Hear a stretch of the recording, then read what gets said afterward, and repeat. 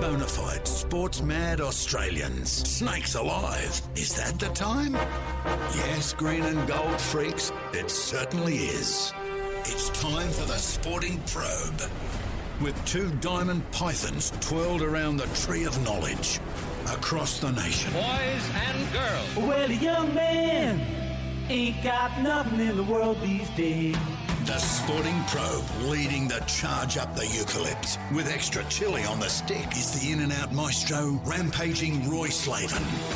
And coming from behind is the heavy lifter with both feet on the ground, H.G. Nelson. Unleash the grunt and poke H.G.? Yes, TF Much, gentleman Jim Daniels, the golden guy in the TSP soundproof booth, located today in the pop-up studios. That's the TSP pop-up studio at the Vulture Street end of the Gabba. The golden guy has stayed in Queensland, obviously, to take in the celebrations after the big fortnight, 10 days of wild golden activity. I described it in other media commitments as a golden shower on the Gold Coast, which it was, and obviously the golden guys got involved in the golden shower again, and he's there at the Gabba today for the Q Clash.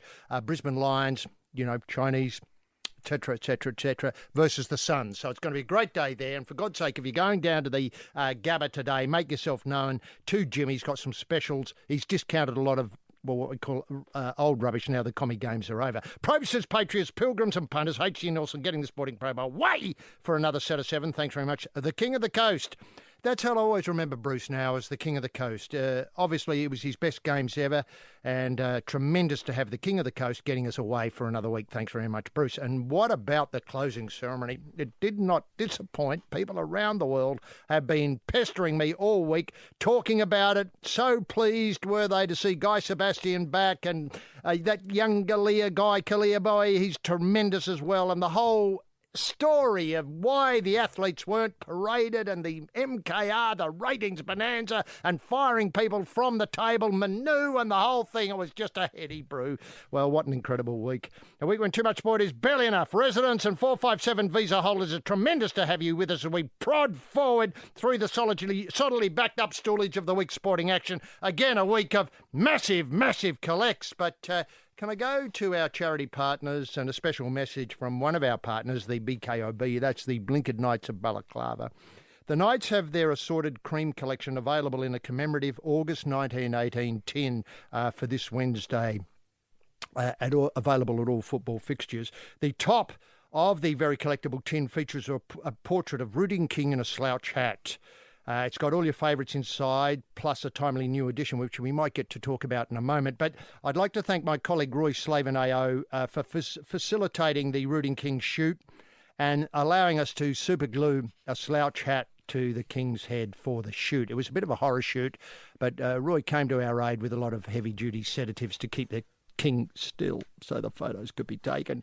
And as you'd expect, the Blinkered Knights have included a popular Anzac biscuit, along with the assorted cream collection, but with a bit of a twist. Every Anzac biscuit sold on Wednesday will have a bullet hole through it.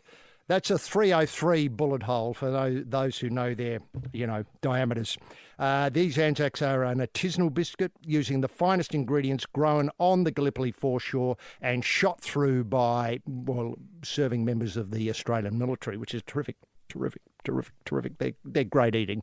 Now let's lock horns with a man who wrote a letter to the Queen this week suggesting she swerve past members of her own family when appointing the new head of the Commonwealth and go for someone who talks to kids, who solve problems, and if he thinks he get it wrong, which he does often, apologises immediately. You know who I'm talking about. He's been the toast of the town for some time. Yes, this man suggested to the palace that former Queensland Premier Peter Beattie would make an excellent head of the big commie show.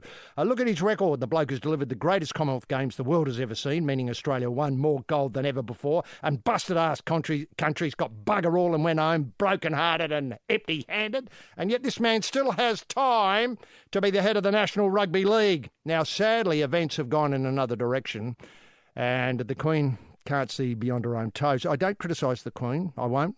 People want me to, but I won't. But she can't see beyond her own toes these days. But the man behind this push to give our Pete the top job is rampaging Roy Slaven. Roy, can we get the TSP bunny emotion simply by asking what highlights caught your restless eye this week? Bah! Row! Thank you very much, H.G. Nielsen. What a week to be an Australian. Say that again. What a wonderful week to be an Australian.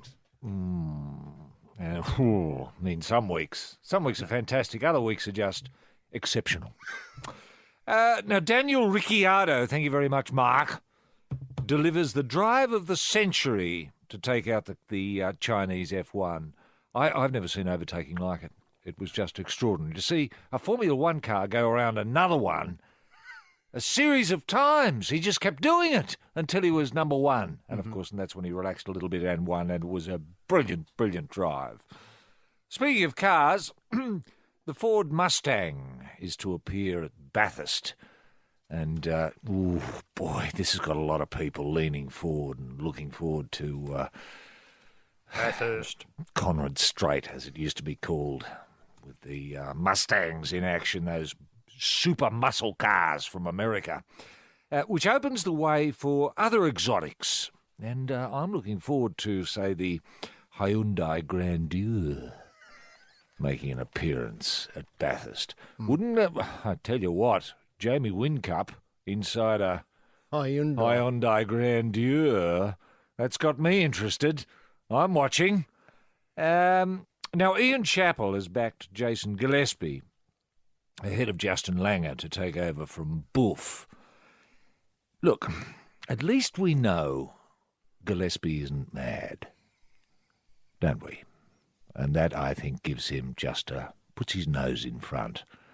It's not an insignificant nose either, and wouldn't look out of shape or out of place inside the Australian dressing room once more. Now, the public is calling for Winksy to take on the world, and now this call is gathering momentum. I know there have been lots of messages being received by the Winks, those associated with Winks, and I don't think Australians are going to let this one go. I think Winks runs the risk, I think, of losing Australian support unless she goes overseas. And I know Winks wants to. Mm-hmm. It's just the people, connections associated with the horse who won't let it go. Winks is very keen to go. Winks doesn't mind travelling. Winks doesn't mind getting in a plane. Winks doesn't mind being on a boat. Do you see yourself leading a protest? Yes. Yeah, good. My word. Now, sharks have killed off surfing in the Margaret River area. Sharks! Eh? Who would have thought? Now, this is a great opportunity for someone to take charge. Someone like Vic Hislop should be appointed a federal shark commissioner whose one job is to get sharks out of our waters so that we can surf. It's not a difficult brief. And if anyone can do it, Hislop can. He's got bloody runs on the board. Nobody's put away more great whites than Vic Hislop. No one. And Vic Hislop has been leading. He's been warning. He's been sounding the warning bell for years, saying that sharks are going to kill surfing in Australia. And he's not wrong. He's not wrong. Parramatta eels turn on each other at training. Now, this is good to watch. This was great to see. Blood drawn, fights got willing. I mean, there was the captain, poor old Parramatta captain, with his head punched in. Anyway, if it works, if Parramatta can turn around their season, then we might see other busted-ass clubs turning on each other as well. Perhaps Carlton would wouldn't hurt for them to have a look at each other and square off, hoping it might improve their form.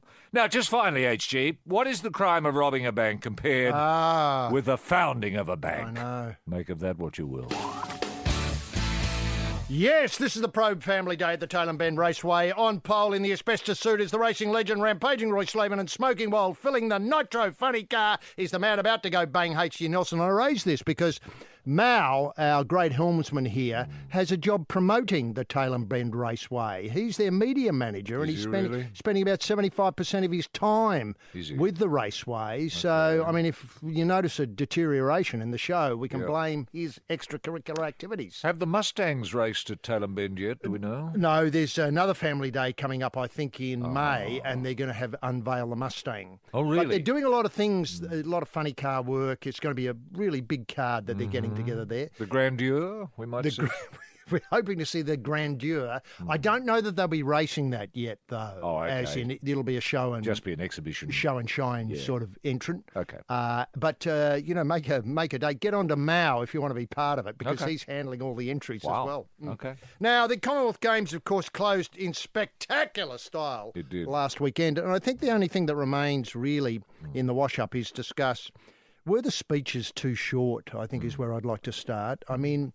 Look, I love the speeches. I thought Peter handled himself very well. Peter could have said this is the greatest games ever, but he didn't. He resisted that because plainly it probably wasn't true. And if anything, Peter Beattie is a realist. He, I think, spoke about success, about the Gold Coast and how wonderful it was, the spirit of friendliness that permeated the games from start to finish. So I thought he was very much on message. The only speech that struck me as unusual, actually, and what was she doing there, was the woman exotically dressed, sort of dressed in ye old town crier uniform from Birmingham. It might have been the Birmingham Lord Mayor. Yes. Now, I didn't see, That raises a question in handing over the baton. But the mayor of the Gold Coast, forgotten his name, but he spoke beautifully, I thought. And it's so appropriate to have the mayor was the unforgotten hero, really, of the Gold Coast Games. Nobody talked about the mayor, but the mayor had to approve of a hell of a lot of stuff. I know, it was a big task. Yes. Just before we leave Peter Beattie, excellent speech, I agree. But yes. Look, I would have thought that linking rugby league and Asia... Well, it was an opportunity lost. Exactly. I know. And he's the first to admit it. Yeah. He's apologised for a lot about that speech. He's apologised for a hell of a lot about the closing ceremonies. A little bit too effusively, in my view. He should have been a little bit more bolshy and said, well, you didn't have to watch. Well, and he didn't. And I would have thought his gear... I mean, I know I've made this point He's been before. underdressed? Underdressed. Yeah. And where was the sedan chair carrying him in? That was missed. With the relay team who buggered up the 100 metres, 4x100 metres. And can I point out again... Well, it would have been great to involve some of the athletes in the closing. That was an opportunity. Completely lost. But also the rugby league attire, which I thought would have been front and centre, given that he's moving on. He might have said, farewell, the Commonwealth Games, wish them well in the future, Birmingham and beyond. Yeah. But now I'm off to represent rugby league. And remember, Asia, we're thinking of you. That sort of idea. Sure. In, say, a Broncos jumper or in a Titans jumper, who obviously or a combination, a half and a half, 50-50. People love that. Now... There is a question about the cost of this closing ceremony, and I refer to Dottie's email here. Oh, yeah. He had the privilege of representing Probe listeners at last Sunday's inspirational closing ceremony on the Gold Coast, the rightful home of the Commonwealth Games. Wow, what a night. The excitement from beginning to end. What a genius Peter Beattie is to engage an American outfit, Jack Morton Worldwide, to handle what he describes as the cultural ceremonies, and so cheap, costing the ceremony $46 million. Is that all it cost, the closing ceremony? A meagre, Dottie points out, $191,000 a minute. Wow. $191,000 a minute. Nobody makes television that cheaply, do they? That's a real... Even that Outsiders program on the ABC. Oh, that left-wing lynch mob. Yes. That's got, 4 stools and a window. Now, that'd cost more than 100... I mean, it's so cheap when you think about it. Dottie's wondering what else we can hand over to Jack Morton to stage manage. This is Jack Morton Worldwide. Value for money, Morton. He suggests the NRL Grand Final, the Melbourne Cup, Anzac Day ceremonies are obvious choices. They are. What else can we get this creative outfit to do and wow the Australians and the world? I mean, the world is what, Well, the Commonwealth world, they were glued, weren't they, to it? And that's, about 1 billion people or more. That's a hell of a lot of people. It is. Can I just raise a couple of things here? Firstly, we've got this enormous problem with our stars and our success of our stars. And what are we going to do with them all? And there's so many of the great names, household names. Yes. I think we've unearthed a long jumper. Yes, we a have. Great long jumper. There was Brandon Stark in the high jump. Yes. There was the guy who did the shooting, and I think he offered a marathon runner? Sully, the marathon runner, who did the right thing, not stopping, I might add. Not stopping to help anyone. Well, he wasn't to know how badly... He probably thought the bloke was bunging it on, the Scotsman. That business. Well, I mean, the Scotsman's lucky the Aussie didn't tread on him as he went past. Spiked him. Yeah. It's just Jimmy who was running in spikes. We got Catherine Mitchell, the javelin thrower. Yeah. Henry Frayne, the long jumper. Not to mention the Bronte sisters. Oh, Sponsors must be queuing up. Exactly. But who? You got Well, that... say your grandeur. Hyundai Grandeur. Yes, Like- with the Bronte sisters driving. You know, I love this. Yeah, couple in the back, other Yep. gold medalists. The guy Daniel Rapiccioli, I think, was the shooter. Yes. He's offered to shave off his beard for 10 grand for charity or Is something. he? It's a terrific idea. Well, why couldn't Gillette sponsor that? That's Why it. couldn't he become the new face of Gillette? And remember, of course, you've got dry powder. Your Montag, I think it is, the Right. cottage jam Oh, yes. person, the Walker, who thrilled us all on that first Has Sunday. that been inked, the cottage jam It deal? has, Good. yes. She's doing strawberry, and I'm hoping to get another one shoehorned into the blackberry. Good. Apricot. Yeah. Can I just ask? Do they do a marmalade? I'm pretty sure. Can I ask? Are you sure Cotties is still No, I'm not. I'm not absolutely convinced. in the jam business? I mean, I we don't lose know, them so but it's a quickly great now. opportunity for someone to rebirth Cotties What a- with these gold medalists. You know, hello. You know, I'm da-di-da, Bronte sister, whatever. You've seen me in the grandeur. Now I want something on my toast for breakfast. And I've invented Cotties marmalade. Whatever. Yeah, that's fantastic. And we've got divers. I think we've got Quinn and Sheehan struck gold. Yes. Now, look, can I... Who are Quinn and Sheehan sponsoring? Who's got behind them? Like carpets or anything? I don't know. Well, carpets is an excellent tight fit with diving. But can I point out that collectively, Well, flooring, just flooring in general. I mean, flooring. the Australian flooring industry... Yeah. I tell you what, the Apple and Pear Fruit Board would love to get Yes. involved. I tell you what, Rockmelon's desperate for someone to step up and say- eat some of it publicly to give a bit of confidence that it's not going to kill you. Yes, this is the Probe, a show for dreamers. Aussie golden dreamers, headed up by a man who dreamed of becoming Australia's #1 nudist, rampaging Roy Slaven, and a young man with bugger all prospects who dream of being a feature writer on Trot Guide, H.D. Nelson. Now, Roy, following hot on the heels of the Commonwealth Games in the Gold Coast, we see Choggum meeting overseas and the passing of the baton. I thought it was an opportunity lost to move away from one particular family to a new generation of younger, fitter people. And It's staying with the House of Windsor. staying with the House of Windsor. But the Commonwealth is back. Oh, yeah. And I'm just wondering if this is the, what would I call it, the pact, the sporting pact that people want to join from now on. And I say this with the idea of two ideas. Obviously, we need a sporting competition that can fill in the long, yawning gap between now and Birmingham in 4 years' time. Yeah. And, you know, I'm just wondering if it's possible to somehow adapt what Twiggy Forrest has cooked up in Western Australia, your Indo-Pac rugby comp, something along those lines. And I was just wondering, maybe call it the Markle Cup to coincide with Harry's new missus. Lovely. And then Yep. involve sporting nations or people who want to come along and participate in the sport throughout the whole intervening 4 years, and somehow the wonderful Commonwealth Games is seen as icing on the Commonwealth sporting cake. Yeah. I'm not sure what the sport is, but I'm just trying to get that, seed that idea so as people, better heads than mine, can be applied to it. Look, I think there are tremendous and exciting possibilities there, HG. I mean, one thought that occurred to me is that we could divide the Commonwealth up into Pools? Northern Division, Southern Division, Pacific Division, Western Division, and have a series of playoffs, if you know what I mean. What a so great idea. every 6 months you'd get a East, West, North, South linking in certain sports. I mean, you might narrow it down to, say, badminton and bowls for the first.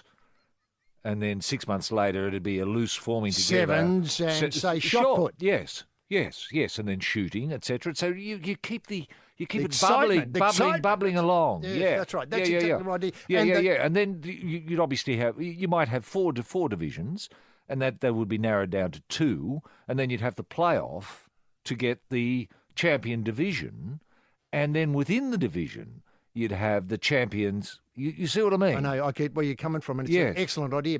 You know, a little while Yeah. ago, maybe 6 months, 12 months ago, we were discussing whether the Gold Coast would be a permanent home or whether the cities along the Murray would host the Commonwealth Games or could it go to Adelaide or so on. Yes. And it got me thinking again about the Commonwealth, which I've got to be honest, I don't spend much time thinking about the Commonwealth, especially the sporting endeavours of the Commonwealth. Yeah. So that was a great build-up to this. And now we're going to go into a trough of no one going to be thinking about the Commonwealth, especially now the baton has been passed to, Prince Charles, who's a couple of ways mine. Yes. It's we, hard to see Charles being a lightning rod Thanks. for Commonwealth interest, isn't it? It is. Now. That's the difficulty. I mean, he might have some interesting ideas. We don't know. He's untested. Untested, yes. But can I say he's not taking over? He'll take over one day, according to Her Majesty. Oh, I didn't get that. No. It hasn't been handed on yet. Oh, no, God, no. Not until, the equivalent of the ring is smashed once they discover the sad news. I know, and the newsreader comes out in the suit that's in the cupboard there. Yes. Ready for the... Yes, for the big announcement. Yes. Now, look, can I point out that I think all that's good. What I think is that we're looking this through the wrong end of the telescope also because Chogham has been such a success. I mean, I think the PM met the intended couple or the happy couple overnight and was just knocked out by them and so on. And, there was an opportunity to maybe skip it. I know Harry's got his hands full with the Invictus Games, but there was an opportunity there to pass the baton, skip a generation, so to speak, and then bring it right into line. But what I want to get to is, are we thinking now the Commonwealth Game through sport becoming a trading bloc, especially in a post-Brexit environment? Yes. And who else can join? Like, I know you're close to China and what can go on. I don't think China will ever consider itself a Commonwealth country. I don't. I mean, I'm not preempting what Premier Xi might say, or President Xi, I should say, in perpetuity.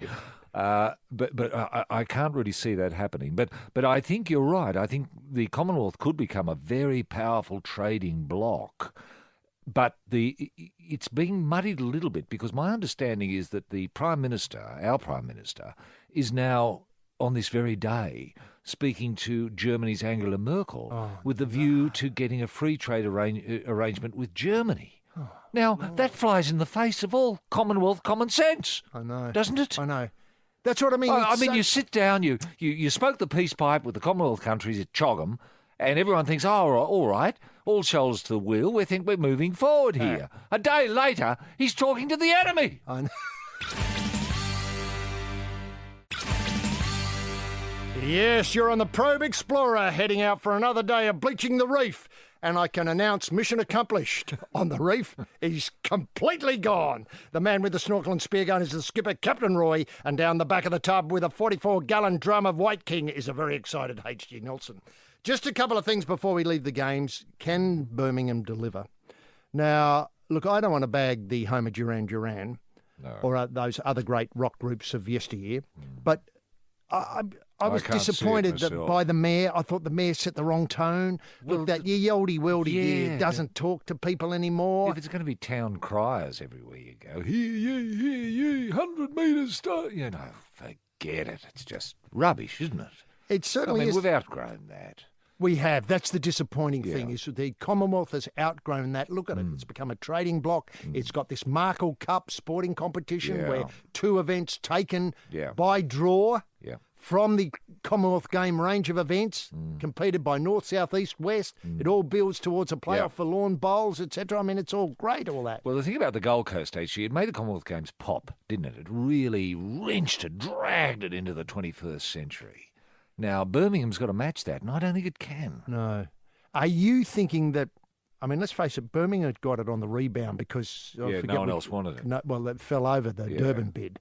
Are you thinking that if Birmingham powders, that the Gold Coast could step up? Yeah, only if Beattie is prepared to get back involved, I think, actually, because I think Beattie's the only one who can, control the various factions, etc., at the Gold Coast. It needs a Supremo like the steady hand. The steady hand. Yeah. And let's not forget, HG, Channel 7, give them its due, could have taken the images of the athletes arriving, should they so chose to do so. They had the opportunity. They knew what was happening, but they chose to play MKR instead, with the idea that people would hang around wanting to see Manu kick someone off. Now, Manu didn't kick someone off until 3 days later. I know. It was a pup. Yeah. Now, that's what Basil and Joanna should have been angry about, that the Australian public had been sold a pup by Channel 7, not that Channel 7 had not shown the athletes arriving. What? See, the athletes arriving, people would have loved that, especially if Pete and Manu had called it. I know. Well, that was the thing. To Pete and Manu welcoming them in with a pie each or something. Something they rustled up. Yeah. We made a few earlier Lamingtons. Yes. There's 4,000 Lamingtons. And when we finish that, we've got the, obviously the steak and kidney pie with an excellent depth of meat. And it's an old-fashioned one-hander. Sure. And then, of course, obviously the contestants would have been part of it. I mean, imagine that. That would have gone off. I know. Now, where to now for Borrowby? Look, can I just say, very disappointing. Yeah, very disappointing. Well, was Borrowby cited in the opening ceremonies? No. No. Was Borrowby cited in the closing ceremonies? No. Where was Borrowby cited? Well, and why are they so coy about Borrowby? I mean, did Borrowby have gastric or something? he may well have. Unsightly stains down the Front of the gusset. Yes. Now, that could have been the case. Now, the ticker tape parade, I think it's this week for the athletes. I mean, good. Through every city HG or just the Gold Coast?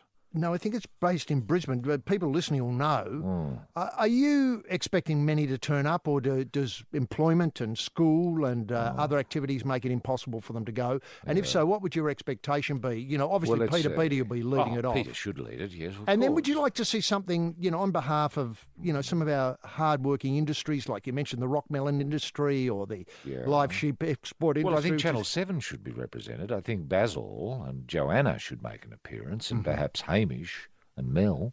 Hamish and Mel, yeah, that's a great start. So we've got a front row. Yes, they could be in, say, convertible cars, so with one driving and one sitting, if you see what I mean. Or maybe they could have a guest driver, might be one of the athletes, say Usain Bolt, driving Mel and Hamish. Well, there's a talking point. That's just the start. Now, with the athletes, is it going to be all Australian athletes being paraded, or just the gold medal winners, or just the medal winners, silver and bronze as well? Well, look, I'd like to think that all... Or would they be in order, like gold first, silver second, bronze third, people who didn't win anything making up the numbers towards the end, or the other way around, the also-rans waving, etc., and great anticipation. Oh, the gold's about to come. I think that's the way to do it. And remember, of course, we've got the next day. There's another, obviously, big day of marching as well. If it's Tuesday that they're waddling about in Brisbane, and then Wednesday they're back. Well, why the athletes back? Well, why couldn't the athletes dress up in military fatigues and march with our soldiery? Or... combine the two, or with Beattie dressed as Field Marshal John Monash. Well, he wasn't a Field Marshal, but we'd make him one for the day. Yes, as the Probe big night out dolled up in the glitter behind the wheel of the Tesla, the designated driver rampaging Roy Slaven encamped in the back, the melodrama in mascara, H.G. Nelson. Now, I won't bag the Commonwealth Games closing ceremony, I just won't. But I am disappointed that the Supremo, Peter Beattie,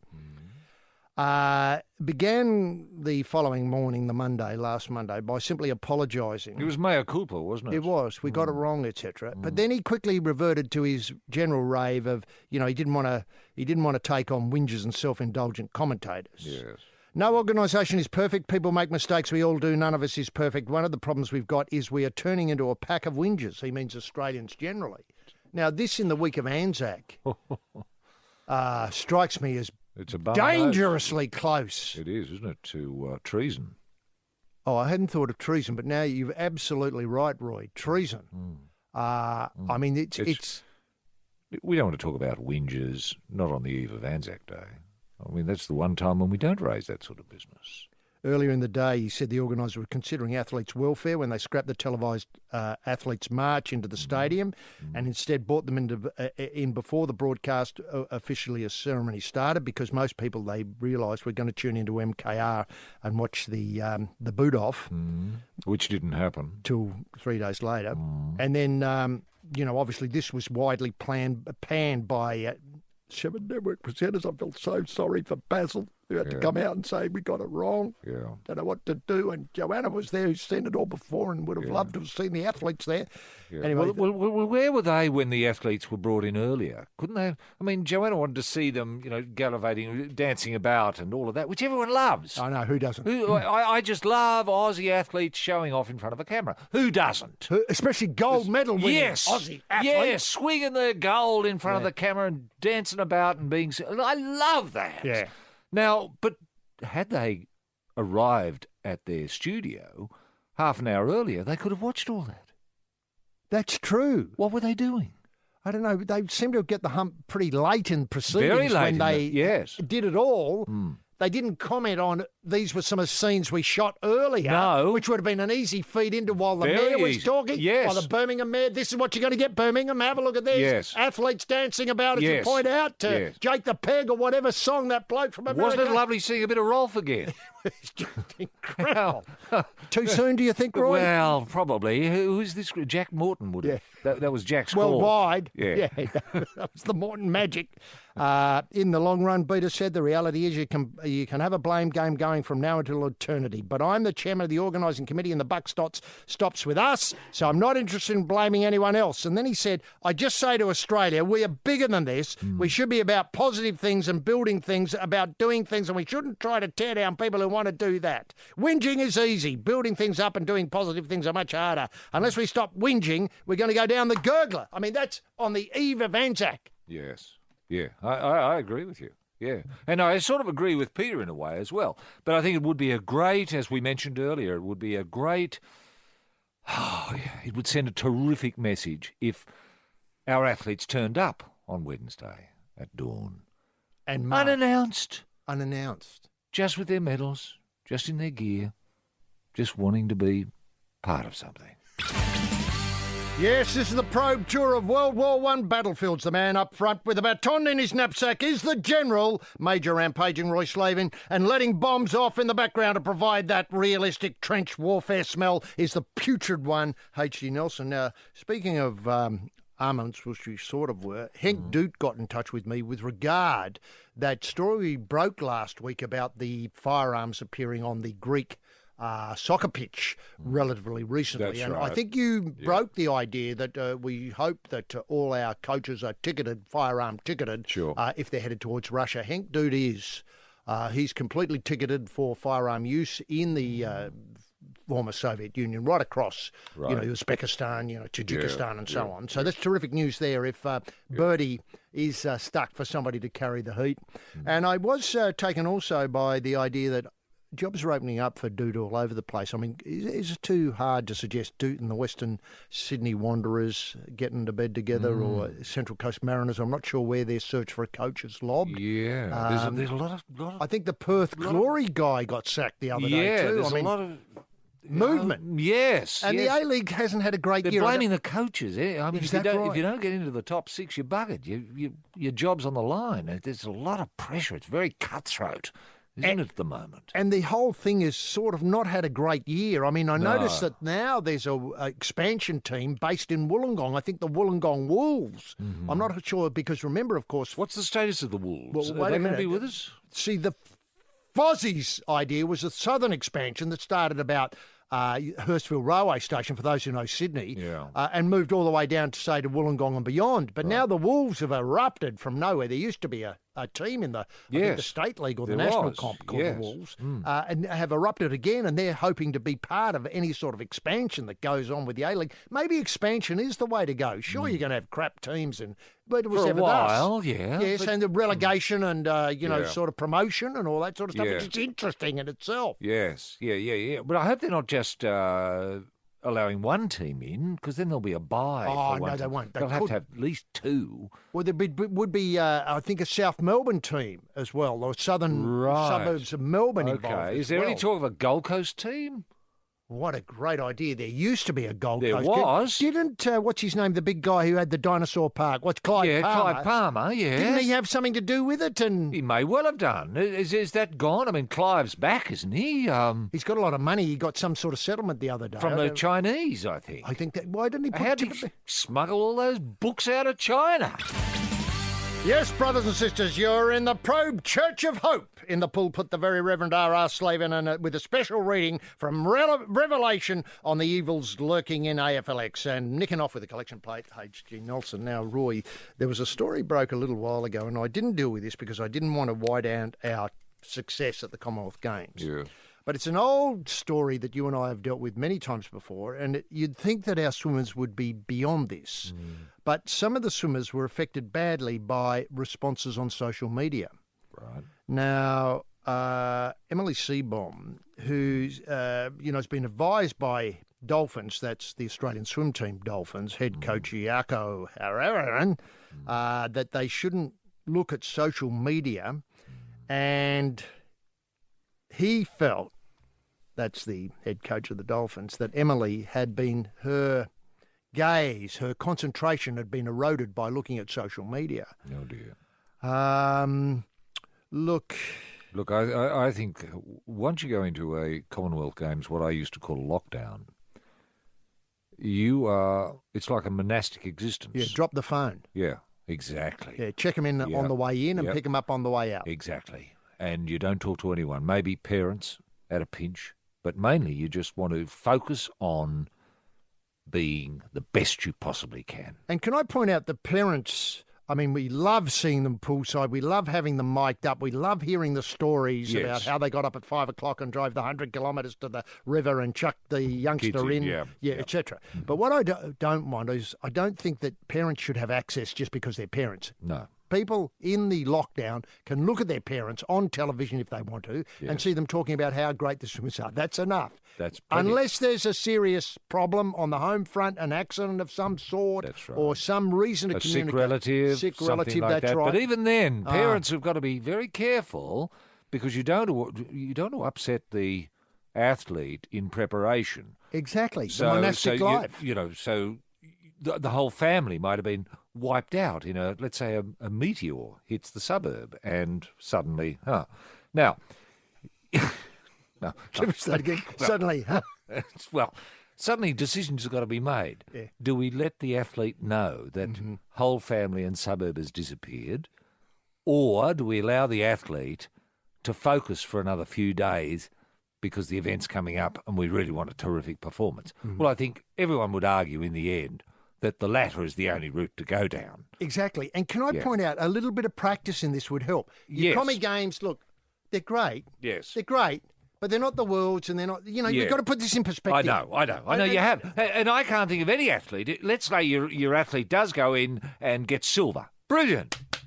That's great. Well done, Aussie. Yeah, well done, Aussie. And as soon as the presentation was made, you get the athlete inside and say, listen, your family's gone. There was a meteorite hit the suburb.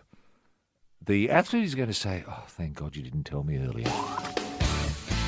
Yes, it's the Probe with Roy and HG. Just going to the Seaborn problem that was raised at the Games with regards to social media. It was to do with the 100 metres. Right. The 100 metres, and Emily felt terrific, very happy with it. I felt media-wise that it was a bigger deal that I didn't get gold than it wasn't an achievement to win silver. Right. I think that was downgrading my achievement. I was lacking confidence because I felt that silver wasn't good enough in the following races. Dear. Yeah. See, that's where you're. It's a sad old world, isn't it, when silver's not good enough? She should be very proud of silver. I mean, it's up to the coach to get her aside and say, listen, you've done really well. You came second. You came second. Imagine how if you'd feel if you came third. Yeah, or fifth. Or fifth. Or if you're unlucky to be the Aussie spotted by Basil in lane 8, making a surge to come 8th. Yes. I mean, that would be more embarrassing. Well, that's true. That's true. I mean, was Emily concerned, HG, that maybe Kellogg's wouldn't be coming her way because of silver, or... I mean, what an excellent insight. Oh, look, I'm not sure about that. Look, there's nothing wrong with a silver medalist. No. I can see Kellogg's introducing, say, you know, thinking a cross between Honey Snaps and Cocoa Pops, some sort of chocolate-flavoured honey confection, and I use that word advisedly, as a breakfast cereal. Yes. And Emily's saying, well, look, I was silver. Yeah. I got silver at the Commonwealth Games. Remember that great race? And Well, a bit there of might be highlight. something to that, actually. I mean, maybe she could be honest and say, look, I have Cocoa Pops for breakfast every day, and that's why I've won silver.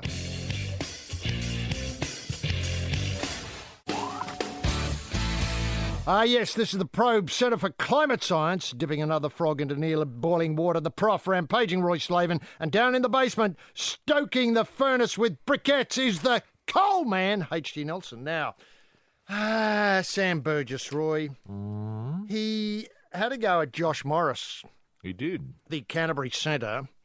I should point out that Sam Burgess is a big bunny, as in a rabbito. And he's been very annoyed with Josh Morris's reaction to being elbowed in the throat. Yes. And he said that Morris milked it. He was trying to get a post-football career in Hollywood, meaning he was acting. Really? I hate that. He was when that rugby good? league- Was he that good? convincing. Right. But can I point out, I hate when rugby league players accuse others of Acting, yeah. Burgess returns after a 2-week ban this For weekend. the throat work? For the throat work, guilty of raising the elbow into the throat of Morris on Good Friday. The South Sydney powerhouse claimed he had seen 10 similar incidents that escaped sanction. Really? His missus got involved and suggested double standards after the NRL posted a video of Manly's Fanua Blake with what looked like a raised elbow in the throat of Michael Gordon last Sunday and was not even penalised. Oh, gee. If players aren't rolling around milking it or trying to get a career in Hollywood after playing football, then I think we might get some better results. This is Burgess. I think the reaction of the imposing player had a big influence on the result. I made a comment and thought, you're milking it. It ended up costing me a couple of weeks. Burgess continued, I guess they'll say, well, don't put your elbow up there. He says, that's football. We play a contact sport. Two players are going at it. He's coming into contact. I'm going into contact. There's a lot of bumps. Get on with it. Since the incident, I've seen probably 10 similar things, etc., etc., etc. Now, He's not suggesting that Morris attacked his elbow with his throat. I think that's that was the defence I would have used. Yes, of course. Look at this, my lad. We know Yeah. he's going to try in the next Hulk movie. He's just trying to show the producers and directors that he can take a throat into that particular production. Of course, poor old Morris was having enormous trouble breathing Apparently. after the thing, and was Well, you coughing can up. if you get throat constriction. If you're hitting the throat hard enough, it can constrict the airways, and you do find it difficult to breathe. Now, I think And you really need to be able to breathe when you're puffed out playing footy. Breath is important. I mean, a lot of players forget that, but it's true. If you can't breathe, you can't play. It's an old saying. can I point out, often you can't talk as well. Well, you can't. And the Morris game is one built on shouting instructions and Yes. geeing up, come on, dogs, let's go, dogs, go, eat them alive, dogs. Yep. All that sort of stuff. That's Yep. the Morris, go. Yeah. Can I point out that one of the Carlton players, I think, took a hit to the throat and couldn't talk for several weeks. Is that right?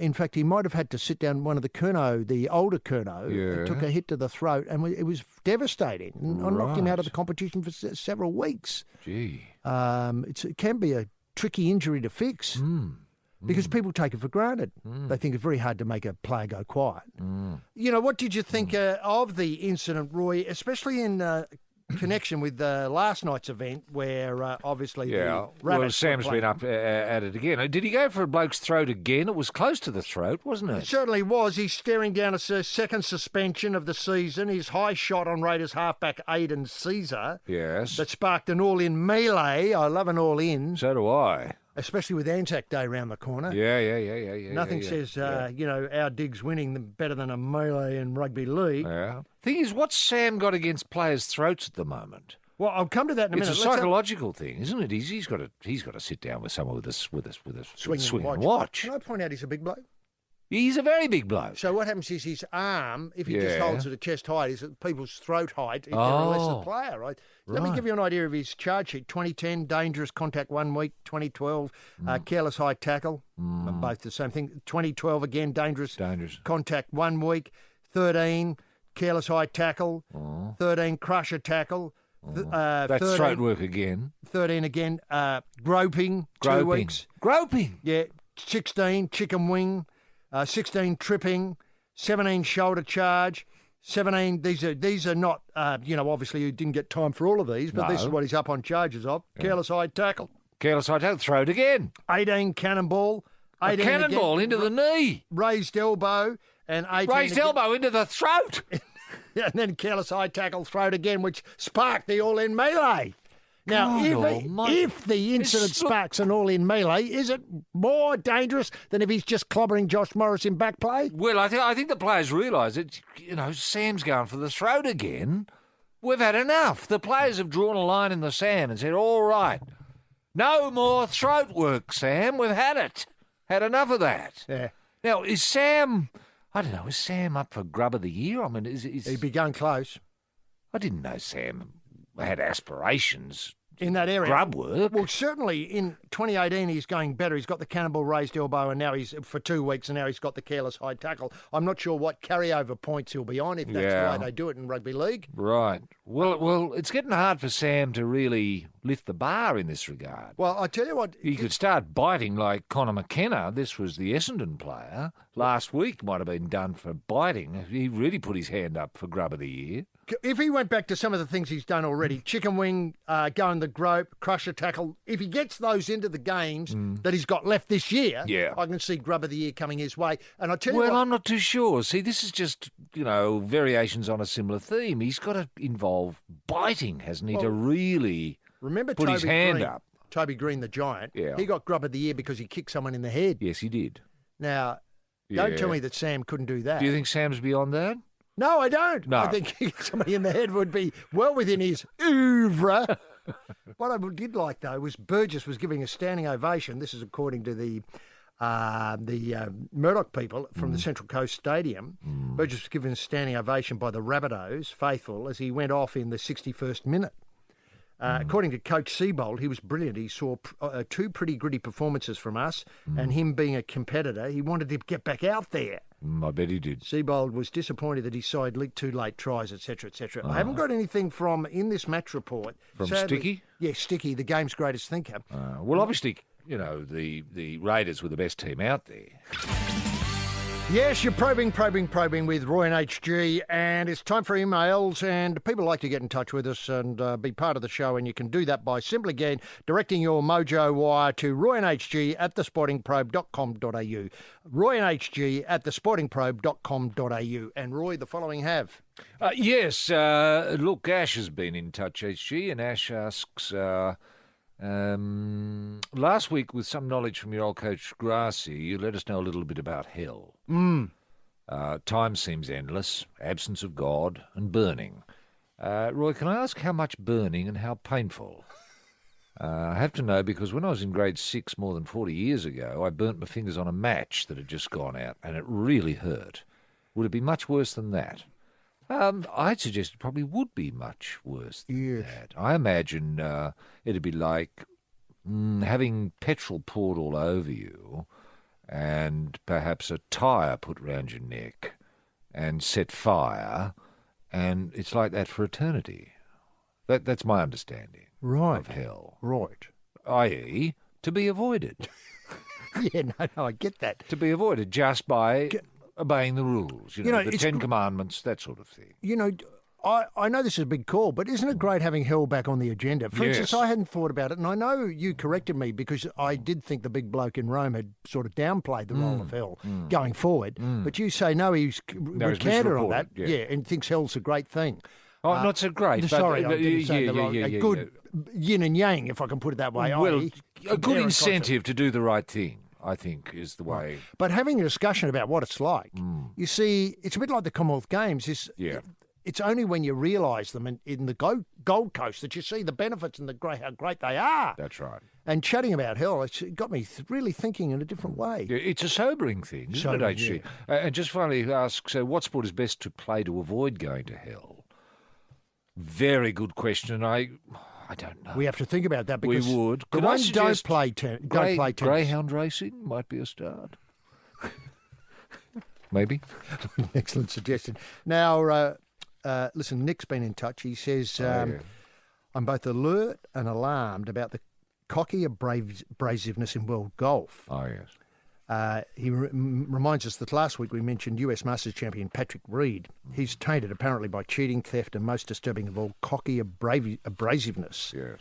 This leads me to propose that since we already have Dick in the Till, perhaps you could launch the Cock in the Caddy to deeply penetrate and analyse all this cheating and cheek. Now, the thing that Nick misses is that the Dick in the Till is a punting website. Right. Whereby you can win big if you nominate the person who's going to fall foul of the PM's pants up edict, which was instituted after the Yes.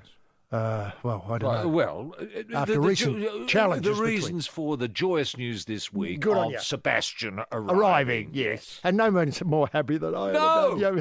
No. Now, the other idea is for Winx the Musical.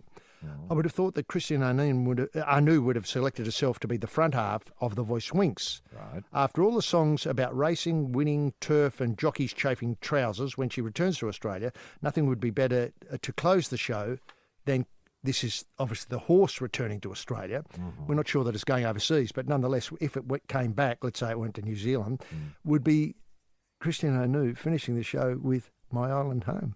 Wow. Isn't that great? As the front end Winx. as Winx, the front end of the horse. That'd be fabulous, wouldn't it?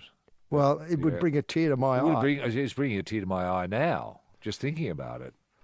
Brad's been in touch, She says, did Peter Beattie let the cat out of the bag by pretending to mistake a Guernsey worn by a boy on Sunrise earlier in this week as that of a Newcastle Knights? Did he consider Qatar emblazoned across the front a hint that it was not from the Hunter Valley? Ask yourself this. Could Peter Beattie possibly be that stupid? Even if he is capable of such a gaffe, would he be so unfamiliar with a team logo as not to realise the badge looked nothing like a knight of yore, or at all? To my mind, this was a not too subtle attempt to promote rugby league on the world stage. He may have sucked in Karl Stefanovic, who leapt at the lure. But let's not forget, only 12 hours earlier, Beattie struck the world stage as chairman of the Com Games with a viewing audience in the billions. Peter merely donned another chairman's hat, and the world and rugby league can only benefit from his craftsmanship. Well, I think that's an excellent insight. Can I point out that it's an inclusive game, rugby league? Yes. And even if you're a Barcelona supporter, you're more than welcome here. Qatar, we've talked about. We have. I think the Christmas Day competition, we broke the news of that. It might be AFLX, but rugby league won't be far behind. Yes. In Qatar, based in Qatar, where it's going to become a sporting hub. It is. Once the World Cup goes there, every sport's going to be played. It won't surprise me to see the Commonwealth Games stage there should Birmingham fall over. Yeah. But it's a genius move just to include everybody under the rugby league umbrella. Indeed. And why couldn't there be why couldn't Qatar and the Hunter Valley become, say, sister regions? Qatar and Newcastle. Well, the Hunter Valley, yes. And couldn't we have some sort of trade where our coal could go straight to Qatar? And their oil could come straight here. Thank you. Yes, it's the Probe fire truck, putting the wet stuff on the red stuff, on the pump. Crew captain rampaging Roy Slaven and Outback torching the tinder box. With the tinder box, the HT Nelson. Now, Roy, one story that we haven't been able to get to is the Socceroos news strip. And I know people say we don't do enough football world game here. Yeah. No one's a greater champion for Henk Doot getting a job at the highest level than us. No, that's right. And let's face it, we are concerned that the Perth Glory, the Western Sydney Wanderers, and I think the Mariners, unless the Mariners have moved swiftly, have all lost their coaches recently. But Doot can't coach them all. No. Do you think he could do two of them? Yes, he could. And remember, Doot's ticketed to carry a firearm in Russia. Yes. Do you need to be ticketed in Russia, actually, or can you just pick up a gun anywhere on the street? As I understand it, the problem is not so much in Russia, and I'll take your point about the accessibility of firearms in Russia and picking things up on the street, because whenever I'm in Moscow, they're just everywhere. They're lying about on the street. Yeah. Often after you can pick up chemical weapons on the street in Russia. Can I say, often after a thaw in spring, there a lot of hardware's revealed being dropped by obviously, Yes. I was going to say criminal types, so that's not right. Obviously, people within the law who are ticketed and they forget where they drop them and move on and don't realise. Sure. So that's the... Anyway, so you can pick them up. The other thing is that, as I understand it, getting them in is the harder bit. Oh, yeah. Once you're in, you're pretty okay. Sure. Now, the thing is that, look, people have bagged the recent design of the playing strip for our Birdie M coach team that's going, the Socceroos. For instance, this in the Murdoch Press again, just when you thought it was safe to consign the Socceroos vomit shirt to history, this is something older followers of the World Game will know. It was a difficult shirt to like. The kit for the World Cup and the Women's Asian Cup, which sadly we lost overnight, I think, to Japan. Yeah. 1-0. It's a homage to the former vomit shirt. The current new shirt is a bit of a throwback, but obviously unveiled a couple of weeks ago, partnered by yellow shorts and socks, an absence of green that is likely to alienate traditionalists. The new kit goes on sale with the Socceroos to wear it in Russia in June. And that's not far away now, that June 18th, if I've got the right date in June, kick-off. Yeah. The away strip is an uncomfortable blend of classic simplicity and fluorescent green stripe running diagonally across the front, while the goalkeeper is guarded in purple. Now, at least the banana yellow of the current strip is gone.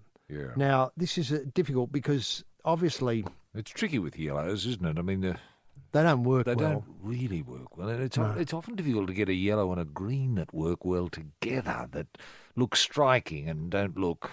Weak. Yeah. And the other thing about yellow is, HG, is associated with cowardice. Yes. I understand that. And that is difficult as well. Now, I don't know if we need to have a national conversation to see whether... Change our colours? Yeah. What a great idea. When was the last time we had a national conversation about that? Some time ago, or is that in recent memory? Look, I don't know when we decided green and gold was going to be our colours. When was that? Originally it was blue and yellow. Henry Parks? I think so. It was originally blue and yellow. Blue and yellow. Then Well, it changed. It's tricky to make those work as well. Well, look at the Parramatta Eels. They hardly ever wear it these days. And the purple for Matty Ryan I don't mind. Purple looks good any time, doesn't it? Purple look. I mean, it's always been associated with power. Yeah, power. I mean, the Romans loved their purple. Yes, gear. Your bishops, your hierarchy in the church, it's all purple because purple means authority. And it was a very expensive colour to try and produce. In those days. Yeah. Roy, do you think they have to go back? Is it too late to go back to the drawing board, or would you like to see players decorate the shirt? Oh. Now, I know this is going to get officialdom offside, Sepp Blatter types, but players turn up in whatever they like. No, as I long as wasn't it's got meaning a number that. on the back. A number on the back will do for a start. But some of this stuff here, look, there's vacant space, what I call Yes. acreage on the front of these shirts. Yes. Which could encourage players. I mean, I want the player to be clearly marked as number 13 or number 20 or 23 or whatever it is. I see what you mean. There's plenty of room So there. if the players had full body tats, the tat image could flow out over their uniforms. Well, remember, of course, that... So it could be, go from neck to ankle, uninterrupted by the uniform. What a So it's lovely all idea. tatted up. or that great one, the skeleton on the front that you see people wear. The skeleton of what's inside or stuff. Now, I'm just thinking something creative. So All right. Well, for a start, I would be ditching this design. And I would deck the players completely in green. That seems to me a much more acceptable colour. A to the lime yellow. green? Well, more a eucalyptus green. A eucalyptus green. With an electric lightning bolt in yellow. Yes, you're with the Probe with Roy and HG. And Roy, just before we leave the Commonwealth Games, I noticed that Tarapi Tapakoi grew up learning to throw a discus and shot put by using coconuts on the small island of Mauki in the Cook Islands. We didn't have a shot or a discus, so he threw coconuts, she said, on the, as part of the competition. She was 14 before she got to use an actual discus or shot put. It was quite different. A discus is flat and a coconut is round. Now, surely to goodness, the Commonwealth as an organisation can afford to send some of the playing equipment that people will use at the Birmingham Games to the people who have their hands up saying, yes, count us in. wherever the Commonwealth is. I mean, we've got so many of these things in Australia. We could fuel competitions wherever they want. That's true. People in Kenya want to get involved in the field. I know they're very good at track. If they want to get more involved in the field, give them a pole vaulting set. Sure. Give them a long jump. I tell you what, actually, I love the resourcefulness of this, though. This is a great story of someone who just wanted to throw. And compete. And compete. And that's got to be encouraged. But for that kiddie to put together, the idea of I want to throw, here's a coconut, I'm going to throw it. Makes me think too, HG, that in some ways, how some of these sports organically come out of cultures. Now, the hammer throw came out of Scotland for reasons only the Scots could explain. Lost on me. Mm-hmm. But wouldn't it be lovely to see everyone in the Commonwealth trying to throw a coconut? What a lovely idea. That's inclusiveness at its best. It is. It is. And that's what the Commonwealth Games is about now, inclusiveness. Now, could I say, and I don't mean to be unkind here, that let's say there was a form of canoe that was used, or outrigger. Because throwing a canoe from an outrigger? Well, a coconut from an outrigger. I had to work out where you were going there. Mind you, throwing a canoe while standing on a coconut. Well, I know. Why are we know it so... when you've got gold. Now, why are we so blinkered in just thinking lawn bowls, netball, shot put, high jump? Yeah. I don't want to get Brandon Stark out of the picture because I love him. Yeah. But, throwing a canoe, come on in and give them something where they have a chance, I don't mean to be unkind here, of winning gold in their own you'd have to standardise the size of the coconut that you stand on and the size of the canoe that you've got to hurl. That's right. And on that tantalising glimpse of the future, we say farewell from the Probe for this week. Roy, top festive 50, Felix is still with us on the fingers. And, of course, the man with that big burden at Totem Bend Raceway. See you next week, Probe-sters.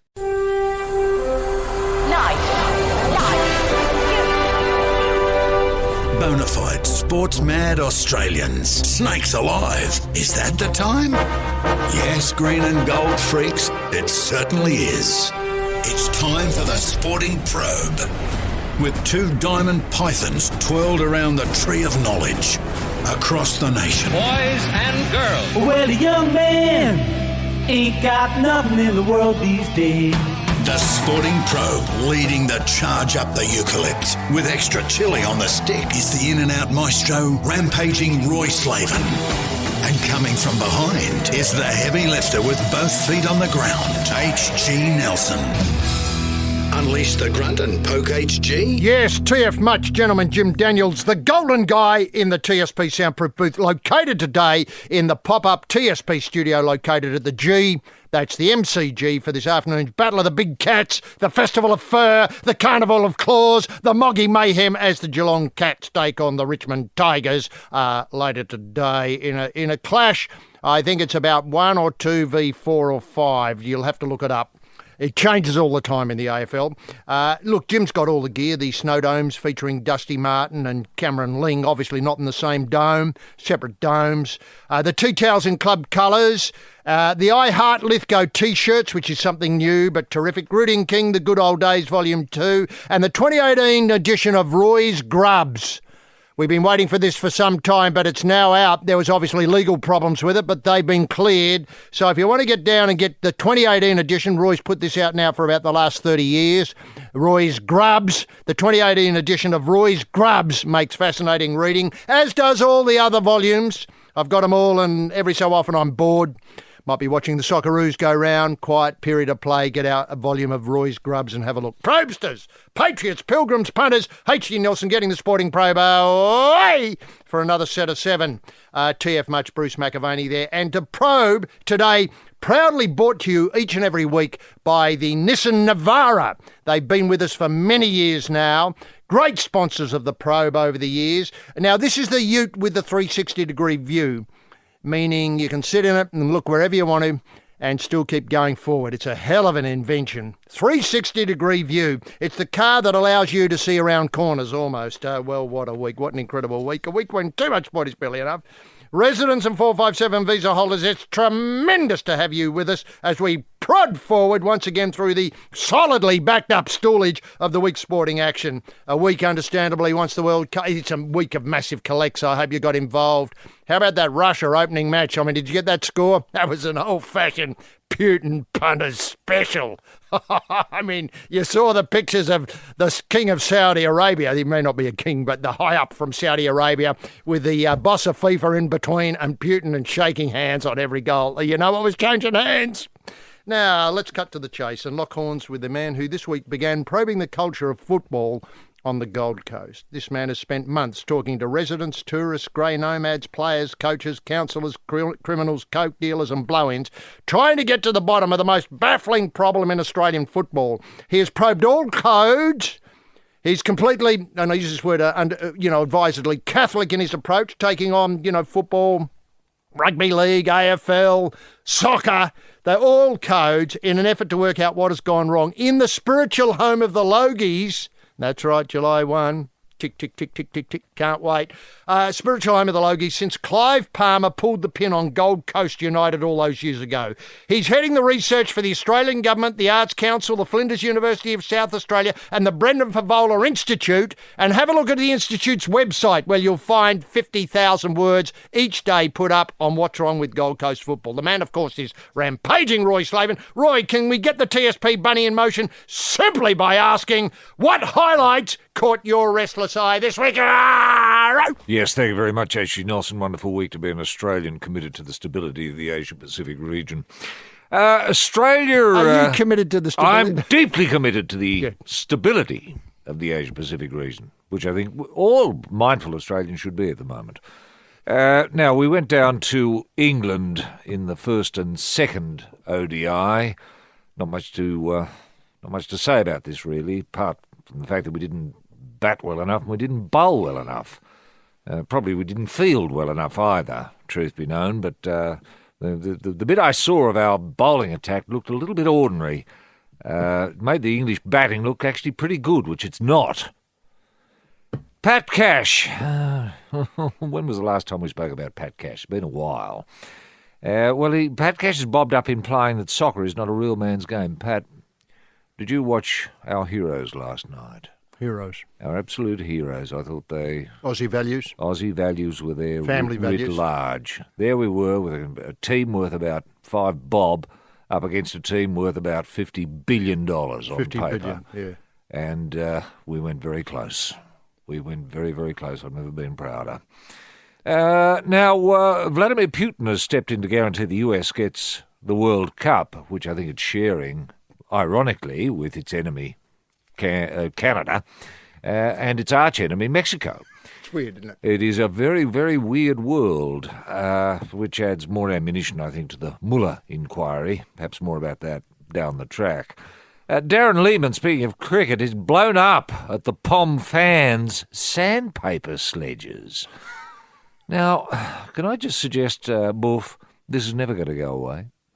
We're just going to have to live with this and roll with the punches.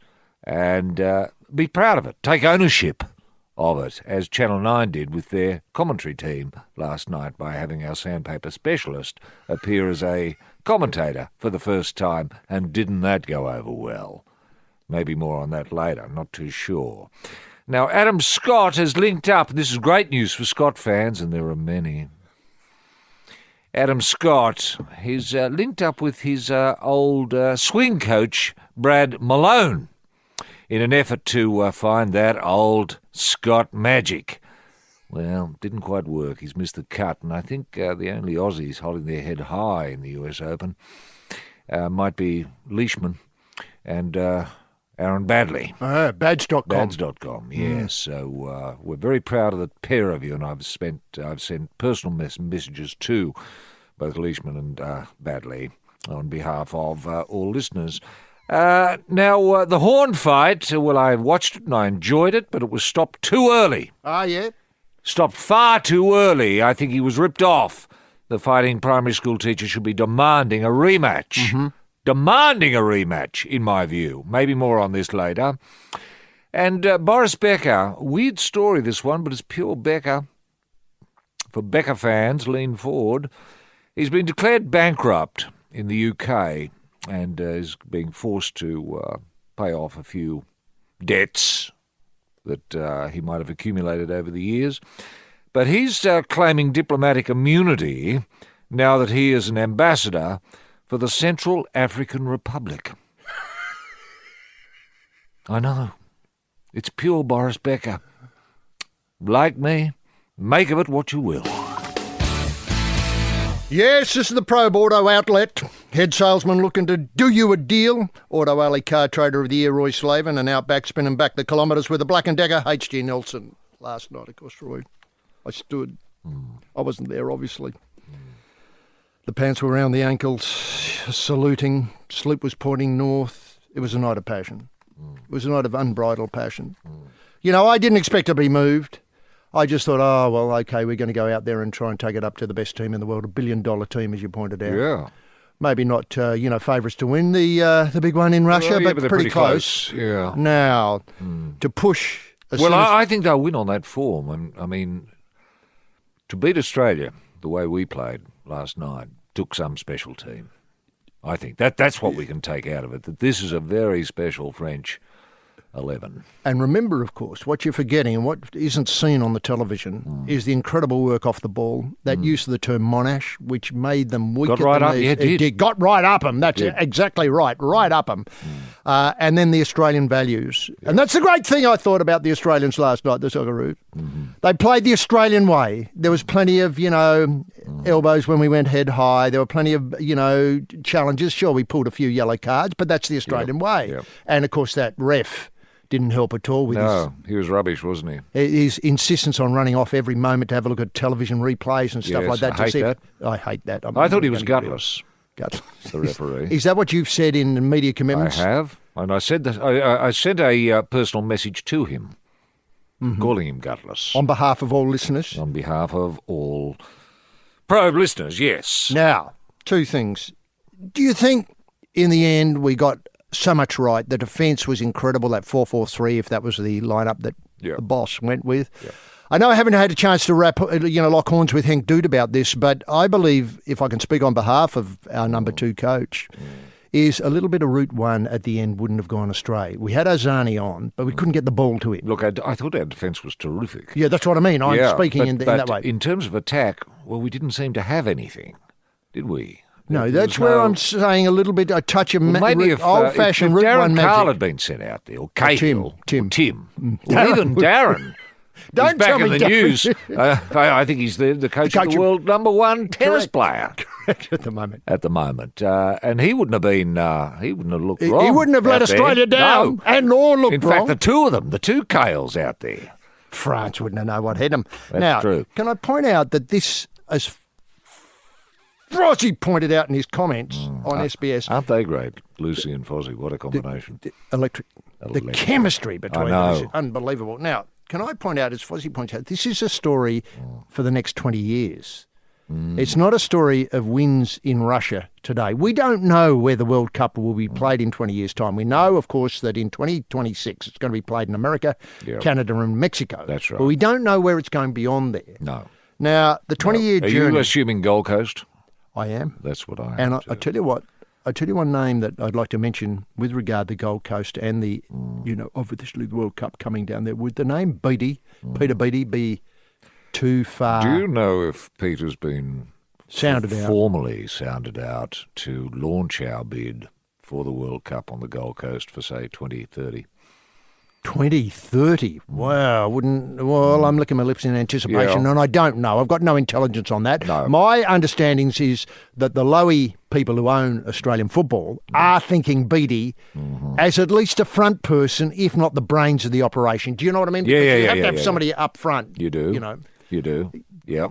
Obviously, pointing and shouting, doing all that stuff. But the hard work, the hard yards are to be made in the background. Well, I'm wondering if the Lowy camp we should say to them formally, look, you've done a terrific job, but thanks very much. Just keep paying for it, and we'll let Peter Beattie take it on from here. Now, the passion, Roy, I mean, it is a passionate game, and I know Fozzie stressed this in his comments, was we have to play in the Australian manner. Yes. That's where the passion is. There's no point, putting up the shutters or, not going for the yellows and all this sort of stuff. Yeah. We've got to play in the Australian way because it represents Australia. It does. What values did you see out there last night? Did you see those, obviously, the Monash and Gallipoli, the spirit of Australia? Did you see all that there? I sort of did, yes. I did in defence. I would have liked to have seen more of it in attack. What we learnt from the Monash involvement in Villers-Bretonneux all those years ago was that not only could we defend, because we defended wonderfully there, but it was our attack that surprised the Germans, who were our enemy at the time, when we took them on. And that old saying, HG, is that they don't like cold steel. That came to my mind, and I thought that would have been something that maybe Henk Doet could have mentioned to the team prior to the match. The talk of cold steel and the effect it had on the enemy back in the day. And that would have given them some ideas, not necessarily to go out there literally packing anything cold and steel-like. In the trouser. But to have it there in your mind. Yes. To have that in your mind. Can I ask, though, now we look at Denmark got the one against Peru. Yes. So that means we're going to have to get some goals. We're going to have to get some attack happening. Yes. The defence is fine. Let's leave the defence as it is. Terrific job. That 4-4, love it. But let's get one big head up front. The Sporting Probe, covering every single angle of sport, just like the Nissan Navara's 360-degree around-view monitor. Yes, this is the Probe Family Day at Thailand Bend Raceway. On the pole in the asbestos suit is the Aussie racing legend, rampaging Roy Slaven, and smoking while filling the nitro funny car is the man about to go bang, H.C. Nelson. Now, Roy, the mascot in Russia, look, I wasn't going to talk about this, but I've been forced to, Zabivaka. Oh, Zabivaka, yes. Yeah. Very, very limp mascot. Zabivaka translated the one who scores. Is that what it means in Russian? Yes, in Russian. It's obviously based on a wolf who radiates fun, charm and confidence. Yes. The official mascot will play an important role in the upcoming, obviously, FIFA. How important will its role be? Do we know? I'm always baffled by this. With all these mascots, they say, they're going to play such an important role, but I'm yet to see it. Can I point out that the main role it's going to be is it's going to be merchandise. Yes. So you might be able to get a Zabivaka tea towel, a snow dome, a T-shirt, a boxing glove, a car, and on it goes. Right. What, to give out as presents, HG? Well, because to they're not buy. the sort of things you'd want to keep yourself, are they? I mean... Well, I take your point entirely. I wouldn't. Isn't it gifts for someone who are really difficult to buy for? Who you don't like. Well, maybe. Now, the Wolf will not only promote the event and entertain crowds... Oh, no. Entertaining crowds how? What, juggling, that sort of thing? Yes, but become an ambassador for Russia. Oh, dear. An ambassador where? Don't we have an ambassador here already? Don't most countries have an ambassador, apart from the ones we sent back for spying? And remember, and become a worldwide celebrity? Oh, I hope not. Is that possible? Could I say... Zabivaka on the par with, say, Kim Kardashian? Is that how it works, worldwide celebrity? I mean, we live in a superficial and sentimental age, Roy, but that's taking it to an extreme. Right. A wolf... Will Zabivaka ever be as big as, say, Delta Goodrem here in Australia? See, that's my yardstick. Fair enough. That's my yardstick, and I just can't see that happening. No, how would you rate her? Would Zabivaka... See, if you went to a store and there was a little model of Delta Goodrem and a little model of Zabivaka to give as a gift, see, I'm going to go with the Goodrem. Can I point out that, let's set this in context, take comparison, Zabivaka model or Basil Zemplis model. Which do you go for? I'd go with Basil. Yes, this is the Probe Twitter account. Creating the best fake news is the man with a feel for the phony, rampaging Roy Slaven, and banning you, and you because you're all jokes is H.D. Nelson. Now, the killer's on the road again, Roy. Fresh from murdering Tasmanian football. Oh, yes, right. The killer is now going to have a go at the Gold Coast.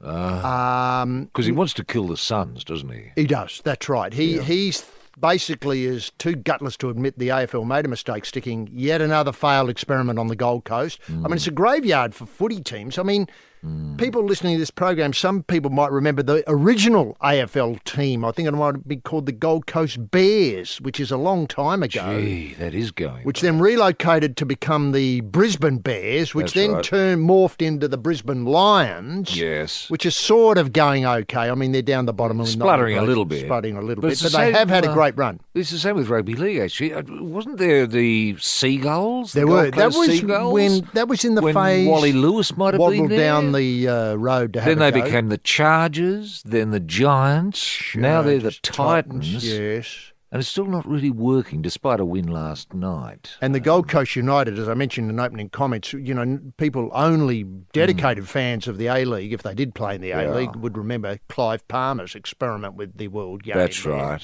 So it is a bit of a graveyard, and yet, oddly enough, ironically, when you attach Beattie to it in Commonwealth Games, that works. I know. That works. So maybe limiting it to one particular sporting discipline is not going to work for the Gold Coast. It's got to be bigger than that. See, these things are too small. The Suns are too small. The Titans are too small. And when you look at the Logies going there, you see that writ large. Well, that's going to work because it's big. It's broad, encompasses. I mean, if it was just one award, it wouldn't work. No. But it's going to be a lot of awards, and mercifully, common sense will prevail, and Grant Denyer will be king of the Gold Coast there for. Wow, because he's up for the big gold. one. Now, despite feud going, which I still can't believe, it was such a terrific format, wasn't it? It was. I was saddened by that. Mercifully, I had the Socceroos to think about last night. Yeah. Look, we've got this. It's a multifaceted thing with the Gold Coast. I think their last 4 quarters, their last quarter or the fourth quarter isn't very good for them, and they've got some fantastic record of not being able to score at all in the last quarters that they've played in recent matches. It's a hell of a problem. Sounds like a psychological problem for them, doesn't it? Well, let me set this out. Mark Robinson, whose comments on football for the Murdoch people, usually swerve past, but I had to delve into them. He's billed as the chief football writer for the Murdoch people. Yes. He says Suns chairman Tony Cochrane has lashed Melbourne media for the relentless pressure to put Tom Lynch, get Tom Lynch, their number one player, their star player, great goal kicker, to go back to Melbourne and leave the Suns. Much in the manner of Gary Ablett. Well, he went up there for a while. Now he's back playing with the Cats. And playing well. Yeah, turning back the clock. Yes. Now, Cochrane, if Cochrane wants to blame anyone for the commentary surrounding Lynch, or blame anyone if Lynch hightails it back to Victoria, you can blame the AFL. This is where Gillon McLaughlin's attempt to murder the Suns comes into view. Has the murderer ever been to the Gold Coast? Well, that's a fascinating question. I don't know. I don't think he has. I know he's been on down to Tasmania to check that the game's absolutely dead down there. Sure. Remember he went for that... he went down for the traditional dance on the grave, didn't he, in Tasmania? He was part there of for Mofo. That. Yeah. So, is he going to the Gold Coast to do his dance? Robbo says there are more fingerprints on the woes of the Gold Coast Suns than on the FBI database. Gee. That's a big call. That sets it back. That sets it in context, doesn't it? Right. Normally, the killer is not that clumsy, is he? Roy and HG back up a load of sport with the Nissan Navara, now available with a 360-degree around view monitor. Every single one of us can have a life of greatness. Join me, Sarah Grimberg, as the world's most inspiring minds explain how. Listen for free to A Life of Greatness at podcast1.com.au or search Apple Podcasts. Podcast One. Yes, this is the Rooting King Lodge of Excellence, the Probe Centre of Racing, an equine thoroughbred. Well, excellence, if you like. The man calling for the screens is head trainer Roy Slaven, and cleaning up after a champion scour with a buck and spade, the apprentice stablehand H.D. Nelson. Now, these fingerprints, according to Robbo. Oh, this is on the Gold Coast. On the Gold Coast, on the disaster of the Gold Coast. He says Mike Fitzpatrick, former chief executive Andrew Demetriou, both architects of expansion, clubs no longer at the AFL. As Robbo says, as the Suns endure their darkest hour. Wow. That'll make a great film. I thought their darkest hour was when Carmichael Hunt was there. Oh, That was a pretty dark hour. Yeah, it looked as though they'd never recover from that, It did they? did, I think they yeah. might have had Gary still playing with them. He might have been injured for most of Carmichael's stretch. Anyway, he says, then there's Chief Executive, the murderer, who was a deal maker when the Suns were formed in 2008 and set foot on football ground in 2011. So that's a fair achievement there. Hang on, he set foot on the ground, so he has been to the Gold I Coast take at it least in 2011. once. In 2011. Yeah, that's a long time ago. Yeah. Okay. Then he says there's Andrew Catterall, the former AFL strategist who oversaws the team formation. Travis Auld, a Suns' first chief executive, who's third in line, HC ... Most of these people who he's mentioned have received internal bonuses for the extra TV revenue generated from the Suns' inclusion in the competition. This year, the revenue attributed to the club's expansion is $48 million, yet all the while the Suns are on their knees. Now, Okay. this gives you an idea of the backstory here. Got nothing to do with football. We just need a team that can play on the alternate weeks in Queensland that the former Bears, Yeah. obviously the Lions aren't playing. So then they get a double prong, understandably, of Queensland interest. And there were bonuses Dished out for this. to the executives that made it happen Yes. of $48 million. Wait a minute. Yes, correct. Sorry. $48 million. Okay. And are those executives, have they now retired now? They've all gone. They've all moved on, except for the killer. I tell you what, the killer's looking Did the for... killer get part of, or the murderer, was he part of that $48 million payout? Well, the bonus out of that, yes, of course, but he stayed because he had fresh meat. He's looking for fresh meat. Okay. And this $48 million seems to have been divided between about 6 people. Is that right? Well, Do we not need bad. a royal commission? A probe? A royal commission into the Gold Coast Suns? Well, it would make fascinating listening, and there would be Yeah. plenty of witnesses to call. There would be. Now, throughout, there have been questions about recruiting, welfare, infrastructure, coaches, staff, playing list and culture. Oh, Lord, no, not culture. Clearly, the AFL haven't lived up to their promise to the players. Not that the AFL admit that, according to Robbo. But what was the AFL promising the players? Success? Well, they can't promise that. People are turning up? They can't promise that. No, all they can promise is a venue, a Guernsey, a coach, and some people Disappointment. running away with $48 million. Yes, you're in the probe kitchen pulling the tripe and offal souffle out of the oven as a man simply known as Manu, rampaging Roy Slaven, and on the lurk near the Pavlova, while looking to take a large bite, is the mature age apprentice with a couple of very sharp knives, H.C. Nelson. Back to the Gold Coast Suns and their problems, Roy. We seem to have an amazing number of suggestions. It's even been suggested the Suns should stop and just shut up shop. The AFL could move the licence to Tasmania. Oh, that'd be a sort of take the corpse to another graveyard. That doesn't happen often, does it? No, but that's the killer. That's the murderer. Yeah.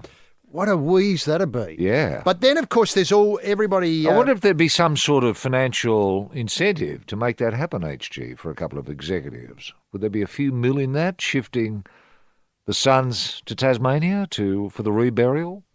Well, I reckon that there would be, because that would be incredible, wouldn't it? Imagine them running out to die. Yeah, exactly. I mean, not often you see that in sport. No.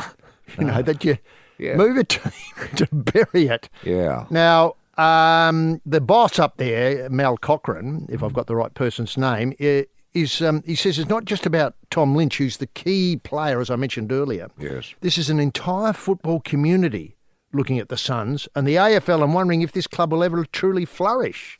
Wow. I mean, that's an entire football community. So the entire football community could be relocated, is that the suggestion, to Tasmania? Do they want to live in Tasmania, the community?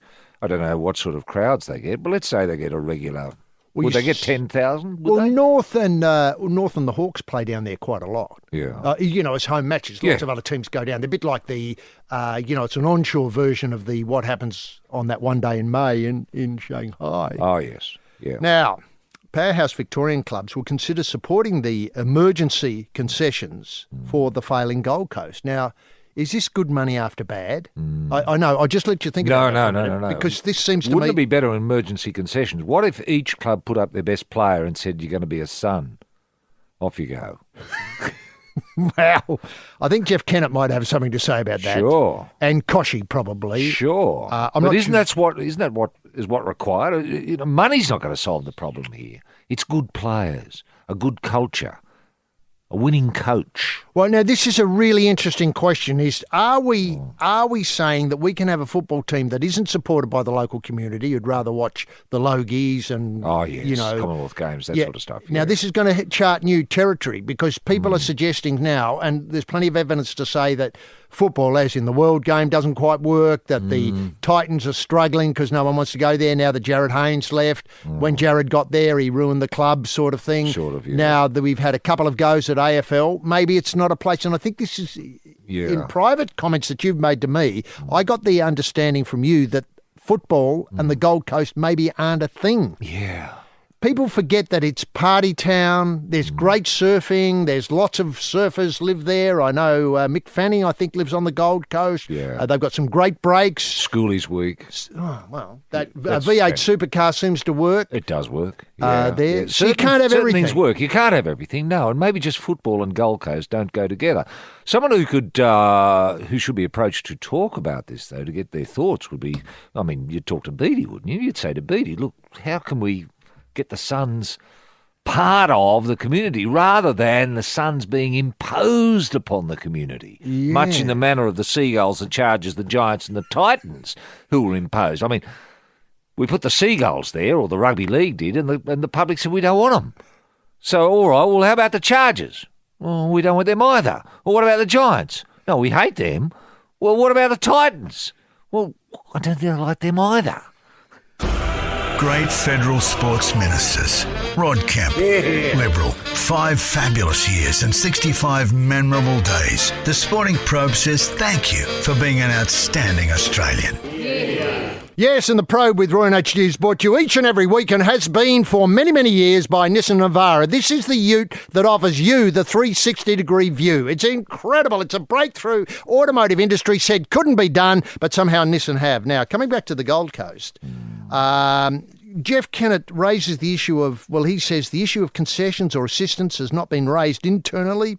Our clear focus has been on dressing, form, said a club spokesman about Jeff's thing. The AFL's $200 million problem child is in the limelight after a string of dispiriting, if that's the right word, performances. Yeah, right. 200 million. Wow. Does that include the 48 million to get it there? I think so. Now, okay. Jeff Kennett said, I wouldn't rule out anything, but I'd want to have a look at what the proposition is. This is true. This comes to your nub. I think Jeff speaks a lot of sense here. What if we tip another 100 mil into it? What are we doing? Yeah. What are we doing? What's it going to look like at the end? It's good money after bad, maybe, isn't it? Well, that's my, there is a suggestion that he says business proposition. Yeah. If Tony's got a suggestion or a business plan, maybe Tony Cochran, I might have said Mal, but that's a rugby league player, previous generation. If Tony's got a business plan that's not generalisations, I'd be prepared as a president to have a look. I don't want any club to fail, quite the opposite. Okay. Because the business model's got nothing to do with football, it's got to do with television. Yes. Television rights. Yes. So you can have a team anywhere you like. Well, that's true. That's true. Maybe it's time, he hasn't been there since 2011, but isn't it time for the murderer to get up and maybe, live on the Gold Coast for a couple of months to get a feel for what people want? And maybe through the council, through Gold Coast Council, put out some sort of plebiscite. Do we want the Suns? Yes or no, for a start. And the people can vote. What a great idea. You're suggesting a postal plebiscite of everybody who lives in the Gold Coast to work out whether the Suns are for them. Yes. Okay. And if the answer is yes, then you follow it up with another plebiscite, another postal plebiscite. Who would you like in the team? Ablett, G. Yes. Lynch, and people select a team that they would like that may include stars from other clubs. Now, if the murderer decides that this is a goer, we've got $100 million to put into this. We're going to have to compensate the other clubs for losing a lot of their stars who are now going to become part of the Suns. Now, we bust the salary cap by doing this. And if that doesn't work, we can then lift that up root and branch and put it into Launceston. Yeah, no, I like that idea. But now, coming to that... They become the Launceston Suns. And that might work. If not, postal plebiscite for the Launceston people. Do you want the Gold Coast Suns, scratched out, Launceston Suns, part of your community? Yes or no, etc., etc. Now... And if that doesn't work, I don't know. Where else do we go? Bernie, yes. Can I come back to the salary Queenstown? Cap? Queenstown. Now, can I come back to the salary cap issue here? Is that you're distorting the payments of players. So all of a sudden, a team like, let's take Carlton, might be, their salary cap. Let's say it's 10 million. I don't have no idea what it is. Yeah. Let's say 10 million a year. They're playing a team which has got a salary cap of up around, say, 45 million because of all these extra loadings to get all the good players to go there. Yes. Having said that, yes. I'm wondering if there's another way of doing this, and we establish some ambassadors.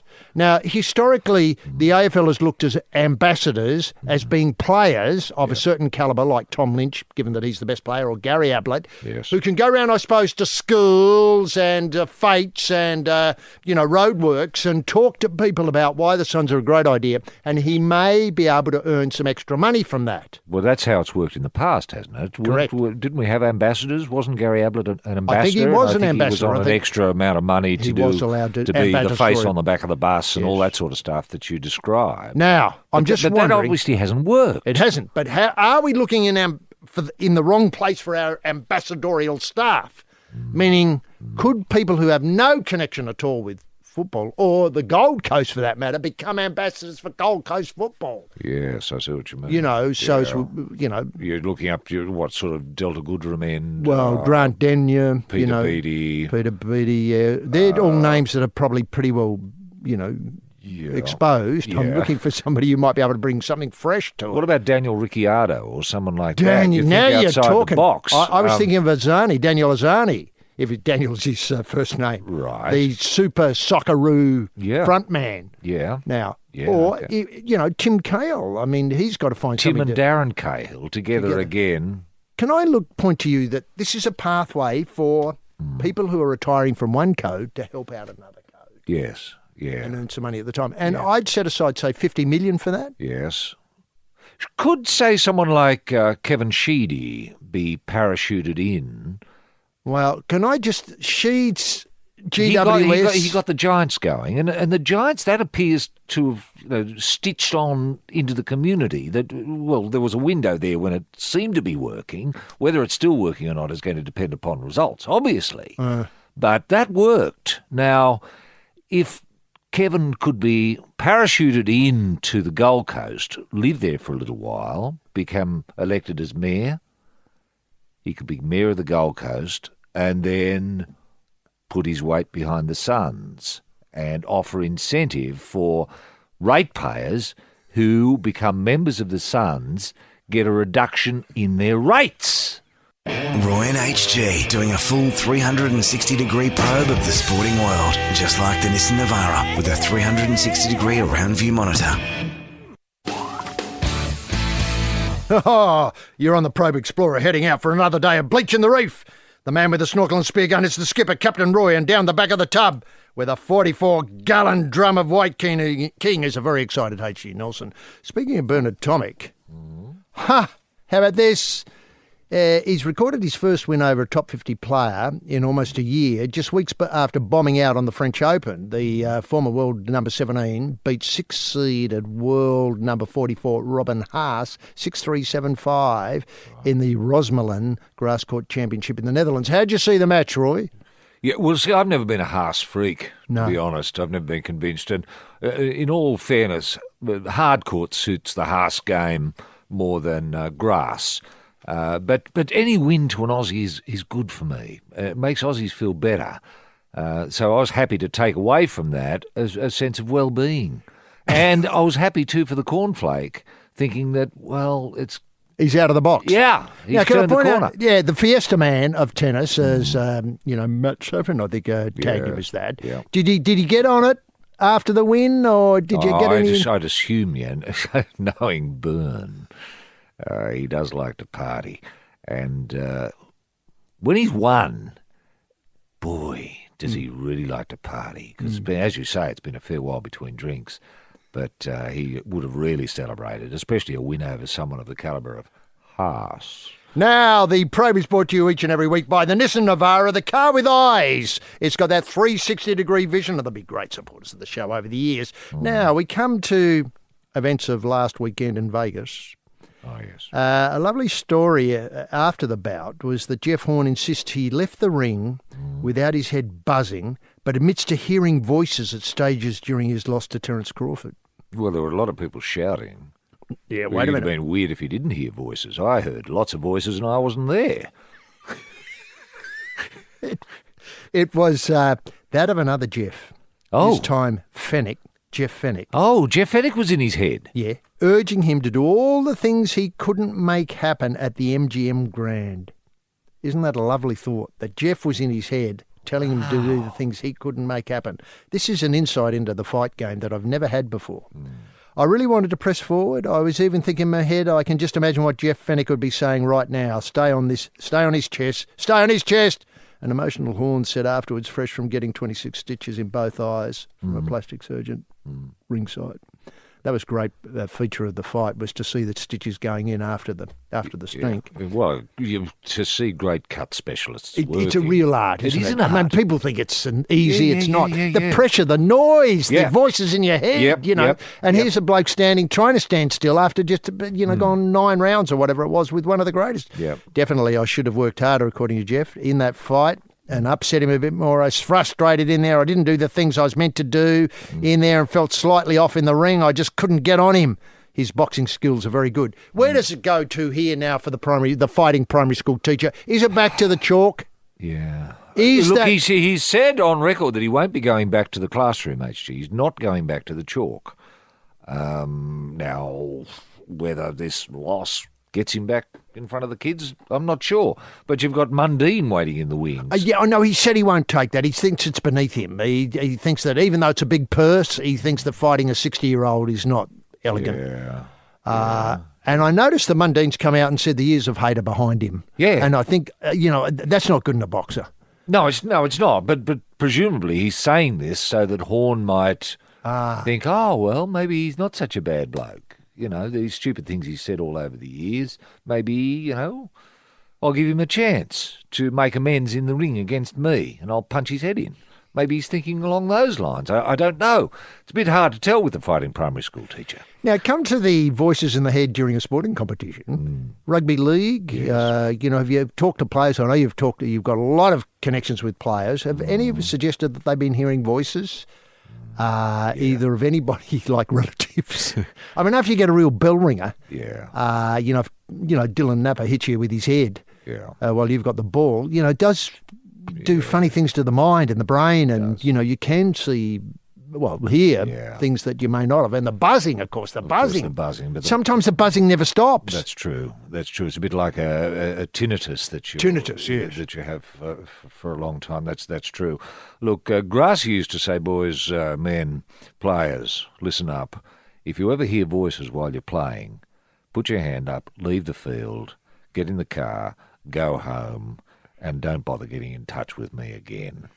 So It's very strict. he was very strict about that, because some players used to say that they heard voices. And, I remember Stomp once wanted to get a Ouija board because he reckoned he heard someone who was dead and wanted to get in touch. And so he got a few mates around. They worked the Ouija board to find out what the score was going to be tomorrow against the Sims.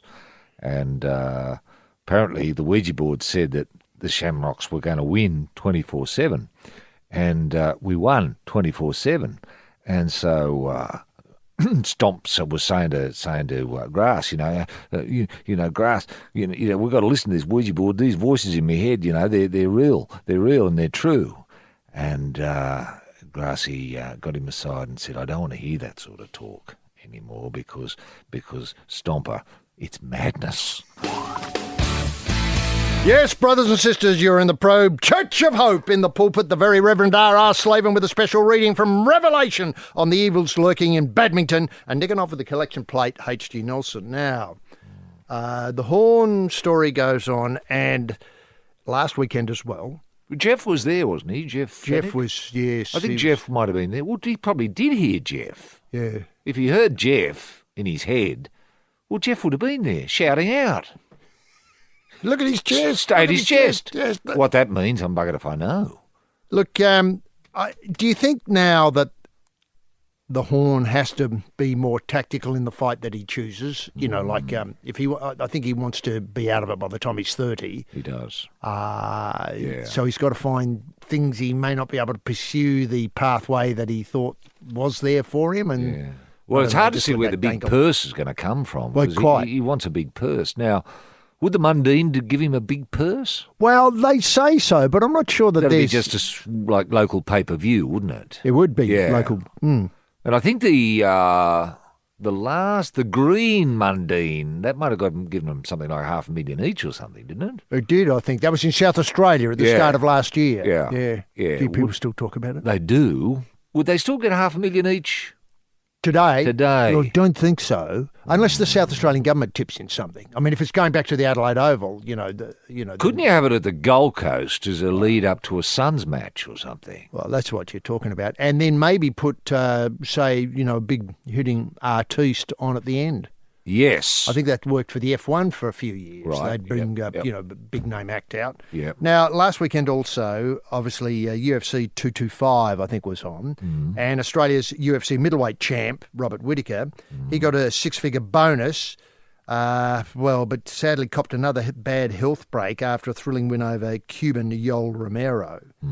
It was a fantastic night. It was a split decision on the card. Two judges scored the fight 48-47 to the Sydney sider. Yeah. A colleague gave it to Romero by the same score, but Whittaker clearly won. The first two rounds shaded, and the fourth was flawed and clearly hurt in the fifth. Yep. So it's obviously he hurt a hand apparently, but it was an exciting bout. Yes. And to see it go the 5 was terrific compared with the Horn bout, which was obviously stopped. On the same card, Australian heavyweight Tai Tuivasa, he took a leaf out of Daniel Ricciardo's celebration book after claiming a big scalp in his UFC 225 bout. He toughed it out over former heavyweight champion Andrei Arlovsky. Oh, Arlovsky, yeah. Yep. He's 10-0. Now, he did a shoey. Did he really? Yes. Did he call it a shoey? Because you'd have to pay. I know, he didn't F1 call it a shoey. people I some think money. he called it a booty. A booty? Yeah, he drew mixed reaction, amusement and cheers, both of approbation and disgust. Yeah. He drank beer from his boot in a victory walk. In a victory walk, so he hobbled a little bit with only one shoe on.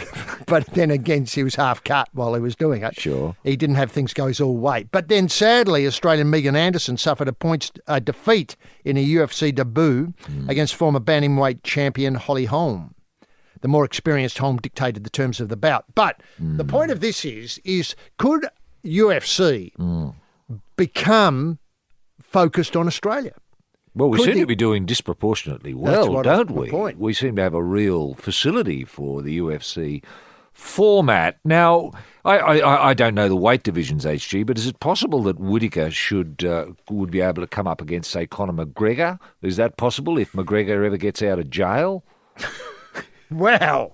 What an interesting question. And people I don't know about the who weight, follow so this, I don't know. No, who follow this will know. Yeah. He's a middleweight. Right. Which means he could go up, I think, if Conor McGregor fights in a heavyweight.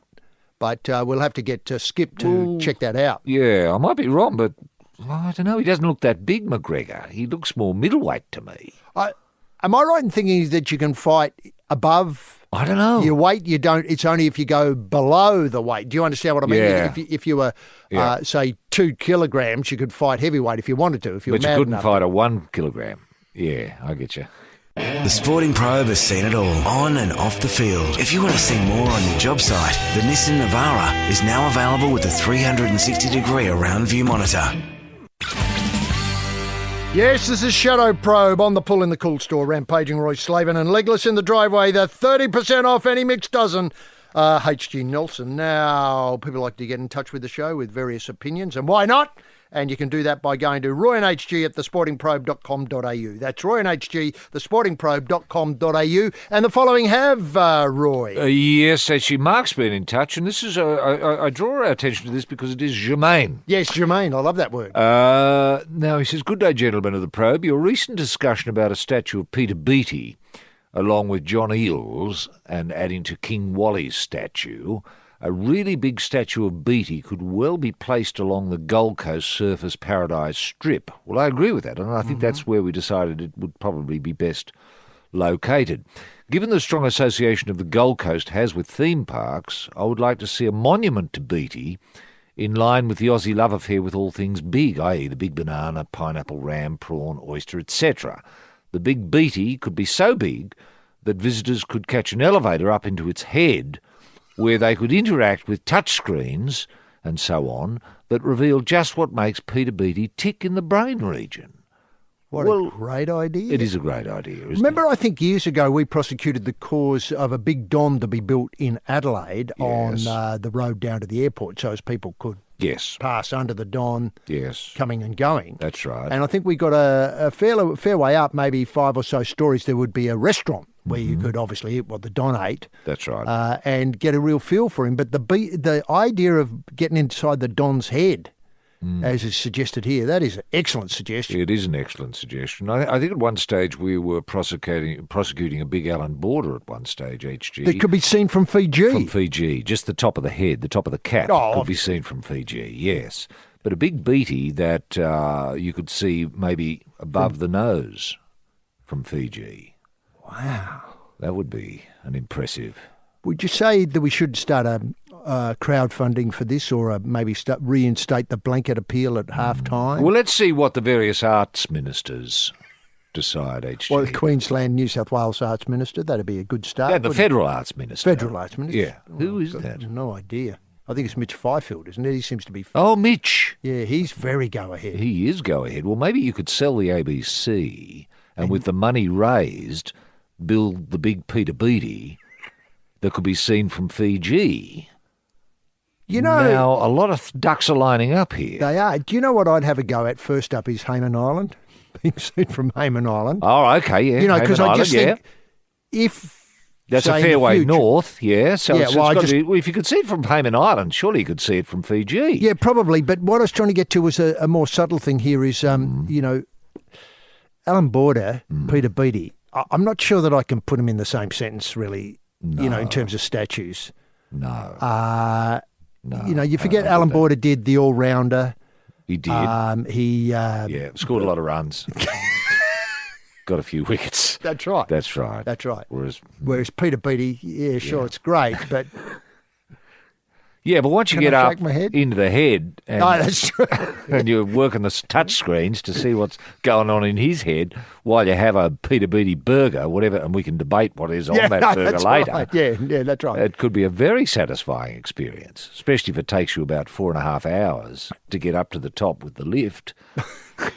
Now, here's one from Scott. He says, I'm an Australian patriot, currently residing in London. While watching the BBC recently, I stumbled across a reality show where the former martial arts buff and forward for Manchester United, Eric Cantona, and also very fine film actor, Yes. would rock up to Man U's fans' houses unannounced. The reaction of the occupants was one of elation. Eric would come in for a cuppa, tea, a scone or a couple of beers and reminisce about his glory days with the Red Devils. Got me thinking about a format... could be the perfect redemption vehicle for formerly wayward rugby league stars, or any code for that matter. Yeah. I think obviously the pilot series would focus on rugby league. Then he says a few names that come to mind for the first series would involve players in questioning returning areas of ... You know, obviously Hodge, New York. So it's back to the scene of the crime. What's going on? Okay. Andrew Fafita, Todd Carney, Josh Dugan. Okay. And a series of other codes. Yeah, right. So you'd get the Fafita brothers visiting the home of the referee of the kids' game that they gobbed off on, and they have a cup of tea. Is that the idea? Well, not bad. Not bad. I think that's and the Matthew start. Lodge goes back to New York and and- sits down with the obviously the people he's not paying money to. Yes, that may be wrong. they have a of cup course. of coffee or something and allegedly. reminisce. Reminisce, that's right. Now, you What a know, great idea for a show. this isn't a television show, but I know clubs often have a competition where the members can ask for a player to come around and visit them. Yes.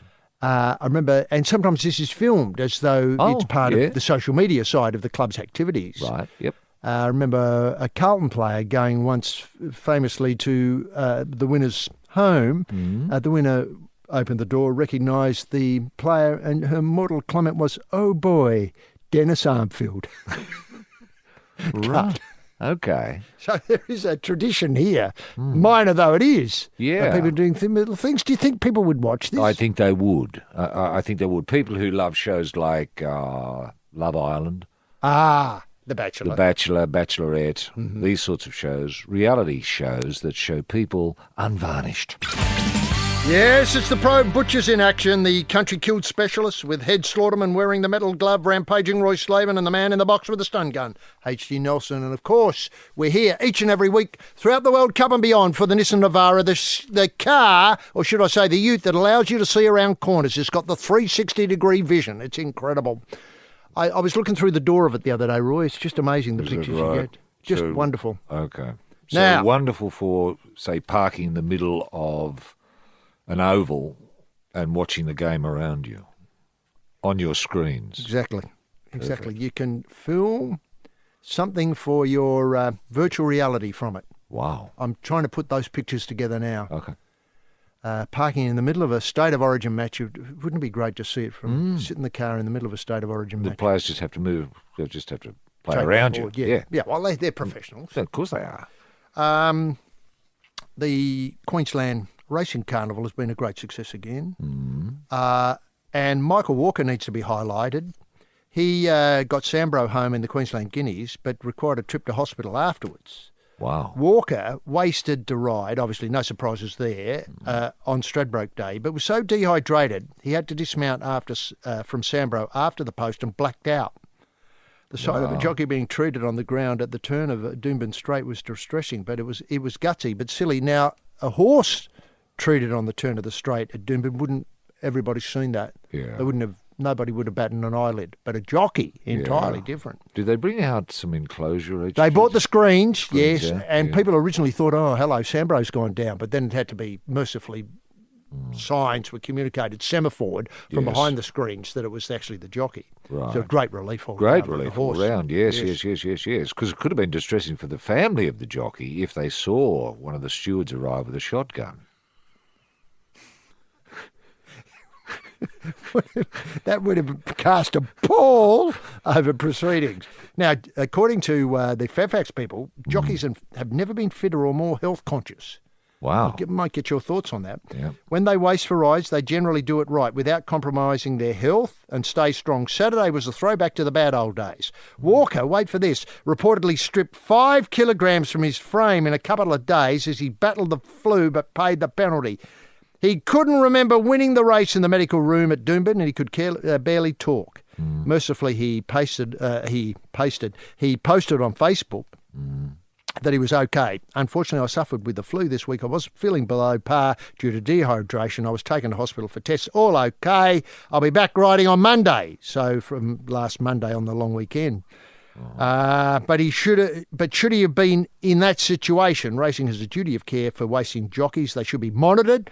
It's a safety issue for jockeys and fellow riders, etc., etc. Some jockeys have to be protected from themselves. Losing 5 kilos in a couple of days and then doing physically demanding job of steering a 500-kilogram horse is a recipe for disaster. Wow. You got to remember that he only weighs 20 kilograms. Yes. Took 5 off. He's down to 15. It's starting to get a bit on the edge. It and is. 500-kilogram horse. Yeah. Shouldn't the horse waste? Yeah. What did you make of the incident, Roy? And I know you're very critical of Well, I thought jockeys. we'd solve this problem. I thought jockeys were now what I call weight aware, so that you're aware and mindful of your weight all the time, and you monitor your weight daily, so that this doesn't occur. I remember years ago when Rudin King was racing, and Terry Brennan was scheduled to take him around. And Terry was a few pounds overweight.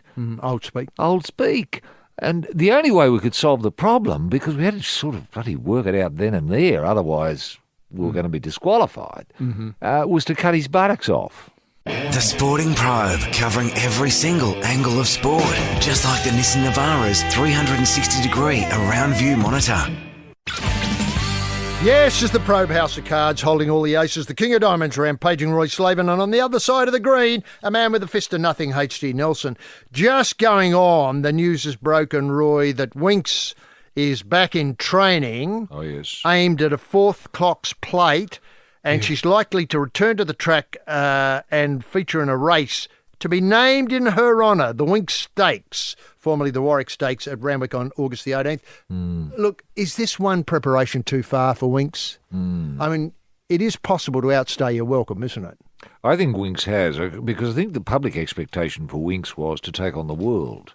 Yeah, I mean, you've beaten everyone here. I mean, how many times have we got to see Winks bash up, the local Also fair? wins. Yeah.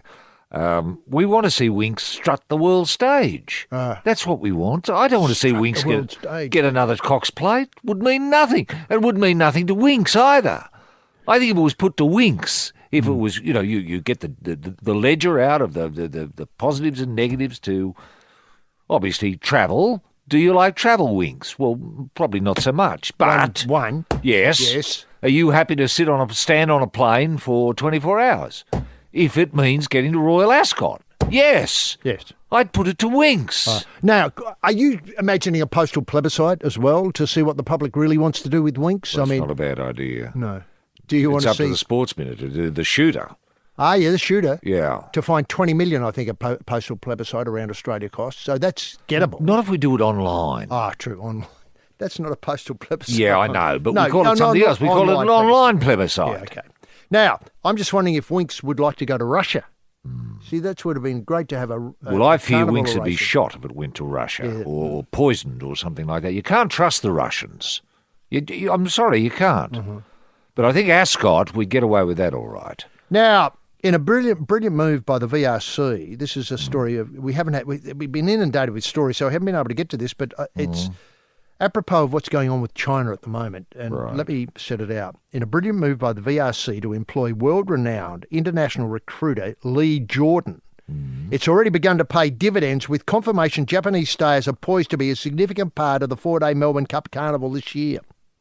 He goes around and spots horses that he think would be good in Australian conditions. Right. And then signs them up to come out. So we've got 4 Japanese horses coming. Well, maybe more than 4. Jordan, who was lured from Racing Victoria to the home of the Melbourne Cup just 6 weeks ago, flew to Tokyo a little, this time last month, to work with local racing officials on the likelihood of the country being represented at Flemington in spring. Right.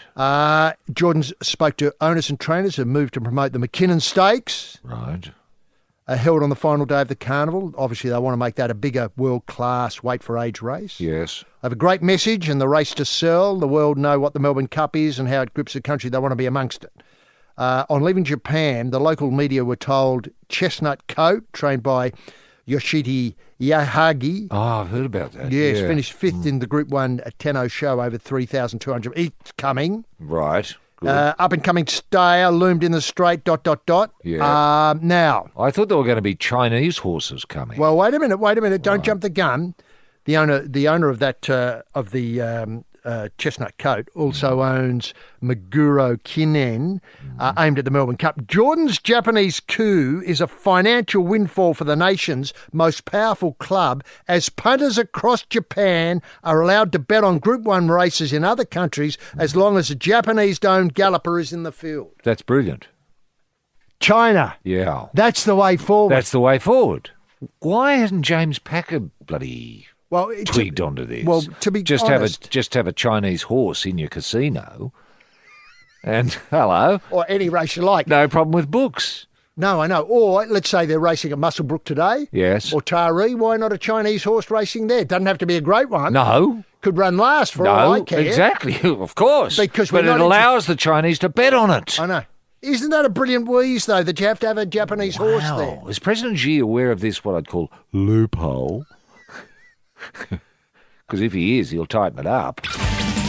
Yes, you're on the Probe, part of the Love Probe revolution for 2018. Now, one of the great enduring traditions of the World Cup, Roy, is the endless discussion about the performance and playability of the ball, according to Fairfax People, which the honour of manufacturing once again has fallen this year to Adidas. Right. So it's an Adidas ball. This time, Sports Giant has come up with a Telstar 18, a nod to the original Telstar used at the World Cup in 1970. Right. It's taken the best part of 3 years and millions of dollars for the Adidas experts to who work out of a hidden lab somewhere to perfect the ball. How are you getting on with the ball so far? I know we'll probably talk about this in weeks to come, but how are you seeing the Telstar 18 so far? Are you enjoying it? Yeah, look, I sort of am, but I think it suits more the French practitioners than it does your Australians. See, we only got to practice with this ball this week. Yeah. Where they've been using it, the Adidas ball, for the last, I'd say 6 months, the French. So no wonder they looked as if they had more control over the ball than we did. Do you think it is hard to control? Yes, I do. Yeah. To me, it just felt a little bit light. And there we have to leave the Probe for another week. Look, I'd like to thank Roy, obviously, for his insights, his experience and his drive from the back line and the vision and the game plan. Of course, Mao, he puts in as well. He's got to go to China this week to find out. Well, get a few more books out. And, of course, fabulous fickle fingers of Felix on the buttons there. It's just a tremendous effort all round. And, obviously, you, the listener, thanks again for making the Probe the number one sports coverage station on a Sunday morning between certain hours. You know which hours I mean. Anyway, more probing next week. Bye now. Roy and HG back up a load of sport with the Nissan Navara, now available with a 360-degree around view monitor.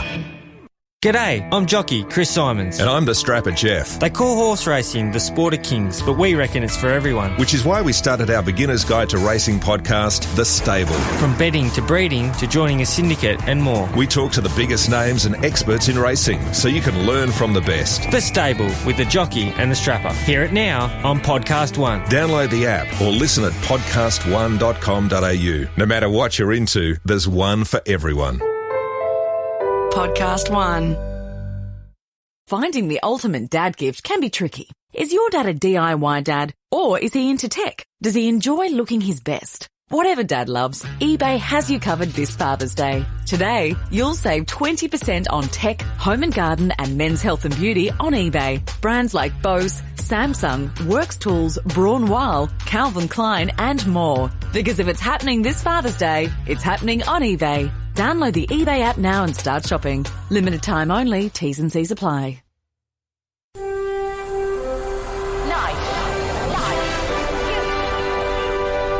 Bonafide sports-mad Australians. Snakes alive. Is that the time? Yes, green and gold freaks, it certainly is. It's time for the Sporting Probe. With 2 diamond pythons twirled around the tree of knowledge across the nation. Boys and girls. Well, a young man ain't got nothing in the world these days. The Sporting Probe leading the charge up the eucalypt. With extra chili on the stick is the in-and-out maestro, rampaging Roy Slaven.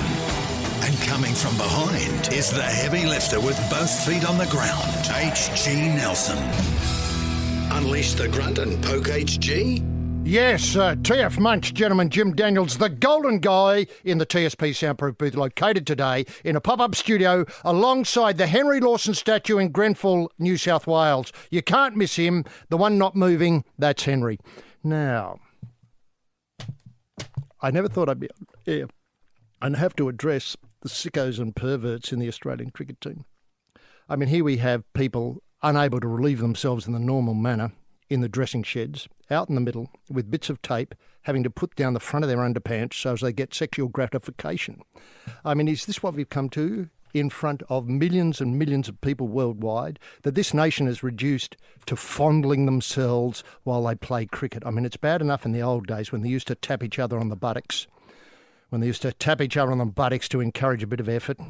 And then when a wicket was taken, they'd all get together and cuddle. And now, individually alone, they're out there fiddling with themselves. I mean, that's what I saw here. I didn't see an incident of ball tampering. I mean, I've got to call it as I see it. I'm a professional sports commentator after all. I mean, I saw a person unable to find comfort, unable to find the interest in solitude that most of us share we have one-handed pies for a very good reason. But this bloke in the front of the world, let's not forget the world was watching. I don't know what constitutes your idea of the world, but my idea of the world is Australians up late with nothing better to do than watch the cricket in South Africa. Imagine how shocked they would be to see a Queenslander, after all, a Queenslander doing this. I mean, all very well, that's what you expect from Victorians. Tasmanians, sure, but a Queenslander doing this. I mean, I found it unsettling. I found it extremely disturbing. It was very difficult to come to work, and thank goodness I've got Roy Slaven here with me. Otherwise, I don't think I'd be able to go on. Probe-sters, patriots, pilgrims, punters, H.D. Nelson getting the sporting probe away for another set of 7. Thanks very much, Mr. Olympics, the original and best Bruce McAvaney. And wasn't it great to see Bruce in action this weekend? We were worried about Bruce, I've got to say, here at the Probe, the TSP. We were very worried about Bruce. But to see him in action in the Richmond-Carlton game, God, it was a dream come true. His ability to explain what's going on in the mind of a sporting person is second to none. He knows what players are thinking, and he tells you what players are thinking. I don't know how he does it. He's sort of some sort of weird mind reader. Sure, he's Mr. Olympics, but he's also a mind reader. And then the icing on the cake of the 7 commentary was BT. I mean, you never tire of BT, do you? You've obviously got earmuffs on, so you never tire of BT. But his ability to spot a weird haircut in the crowd, and I hope he continues with it. Sure, there's bound to be criticism in the so-called fake news over at the ABC and places like that about him spotting haircuts in the crowd. Stick with it, BT. It's working for you, and that's way more interesting than your call of the footy, buddy. Looking at funny haircuts, that's your go. What an incredible week, incidentally. An incredible week. A week when too much sport is barely enough. Thanks. Look, I can't go on. Just have to pause and have a sip of water. Great to have you with us, Australia, as we prod forward through the solidly backed up stoolage of the week. And when I use stoolage, has there ever been a week where stoolage is the more appropriate word of the week's sporting action? Incidentally, a week of massive collects, none bigger than the slipper yesterday. How about that try? Gold. And our charity partners, the Blinken Knights of Balaclava and the Rooting King Foundation, are probe side again. And we thank Rose Hill patrons yesterday for kicking in approximately $750,000 into our tins as they left the track. We hope to get a final figure on the can collect at Rose Hill by Monday 3 p.m, so stick with us for the result there. But now, let's lock horns with a man who launched not one but 2 cryptocurrencies this week. The first, Feverlam. This is a cryptic that will be used to pay all Dick in the Till dividends from now on. So imagine a big Dick collect paid you in our currency right out of tomorrow. This one will put Bitcoin in the shade, let me tell you. The other crypto is W.Farmhorse, which is targeted at Chinese and Indian high rollers who want to move upwards of 2.6 million US around the planet on any weekend to take advantage of attractive odds on a plethora of sporting events wherever they lob. The genius behind these 2 cryptos, Feverlam and W.Farmhorse, is rampaging Roy Slaven. Roy, I know it's difficult, but can we get the TSP bunny in motion simply by asking what highlights caught your restless eye before the imbroglio in South Africa this week? Amaro! Yes, thank you very much, H.D. Nelson. Desperately dark day to be an Australian. Desperately dark. I'm furious. I'm livid. I feel let down. I'm sure the nation feels let down by the so-called, inverted commas, leadership group, close inverted commas, a term used now laced with irony. I mean, if these clowns are a leadership group, God almighty, where do we stand? Who do we look to? There can only be one thing done, and that is this leadership group, so-called, to be sent back home immediately and replaced by decent Australians who won't stoop so low as to agree to put a bit of yellow tape in your pocket with the view to using it as sandpaper. Why not just use sandpaper, you clowns? God almighty. And send someone over who... Decent people. Decent, hard-working cricketers who believe in the values of cricket. Without tickets on themselves. I'm suggesting Michael Klinger. Michael Klinger could go over. Could the Big Show go? Yes, and the Big Show, Maxi. And the coming attraction? Yeah. See, the thing is, H.D., I mean, I don't want to preempt what our comments we're going to make later on. But it's always seemed to me, and Grassy pointed this out to me many, many years ago. He said, Roy, if you're going to cheat, that's fine by me. but just don't ever get caught. No, that's the disappointing That's part. the thing. I thought Australia had moved on from So getting did caught. I. So did I. We've done so well. I know. We cheated against the Poms. It was great. Yep. Everyone knew we were cheating, but no one could catch us. Well, now they have. Send them back. The Socceroos. Oh, they're looking a good story now. Thrashed by Norway. At least we didn't cheat. Unless the Norwegians did. And I wouldn't put it past them. 4-1. 4-1, and how we got that one, I'm buggered if I know. Early goal. Early goal, yes. Caught him by surprise. Now, will Brad Thorne welcome back Carmichael Hunt? I doubt it. Not with the culture that Thorne is prosecuting with the Reds, and hasn't he turned the Reds around? Now, is Todd Carney set to return as a Cowboy? I think probably he is. Tale of redemption, that's rugby league. Doesn't Parramatta look good with the Hayne plane back? Hasn't that worked? Parramatta, you've only got to half close your eyes and you see the Titans. Now, 2 new immortals, speaking of rugby league, to be ushered into immortal land. I know Mal Meninga is certainly going to be one, and no objections from me on this one. Hayne, the other? Well, actually, there have been... look, I've had terrific odds on Graham Bradley, the Penguin, being considered an immortal. Remember, they could never put that bloke down. Never. Fantastic odds. Go to any of your, I don't know, whoever you use, any of your sites, your gambling sites, you'll get good odds. And very good odds on Kevin Hardwick. Very, very good odds on Steve Edmed, for people who remember. And, of course, Gavin Miller. Gavin Miller? Yes. See, no one's thought of Gavin Miller for a long time. Haven't. And wouldn't it be great to have a shark as an immortal? Yes. It's never happened before. Help Peter Beattie remember who the hell they were. Yes. Now, Gillan McLaughlin, he's visited Tasmania. I think he was there for about an hour, and he's offered $250,000 and is supportive of a Tasmanian AFL team. But not in his lifetime. Not in his lifetime, no. Fair enough. And what about Winksy, eh? Oh, what about Winksy, the 24th, the 16th Group 1, the greatest horse of all time? I know. On paper, Winksy, fabulous. Can't wait to see Winksy overseas. Make of that what you will. Ah, yes, the Probe Twitter account creating the best fake news is the man with a feel for the phony, rampaging Roy Slaven and banning you and you because you're all jokes. H.G. Nelson now, Roy. A number of people are getting in touch with the network asking what are they talking about with the cricket. A lot of people are waking up this morning thinking about having their first and they're worried that we're talking about something they don't know about. Can we set out the details here? It appears that the Australian Cricket Leadership Group have gone out of the tent and decided to drop all pretense that they are cheats. This was revealed when Cameron Bancroft, the youngest member of the team, the person easily most stood over, I might have that, by the way, youngest member may be wrong, I think Paddy Cummins might be the youngest. Anyway, be that as may, easily stood over by the team leadership and told to tamper with the ball. Pretty much, yes. We have evidence that he's had a piece of yellow sticky tape, which he's been able to dab on the ground and get a bit of grit onto it and rub against one side of the ball to encourage reverse swing. Yeah, deterioration of the shine on one side of the ball, encouraging the shine on the other to promote reverse swing.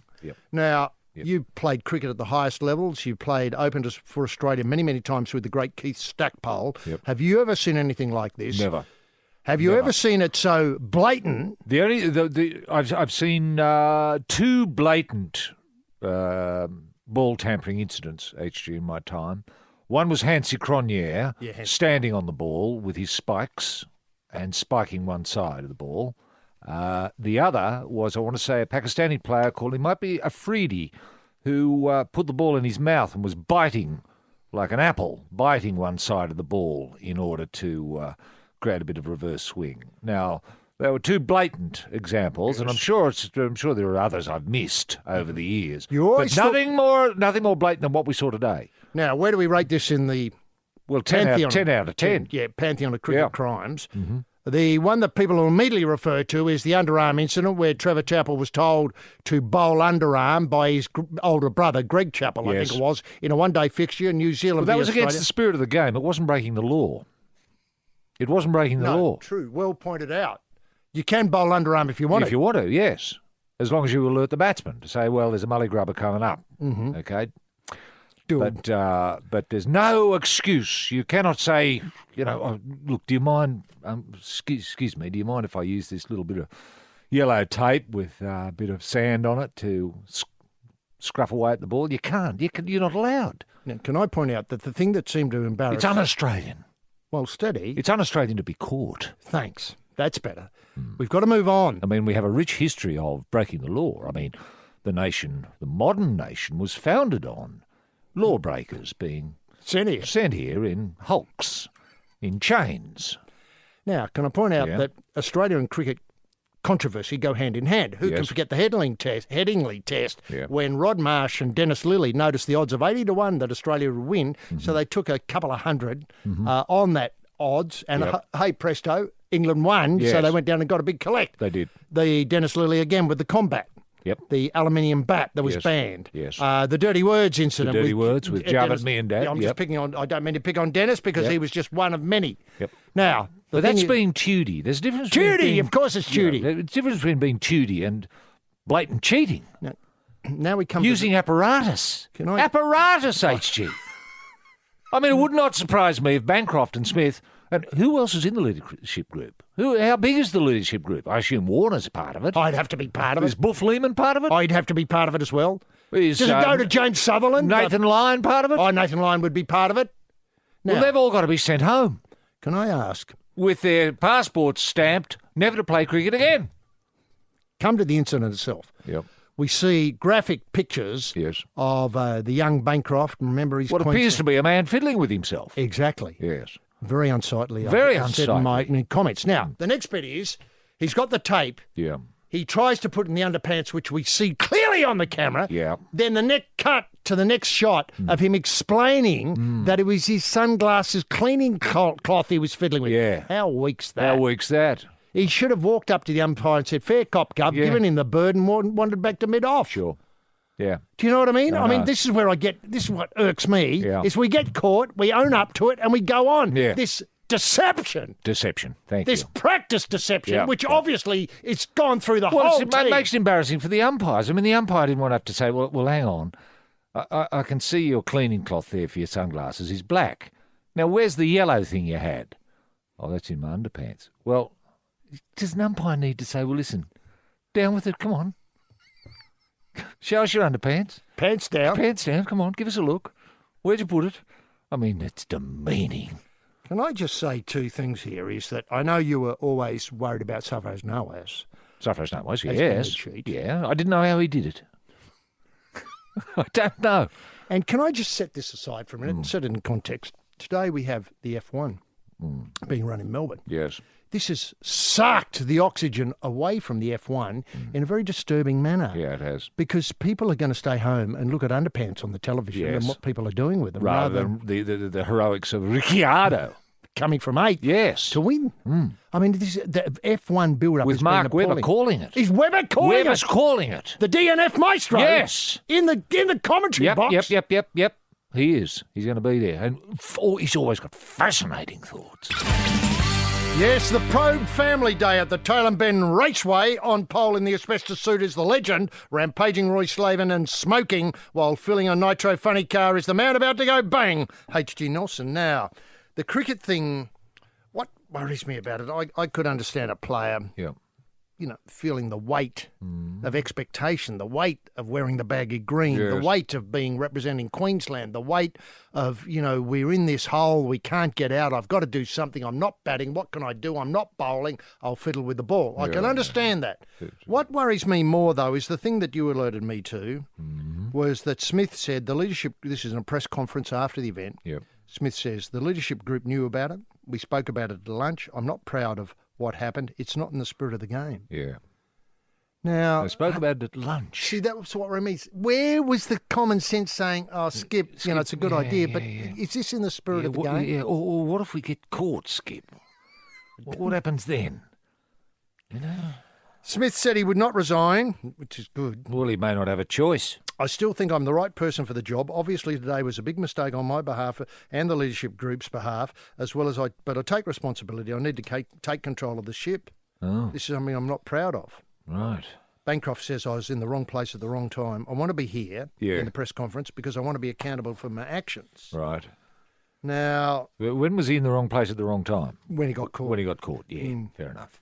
Now, Smith insisted that coach Darren Lehman was not part of the conspiracy, even though footage appeared to show the coach sending a message onto the field with 12th man Peter Hanscom. Oh, yes. After the first footage of the incident. Now... Saying, this is disturbing. Boys, it's a bit obvious. Yeah. Yeah. Leave the night tools alone. Yeah. That'd be my advice. Anyway, the coach isn't involved. It was purely leadership group and the players came up with this. Now, what happens here is why didn't Hanscom take the tape off with him? I know, sure, you'd have to reach in somebody else's underpants. Yeah. I understand that. Probably they're not prepared to but do that. But you could exchange that with a bottle of water very easily, I would have with the thought. cleaning cloth. Yeah. I mean, this crime was so amateur hour. I know, it was amateur hour. And why a bright yellow tape? Why not something that's more like it's flesh-coloured? Or compare and contrast, cleaning cloth. Yeah. Black. Yes. So it could be, well, that was just a bit of broke off at the end. It was a bit unlucky. The bloke you caught biting the ball. Yeah. Afridi, very subtle. And Safras Nawaz stepping on, who stepped on the ball? That was Hansi Cronje. Hansi Cronje stepping on the ball. That was so subtle. I mean, the cameras were looking over there because, obviously... Yeah. A dog was on the field or something, or a pigeon was landed on the stumps, on the bales, Yep. that sort of funny stuff that they cut to. No one saw him standing on it except you. Now, No, well, actually, it was on camera, HG, as it turns out, the Hansi incident, and he was scolded and warned, given an official warning. What worries me is, I feel for people. Afridi, I think, might have been banned for a couple of games as a result of the biting of the ball. Where do you put this in relationship to some of the recent incidents of fixing matches, though? Is this way beyond fixing matches? Because let's face it. Well, look, I think at the turn of last century, actually, this would have been a hanging offence. Now, we have moved on. I don't think the players are going to hang, but there'll have to be very serious admonishment, probably financial penalties, and probably banning for a certain number of games. All of them. All the leadership group. You know who I feel most sorry for are people like, the Channel 9 commentary team. I know. I know. There, but, how does Pup feel? And Ian Chappell. Yeah. I know.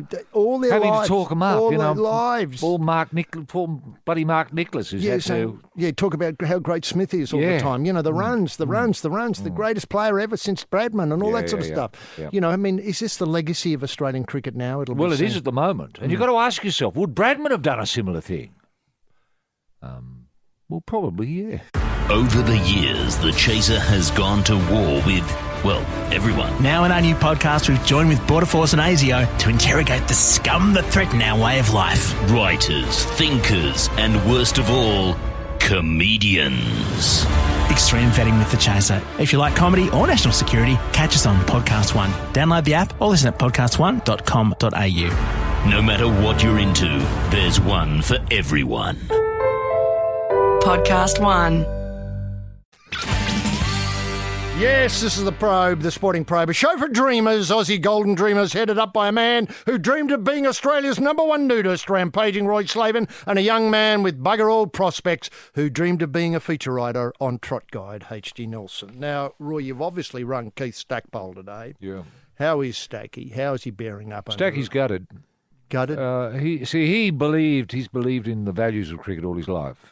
I mean, the values of cricket have been the parameters by which he's set sail in his journey through the world, through life.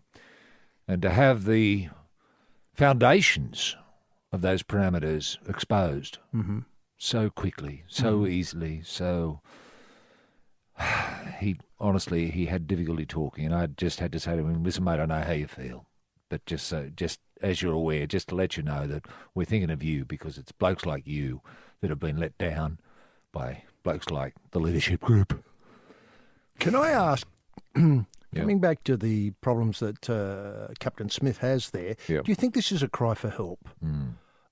Too much cricket? Well, Jamie Packer style. Well, I wasn't necessarily going there, but they're successful players. They're generally speaking, they represent Australia. Yep. But there's something gone on here. Yes. Too much cricket. They come off a big They've tour. lost perspective. They've lost perspective.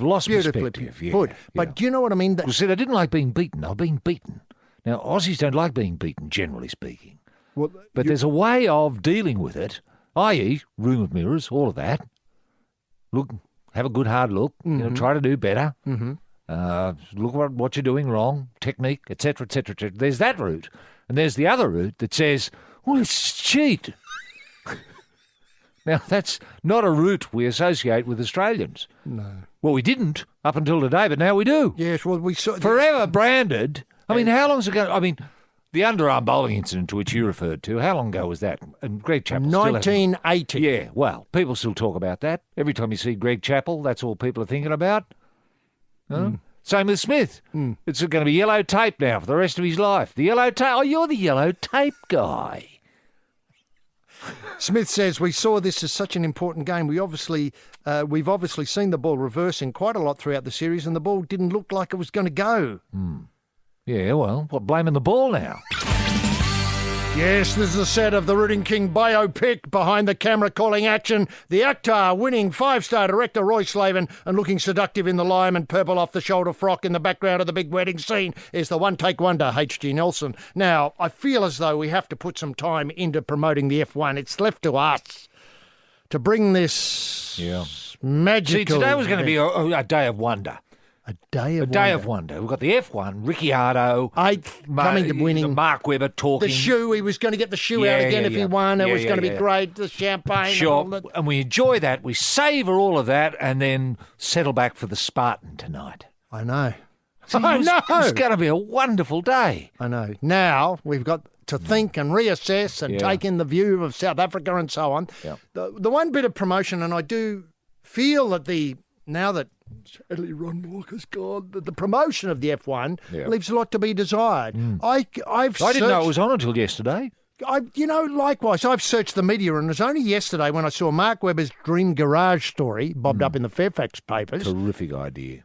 What a great button to promote the F1 on. It is. Now, it is. It's a terrific garage. Now, I imagine his garage would have lots of tools. Yeah, no, sadly, it's got 5 cars. Oh. It's got the Lotus 49. All right. That was a classic, beautiful car, a Formula One car, pioneering engineering, the Lotus 49. I'm not quite sure when there was a Ford Lotus. I'm not quite sure when Where could you drive that these days? Only on a racetrack. Oh, okay. Only on, say, the Tailem Bend Paceway. Okay.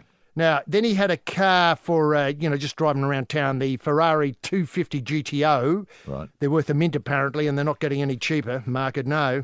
Now, then he's mad about Porsche because I think he's done a deal with Porsche. Has he? So in his garage, he's got a Porsche 911, the GTRS or the the GT2 RS or the GT3 RS. Right. Described as his rat bag car. You can't go past them. He loves them. And then his everyday car is a Porsche 911 Turbo S. Right. And his automotive art is the Mercedes Silver Arrow, which is from the 1930s. It's obviously an incredible. Oh, that's your talking point. Talking point. Right. Can I point out this what always hit me about Mark Webber? He comes from Queanbeyan. He knows his automotive sport. Where's the Commodore HSV, the Holden HSV. Yeah. Where's the Ford GTHO Mark 1 or 2? I don't care. One of them. Yeah. No. You mean your Aussie classics? Yeah. Where's the Jack Brabham? Where's the 63 Valiant? Not bad. Or the 62 Valiant with the push-button automatic? Yep. Hey, where's that? Hell of a car. Hell of a car. You only need one of them No. to put a bit of icing on the cake. Sure, this is not a bad cake, but where's the Australian content? Yeah. What I consider the passion fruit icing on this cake. That's green and gold right there, passion fruit icing, and yet we haven't got a touch of it here. No. What about the Lightburn Zeta? Yes, this is the Probe Patisserie with the hatted chef, rampaging Roy Slaven, pulling a tray of Manu-inspired chocolate croissants out of the oven and on the tooth with a pan of raisin. H.G. Nelson. Now, the Lightburn Zeta, Roy, this would have had people reaching for the Google search engine. I haven't seen one in a hell of a long time. No, I don't think they've stood the test of time. I don't mean that unkind. People would love to get hold of one. This was, I think, mainly South Australian-inspired invention from about the early 60s, which was based on the idea that Lightburn made concrete mixers. And they took the motor out of the concrete mixer and put it in the car. And it worked. That's right. And it was a fiberglass body, a revolutionary shaped fiberglass body. And the great wheeze about the gearbox, and I don't know how they tricked this out, was 5 forward gears, but also, wait for it, 5 reverse gears. It was a fun car to drive. Wasn't it? And I reckon it was if you draw a line through Australian automotive history. The next thing was the Ralph Sarich orbital motor. Yep. Which I'm still not sure has found a place. Worth a fortune. Isn't it? the both, as in the Lightburn Zeta and also the orbital motor, Ralph Sarich seemed to be able to hoover money out of the federal government at a great rate to develop this orbital motor. Yeah, well, I don't. Is it still in development? I suppose it is. It'd have to be. Yeah. Now, the other thing, of course... But I, like you, I'm disappointed by Mark's selection of cars. I mean, I would have expected at least one Holden, you're right. Can I... Even if it was just an FX for token. Or how about a Tirana? Yeah, the XU1. first, or a Sunbird. A Sunbird. Oh, now you're talking cars. Yeah. Now, can I ask, does the F1 need a feud? Like, I mean, I noticed, for instance... There are plenty of feuds. Hasn't Verstappen and Ricciardo, haven't they got a feud going? How good a feud is it, though? Do you know what I mean? They haven't hit each other, but do you mean something like that? Fisticuffs? Well, look, can I point out that this week we had a terrific match. Or maybe a potato up Verstappen's exhaust, something like that. As he's leaving the... Yeah. Now, can I point out, this week we had a terrific match of rugby league where Souths, that's the Rabbitohs, were playing the Manly Sea Eagles. And lo and behold, I never realised this, but they've got a whole chapter in Russell's Book of Feuds, and so all of a sudden it's on again. Right. What they need is to seed a few ideas. It doesn't matter. They're show business people. They're show business identities. Yeah. But we've got nothing, I often expect Danny Minogue to turn up and sing maybe the national anthem or something like that. Who's singing the national anthem? We just don't know. Don't know. Great federal sports ministers. Rod Kemp, Liberal. 5 fabulous years and 65 memorable days. The Sporting Probe says thank you for being an outstanding Australian.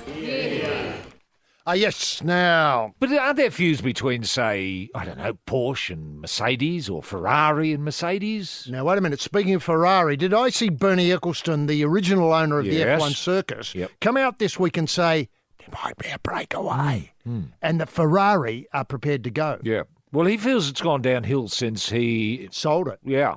And he's probably right, because it's not generating the interest or the talk that it used to. No. It was always, the lead up to the F1 in Melbourne and the Blue Thunder Down Under in Adelaide before incredible. It was incredible. For months you'd be building up to it. Months, literally. Every network would be covering it for months. These days, you hardly know it's on. Yeah. And do you know the other thing I feel about it is, in the old days they used to get out a big act. Like I think Kiss came once. They did, and I think the Who might have turned up once. Yeah. Other people who follow these things will know. Yep. I think Guns N' Roses might have come. That might be a bit of a get, but anyway, big acts. Crowd. It was a huge carnival atmosphere. Exactly. It was like the Royal Show on steroids. Yeah. If you know what I mean. Yeah. Now. And the whole, remember how I think, and I've got to be careful here because I think the current or the former High Commissioner to London from Australia was involved in a spectacular amateur race beforehand. Oh, yeah. Might have pranged into a few cars and took it as a joke. And these BMWs he didn't realise were worth the best part of $80,000 that they were driving. Sure. So he pranged one into the safety barriers or another car. Sure. And stuff like that. But that all added to the mystery and the magic of it. Who's going to that used to be fantastic. You get sports people racing against each other as a precursor to the Grand Prix. Remember? Correct. That's what I mean. You'd have Wally Lewis in a car and... say Nicole Stevenson, say swimming great. Or Delta Goodrem. Delta Goodrem was in it. Yeah. And golf it was funny to watch. It was funny because these were largely inexperienced people. Yes. And I think it was, obviously the former Foreign Minister, High Commissioner, who pranged it and put an end to that because people said, well, these people are treating us as jokes. Right. Okay. Didn't like that. Right. But now, of course, there's nothing to build up. And so we worry that this weekend, the opening of the AFL. Yeah.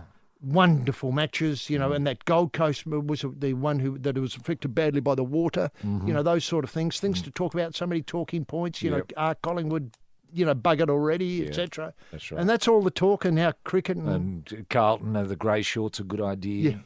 With all the of that. chamois pockets and stuff like that. Yeah, there's just too much going on. It's hard to get cut through, isn't it? Cut through, that's right. Cut through with the Formula One. So what are people going to do today? Will they... Well, I just think a lame story about Mark Webber's dream garage.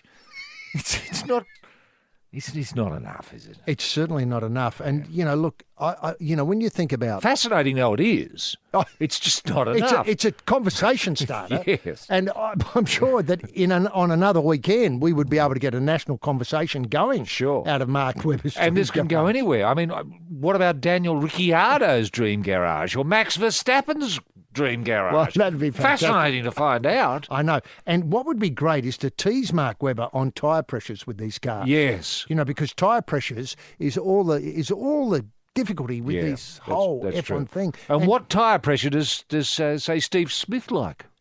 Well, that's a fascinating question. Tyre pressures in Steve Smith's cars, there's your opening for 60 Minutes tonight to get a bit of a drop on the rest of the conversation about South Africa.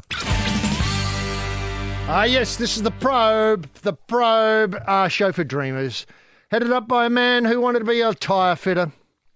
And he became one. That's Rampaging Roy Slaven, and a person who stood around doing nothing until no one noticed, H.D. Nelson. Now, Roy, the trip by the AFL Supremo to Tasmania... Oh, Gillan, yes. Yes, Gillan McLachlan was a terrific success. Great PR coup, wasn't it? He went down there and seemed to sit around talking to various people connected with the code. Yes. Without offering very little, and I think you broke that figure. It was a listening tour, wasn't it? It was a listening tour. Yes. Yeah. I think he was there, as you pointed out, for several hours, which was a staggering amount of time because he's a busy person. Yeah. Look, two things. He offered the TFL $250,000. Yep.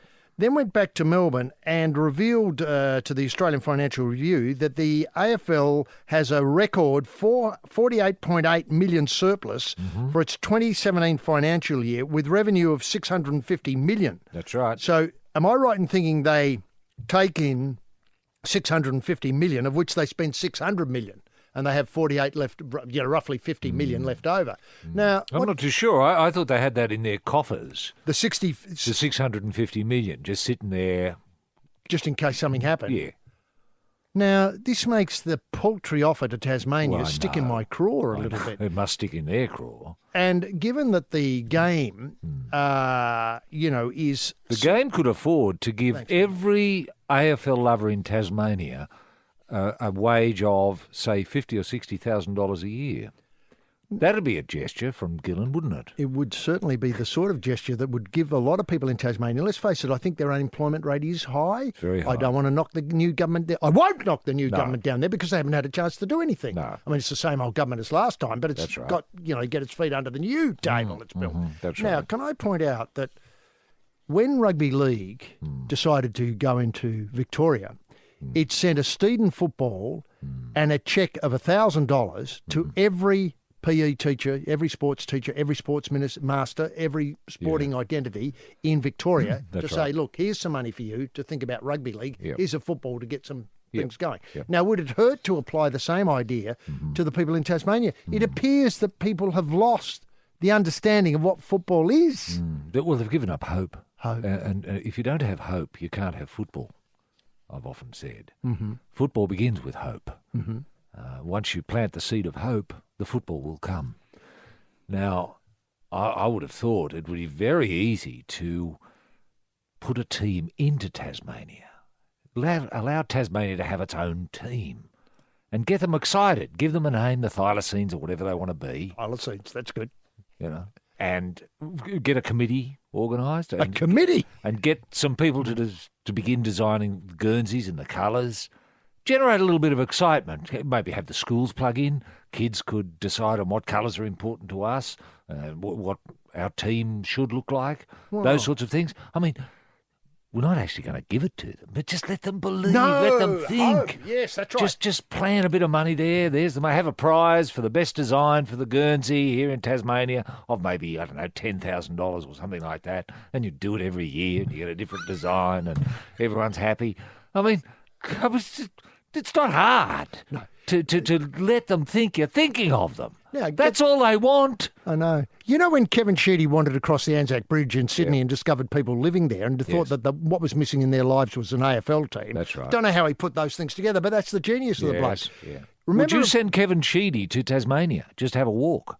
I would get Kevin down there walking from Launceston to Hobart with one of these designs on and indicating that, Yeah. let's call them the thylacines for want of better. Yes. We're not dictating Or what the they should be devils. called. The devils. Why not the devils? The devils. Let's start with the devils. You know, and with that funny bloody mouth cancer. ulcers they've got. Well, Yeah. I'd love to see Kevin in the makeup. Yes. Right? You know, a bit of the makeup. Yeah. Jumper on, shorts, boots. Sure. And maybe handing out footies as he goes along. That's right. Handing out Johnny footies. Appleseed style. Sure. Now- What if the team are called the mouth ulcers? So what? If that's what they want. Exactly. Now, I think what the great thing is, you've got to involve the people here. The You people do. feel lost. They and when do. they see Gillen waddling about, a man who's got everything and was always had everything, they don't see them in him. No. Do you know what I mean? They don't see them in the authenticity of what football means to them or could mean to them if they had their own team. Yeah. Can I contrast that with the problem we've got with the Brisbane sides? We've got that fantastic, the Suns. Yeah. We've got the Lions. Yeah. Haven't got much more than a name. I'm pretty sure if the hope was there in Tasmania, Kevin Sheedy walk, the jumper, Yeah. the design, the plugging in of the community, Yes. I think we could get something started. I think we could get something started easily, yes. And people would love to turn up to see the mouth ulcers turn out for their first game. Go you ulcers! Ah, yes, it's the Probe-sters Festival. On the podium, the man who's written the biography of Rooting King, rampaging Roy Slaven, and with a nude version of Romeo and Juliet, it's the People's playwright, H.G. Nelson. Now, Roy, speaking of Gillan McLachlan, what I find disappointing in the McLachlan view, this is the AFL chief, is he goes to Tasmania. People Big notes himself. I bet he big noted himself. People want a team there, the thylacines or the mouth ulcers. Either one will do. Yeah. They've got the jumpers designed. They've got something, maybe with an Apple Isle idea. Yeah. People are involved. People are invested. People have hope. Yes. On the other hand, we go to the Gold Coast where there seems to be none of those things. They've got a team.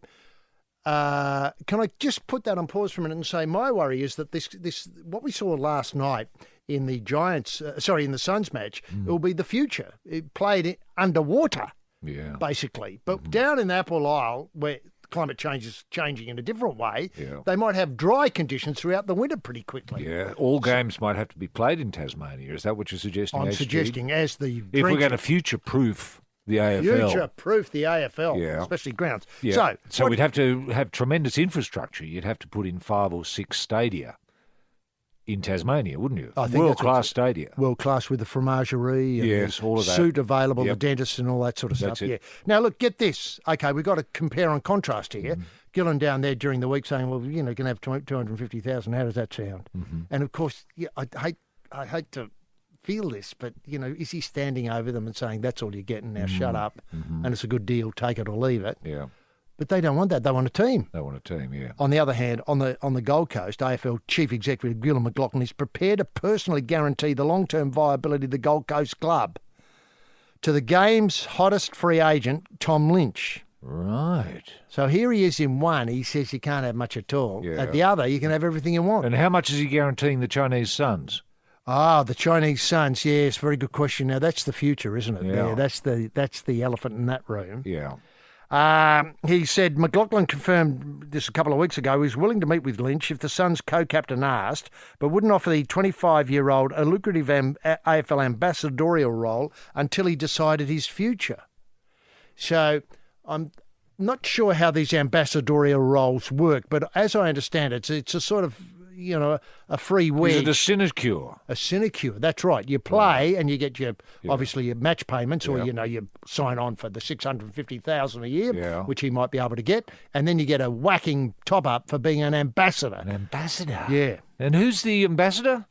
Well, they're talking about Lynch, Tom Lynch. Tom Lynch, he'd be a great ambassador. Very and what good are the duties? Not much, I expect. No. Maybe you could send him down to Tasmania to talk up what a lovely idea. the AFL. See, what worries me is the China. And what's it worth, the ambassadorship? Well, $500,000?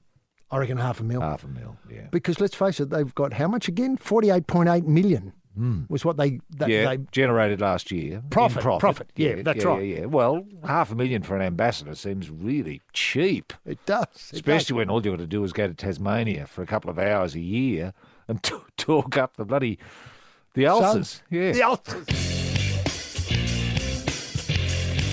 Yes, this is the Probe-sters clinic in the lab coat. Trying to make sense of the X-rays is the quack with a $10 online PhD from Moab U, Utah. Rampaging Roy Slaven and fiddling about with the fragrant oils is H.G. Nelson. Now, the ambassadorial role for Tom Lynch. Yes. Tasmania's an obvious place, but remember, of course, the AFL has ambitions to take the sport into India and China, where they see growth potential. Do you think Lynch should maybe do something? He should. What he would take himself to Delhi, would he? And Delhi, Mumbai. Join an ashram and maybe. Oh, that's an interesting idea because that's and then the they would religious be community. amazed at how flexible and fit you are, Mr. Lynch. What's your secret? AFL, and he produces a ball, and then a video or something on a stick. Sure. Files. Off they go. Yep. Now, again, we come to the point of the Commonwealth Games. I mean, the great thing about the Suns is they will be able to demonstrate their skills while the Commonwealth Games are there because Commonwealth countries generally have cricket ovals which are suitable for AFL. That's right. I mean, that's the genius of this Peter Beattie inspired. I mean, admittedly, Peter's the boss of the rugby league. Yep. Peter Beattie inspired Commonwealth Games experience there. The experiment, if I can call it, of getting AFL seeded across Asia. Yes. Now, speaking of Asia and Peter Beattie, as I've just have, the chairman of the ARL wants more Australians from Asian backgrounds involved in rugby league. Oh, what a good idea. He sees this as an attempt to reverse the worrying decline in male participation numbers across Sydney. Speaking at... Hang on, there's a decline in participation in rugby league? It's hard to imagine, isn't it? What planet is he on, this bloke? Exactly. Now, I mean, he doesn't even know who the Sharks are, and yet here he is.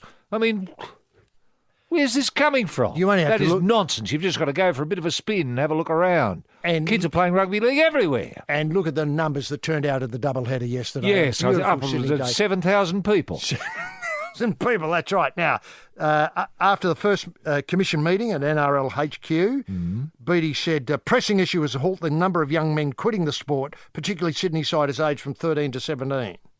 He wanted more Australians of an Asian background involved in the game. He's hoping to unearth, a version of Jonathan Thurston from, say, India. Right. So if we don't get people playing the game, it dies. And that means multicultural communities of all shades. It's about broadening the game and having every aspect of it looked at. Right. Personally, I'd like to see more Australians of an Asian background. They're great at soccer. They'd be even greater at rugby league. So, listen, can I point out there's some disturbing things that worry me about this. What's his evidence that people of an Asian background make terrific rugby league players? What's his evidence? I think it's a feel thing. Ah, fair enough. Yeah. Look, the other thing just a hunch.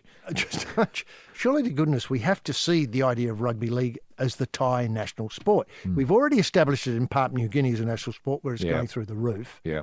We've got to go to Thailand. We've got to go to the Philippines, and they're very uncompromising in the Philippines. I think they'd take to rugby league. Well, certainly the president would, if he ever got a chance to have a look at a game, if he was ever patient enough to sit still for 40 minutes and watch a half. He'd be committed. He'd make it absolutely... He'd force everyone to play it. He would. Every day. Presidential edict. Yes. Now, look, the thing about this is that... Beattie said more money would be spent on grassroots football in 2018 than ever before. Right. He and Todd Greenberg, the CEO, said the environment of junior football clubs was also set to go under the microscope as the Commission addressed the current churn rate of 30%, meaning, 30% of players who come in drop out before they can get a chance to play in the big show. Right. We're attracting a lot of junior players, but we're losing just as many. Now, I'm just wondering whether... he needs to talk to someone like Twiggy Forrest, the Fortescue Metals man, because he's got that Indo-Pac comp rugby union up and running. Yes, he and has. he will have had explored all these problems before. And I've got to say would it be possible to get a game? I mean, I know they won't like doing it, but they've got to go cap in hand to the AFL and say, tell us about the Suns and Port Power. What are they doing in Shanghai? Yes. What are they doing to bok choy, Aussie bok choy up there? Get involved in that sort of level of detail. Yeah. And just getting pies, Australian pies, into China and indeed India, which we canvassed last week. But I tell you what, HG, what disturbed me, and I just cannot believe this, we had the ASEAN nations here in Australia last week. Yes. They were all here. Yeah. Did Peter Beattie address them all about rugby league? No. Was there any discussion of rugby league within the ASEAN conference? No. I mean, there was your opportunity. Can I point out also, they were all there. They could have wore the funny shirts to Yes. a game and sat in the front row and That's said, right. world, look at us. That's look right. at what we're doing on our day off. We're enjoying a game of rugby league Yep. in the outdoors, Yep. looking at the whole prospect of a Yep. great new thing that could sweep across Asia. Across Asia, definitely. And it would have been a great opportunity to get, say, Aung San Suu Kyi into, a St George Guernsey. They'd have Jocko Widodo into a Sharks jumper. Exactly. You get to choose a team. That's the picture they wanted to see. And that's where you get an ambassador. You get a kid, dressed up in the Cronulla colours to present the Guernsey to the Indonesian bloody Jocko Widodo. And Duterte, Rainbow connection is established. Duterte wasn't here. He was there. He boycotted. We'd send him. We'd send it over. South's jumper in the mail. Yes, in the mail. Australia posted. Get it down. Yes, it's the Probe with Roy and HG. Now, I should point out, if you've missed any part of the show and you might think, well, what were we talking about? You know, the 3 minutes of madness that cost the Raiders the game. Well, it's all there on the podcast. So go to the podcast, usual sources, for the Sporting Probe if you miss any of the action. And also, if you want to get in touch, remember, do so at royandhg@thesportingprobe.com.au. That's royandhg@thesportingprobe.com.au. And these people have, Roy. Yeah, Sheehan's been in touch, HG. Always good to hear from Sheehan. He says, having listened to discussions over the past few weeks about growing rugby league overseas, I found a fantastic opportunity for Peter Beattie to exploit rather than scheduling Mickey Mouse fixtures in Denver. Well, anyway, I'm not sure. Entirely sure it's a Mickey Mouse fixture. I think it's a test match. Isn't it? It's not Beattie's purview, I don't think, because it's England v New Zealand. But be that as it may. Anyway, he says Donald Trump seems keen to have a grand military parade through the streets of Washington, much to the chagrin of everyone else.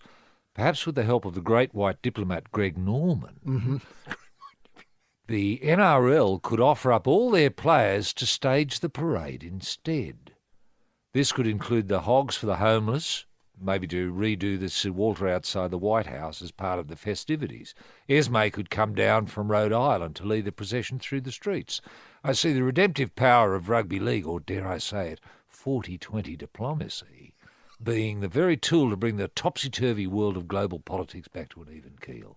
Isn't that a brilliant and well thought out? Yes. No mention of a role for Matty Lodge, though, in that. Did I? Well, did I miss something there? I think tacit is, HG, that at this stage Matty Lodge would be arrested once he arrived in the United States. So it's probably best to leave him here. To leave him here, yeah. Okay, fair enough. I was That's if the Broncos go, to play at Denver against Parramatta, I think we were suggesting. I think Matthew would have to stay here. Yes. Look, can I just say that there is quite a groundswell for a team of rugby league to be located, and I think Sam Burgess is prepared to play for the New York Rampage. They've got that name now, which they got from the Adelaide Rampage. Oh, okay, that's good. The Adelaide the Rams, and so the Rampage is a terrific idea that's seated there. Now, look, this is an email from a little time ago, but somebody, and it's apropos to the day because of F1 is on. Comes from Jim. He says he's worried about the status of Roscoe McGlashan. Oh, yeah. It's been a year since you reported his attempt to obliterate himself in the Aussie Evader a 5R. This was his mini clubman with the Ockies. Remember, of course, the MiG fighter engine. Oh, strapped to the top. With the Ockie straps. Yeah, that's right. And remember, he found it lifted off a bit. He had so to put concrete in the bottom of it. Yep.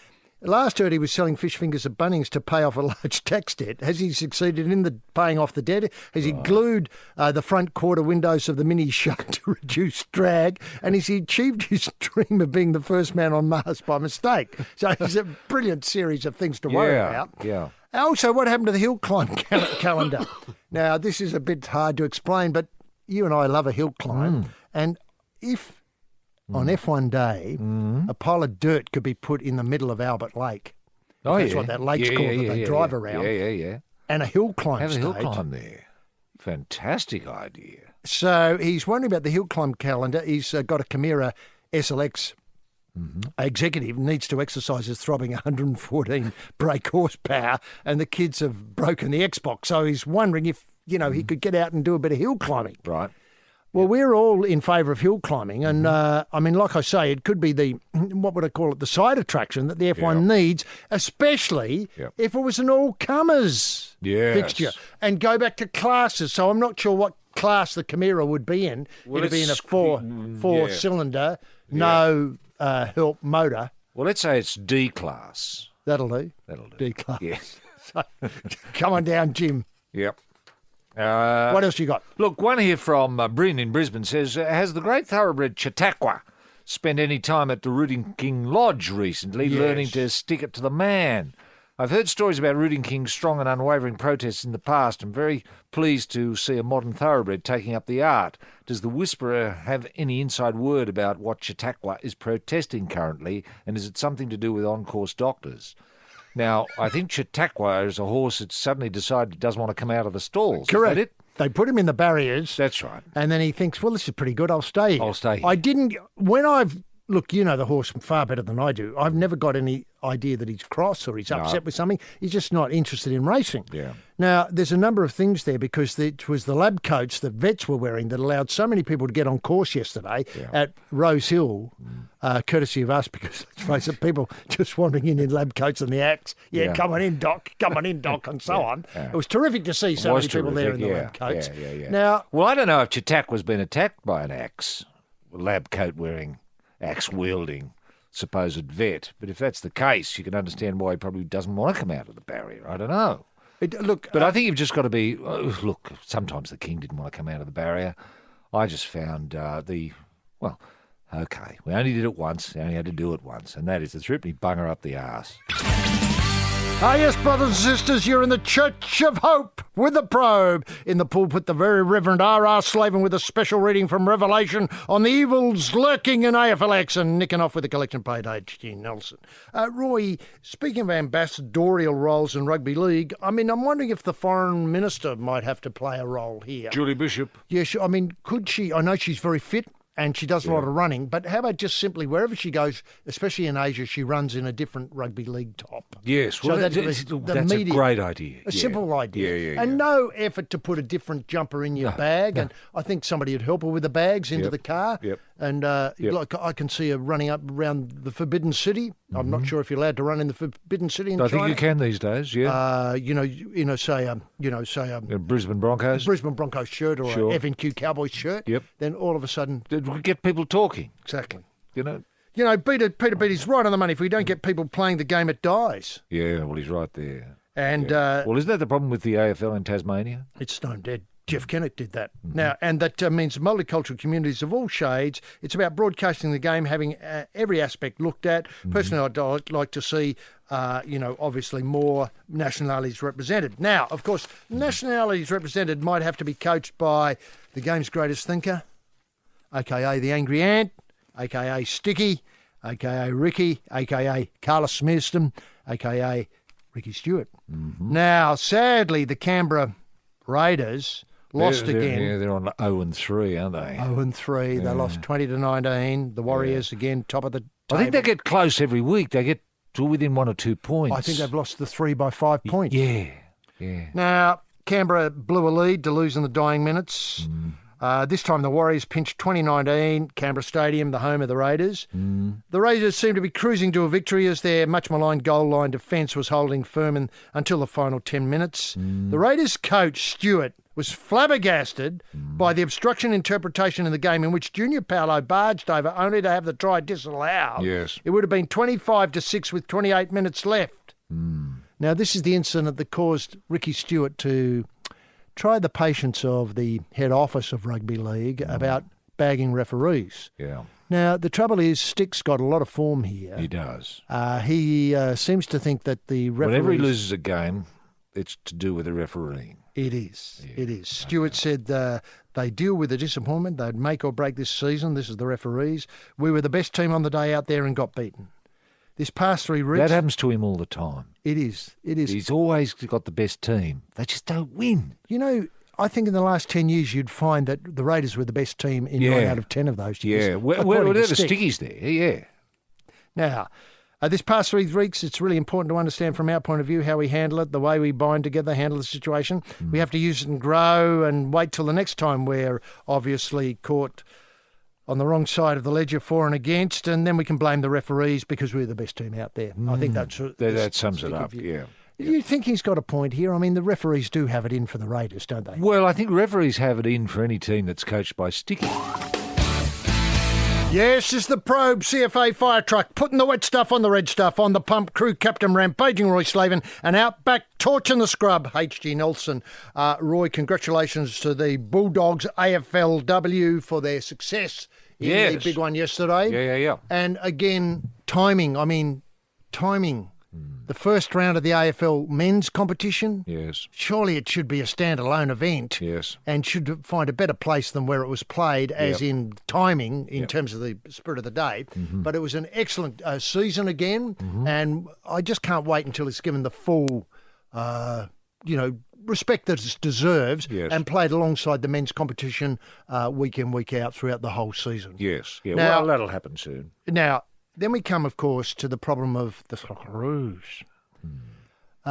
Thank goodness things erupted in South Africa overnight. If you've just Otherwise, joined us, we'd be talking Socceroos. we would. Now, Michael Lynch for the Fairfax paper, he's not a person who goes overboard about things. He's very measured in his comments. Yes.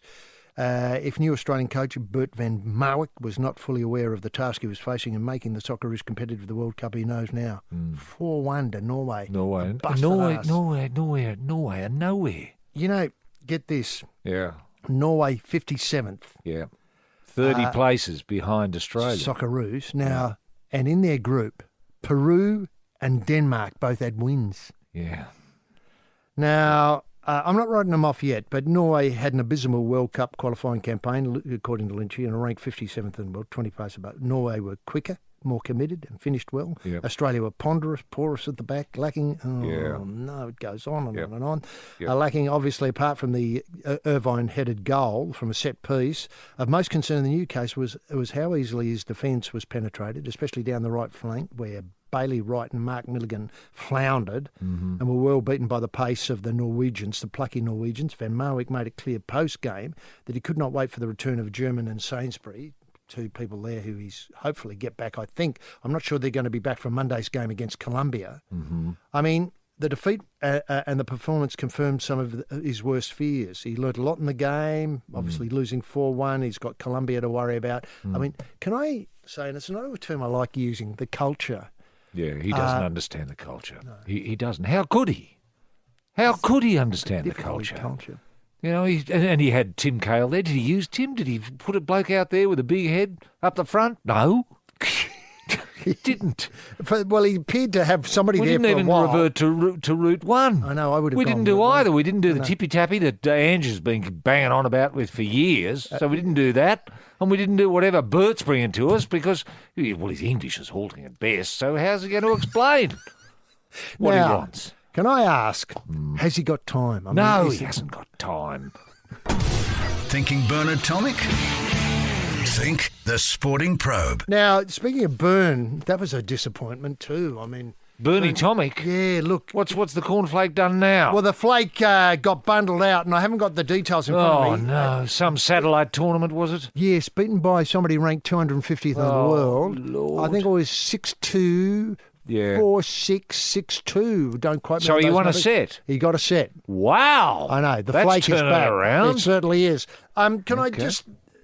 is it time? I mean, he had that golden run through the Australian Open, where I think he bowed out in the first round. Then he got in the jungle, as in I'm a Celebrity. I'm a Celebrity. Yeah, he was great in that. He was great. Excellent. Oh, I had him tagged as a winner. So did I. Obviously, I covered my bet with the eventual winner, but I had him down as a possible winner. Yeah. The odds were too good to refuse. Yeah. And now already he's back. And he really opened up, didn't he? He opened up so much. And then there was the party on the Gold Coast. I think there was where people had to go to hospital. And then there was the real estate he bought on the Gold Coast, which was great. Everything. That's great. That's all still there. Yep. And now he's back on tennis. I mean, does he need to find something else to do with his time? He does. He needs to be... Someone's got to step in and say, Bernard, would you like to be an ambassador? If it smells and it's sport, it's a call for the Sporting Probe. Now, going back to the rugby league and Asian issue, where I think the game has to now realise that Australia is too small. Yes, it is. For where it's going. Yeah. One thing that worries me is people know rugby league in certain parts of the world, and I don't mean Thailand, I don't mean Philippines, I just mean generally, from the efforts of Matthew Lodge. Because let's face it, that was a remarkable series of incidents in New York, and feel as though they have to behave like Matthew Lodge to get a start. Yep. In other words, that the path to rugby league success is by being really silly. Through outrage. And then redemption. Yep. A lot of people don't want to do that.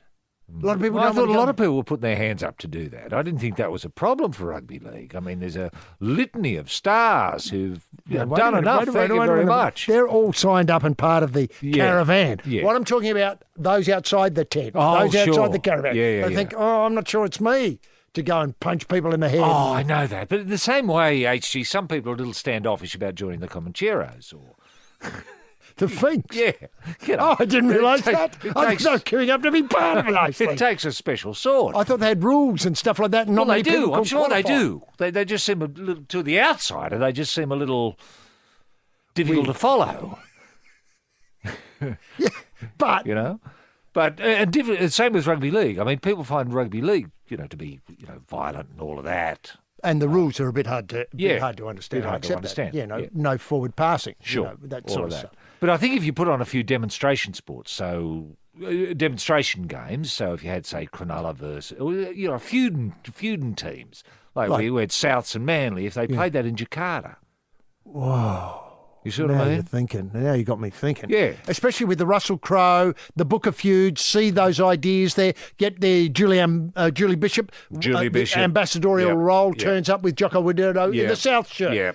Sadly, that opportunity was lost. I know, I understand that, but there's going to be chances before this match happens in Jakarta. I mean, I think we should be pro rabbits and the human face of bowel cancer playing in Jakarta. Yep. That'd be a talking point right there. Well, it would. What's a rabbit and what's bowel cancer, sort of thing. And all of a sudden you've got the shirts and the ambassador. Yes. And all. It's starting to fit together. It's a very tight fit. Yeah. Now, in a perfect world, it would have been wonderful, as had we bounced off last week. I know. Next week. Yeah. Or this week. Yeah. Imagine that. That's the way to do it. ASEAN, followed by rugby league. Yes. And then maybe the PM could say, and by the way, this weekend in Jakarta, that's right, we're sending up Manly and the Sea Eagles, to put on a demonstration game for you in Jakarta. And then it'd be fantastic to have Jocko Widodo there with his Cronulla Sharks shirt. It's going to be fantastic. And, of course, the other thing is to... And then you go next week, you have one in Malaysia. I know. And then plug in a charity for this thing that goes around. I mean, it sort of makes common sense. And just to get a bit of spirit and hope going. Yeah. Anyway, that's all for another week because, sadly, Roy, we've had to pack up stumps and, move on, pack the card table away, back in the ute, and off we go to the next venue. On behalf of the man with a job for life and Felix on the buttons there, yourself, Roy, thanks very much. See you next week. After 30 years as an investigative reporter and crime author, I thought I'd seen and heard it all. Then I uncovered the story of a lifetime. Hi, I'm Adam Shand. If you're into true crime, you can't miss my podcast series, The Trials of the Vampire. Listen now to this true tale of murder, corruption and more from the ganglands of Melbourne. Download the app, listen at podcast1.com.au and on iTunes. Podcast One. No matter what you're into, there's one for everyone. Podcast One.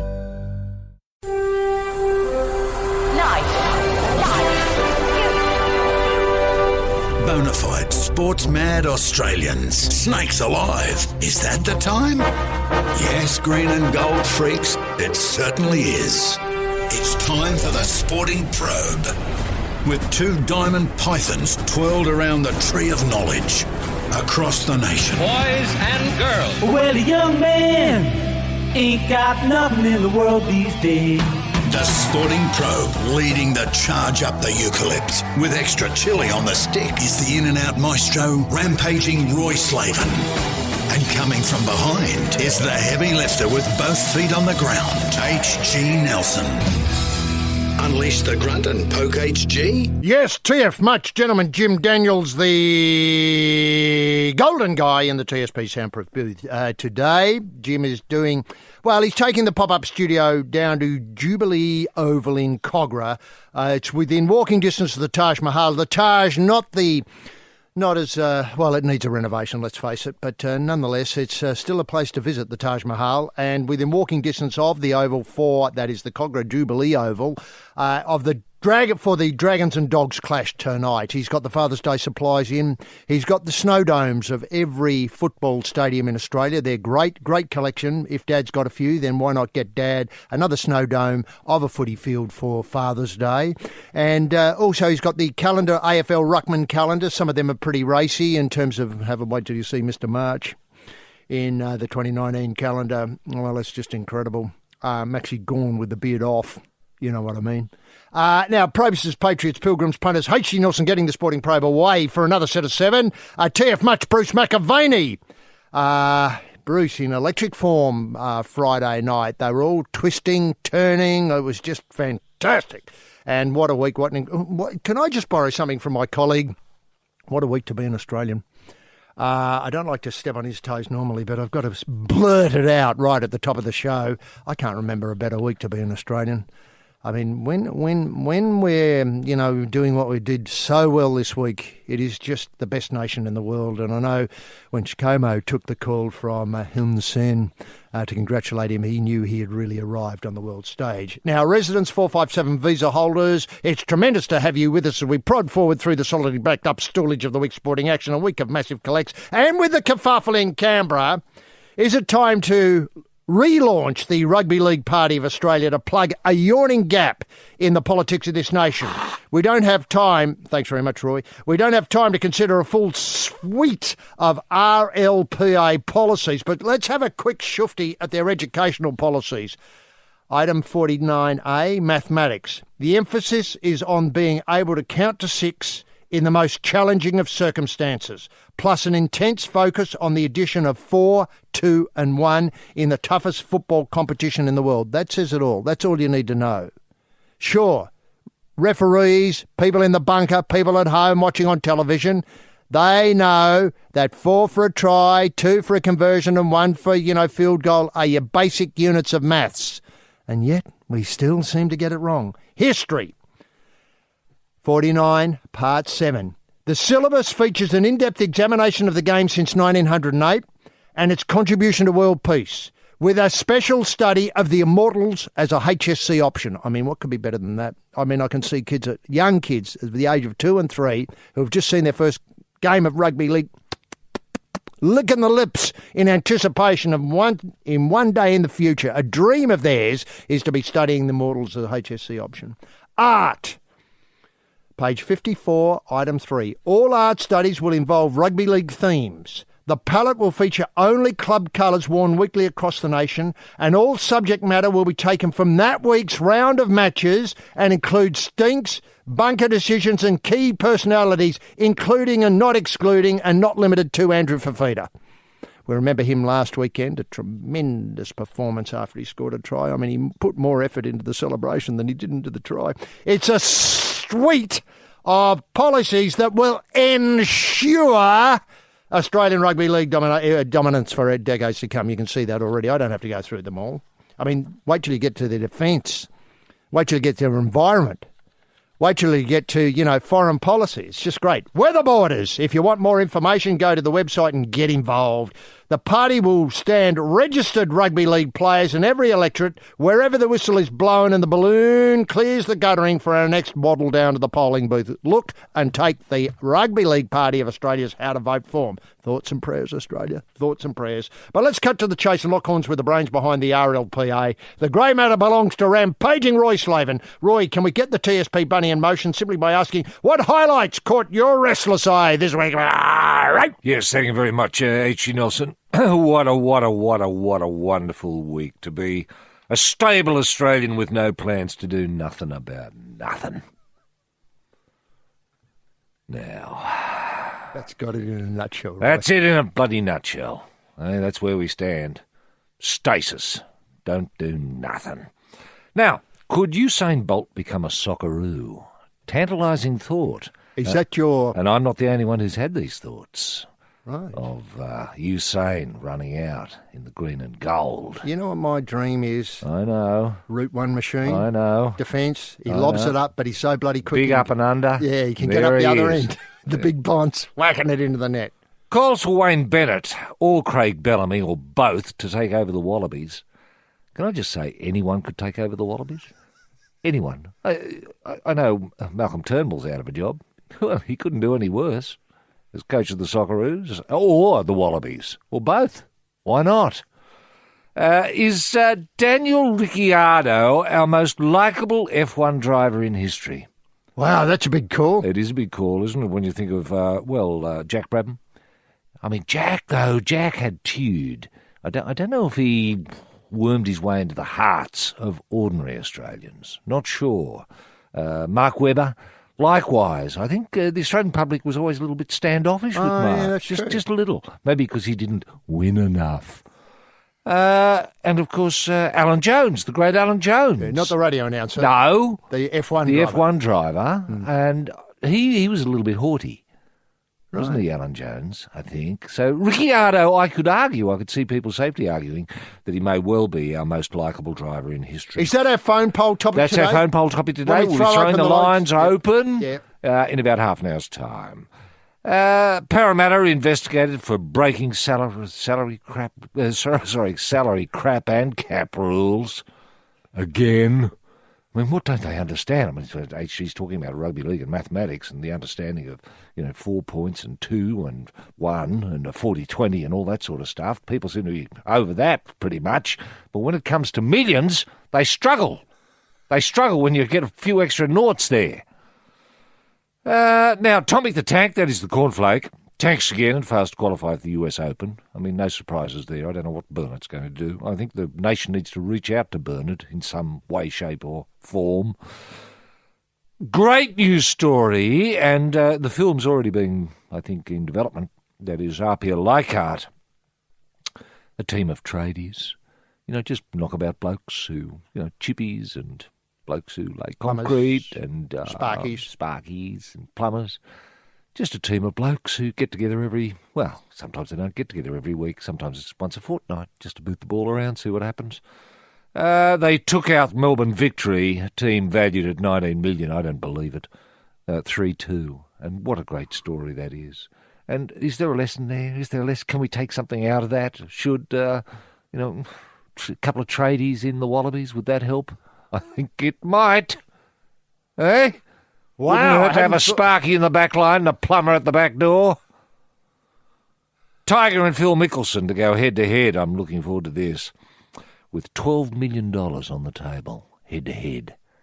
I think that's coming up very soon. And as a result of the excitement generated by this one-on-one tournament is talk of Adam Scott and Jason Day going head-to-head. For how much? No talk of any money on the table at this stage. No surprises there. Make of that what you will. Ah, yes, this is the Probe, House of Curry, fiddling about with the pestle and mortar, and the extra hot chili is the Space King, rampaging Roy Slaven, and whipping up a lively marinade of lard, ghee, butter and margarine. It's the Rogan Josh, H.G. Nelson.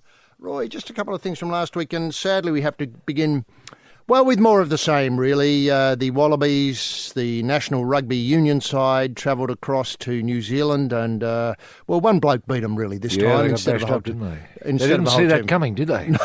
No, 4 tries from one player. Yeah. Now, look, can I just set this in context? I've been told, and I haven't been to New Zealand, I know you have and travelled extensively in both, the North and South Island, that the goalposts stay up during summer. They do. Do you know what I mean? It tells you a lot, that, doesn't it? It does. It does. It says, what are we interested in here? We're interested in thinking rugby union 24/7, 365 of the year. Yeah. And this is in a time when New Zealand cricket has gone through a golden era. It has too. Remember Daniel Vittori opening the bowling in, the 2020 or the one day? I do. It doesn't seem to trouble the cricketers to have the goalposts there on their cricket fields. It doesn't, no. They accommodate that. And I don't know, there could be something we've got to take out of this, HG.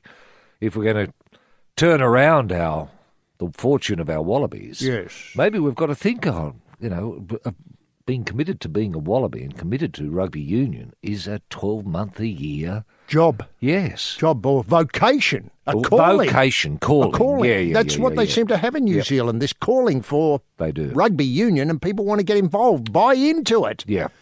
you know, we seem to be all at sea here. And I was disappointed with, some reporting of The Bachelor this week, which had been my hope that rugby union through The Bachelor could attract people. A new generation. A new generation, exactly. Yes, yeah. A new generation.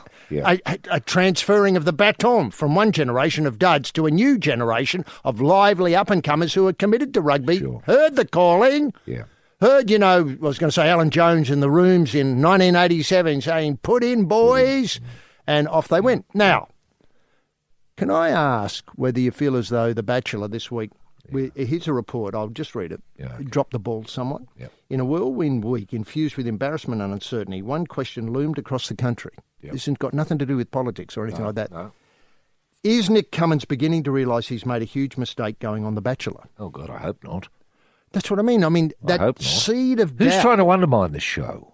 Well, at the moment... As far as I know, it's doing very, very well. Well, at the moment on Thursday, I got 800,000 people. Well, that's a tremendous result. And I saw... That's 800,000 people thinking of rugby in a different way. And the most positive and attractive, meaning I could play rugby and after a while I'd be able to go on The Bachelor. Yes. Now, can I point out that I did see some of The Bachelor this week, and as you'd expect, and I saw a terrific sequence where The Bachelor and a contestant, if I've got the right word there, played foot golf. Oh, isn't that fantastic? That'd be a bit of fun. It was terrific, and they drove the buggy around. Did it bond them at all? It bonded them incredibly. Yes. They went for a swim in the pool afterwards. Did they really? Bonding. Did they sit down on a couch together and maybe move a little closer to each other? Was there any sense of chemistry? That's what I'm going for, chemistry. Because the idea of Bachelor, isn't it that you form chemistry with one particular one and that one is the one you're going to marry? Is that it? I think that's the sort of MacGuffin of the show, is that. But can I point out The Bachelor is very, very professional.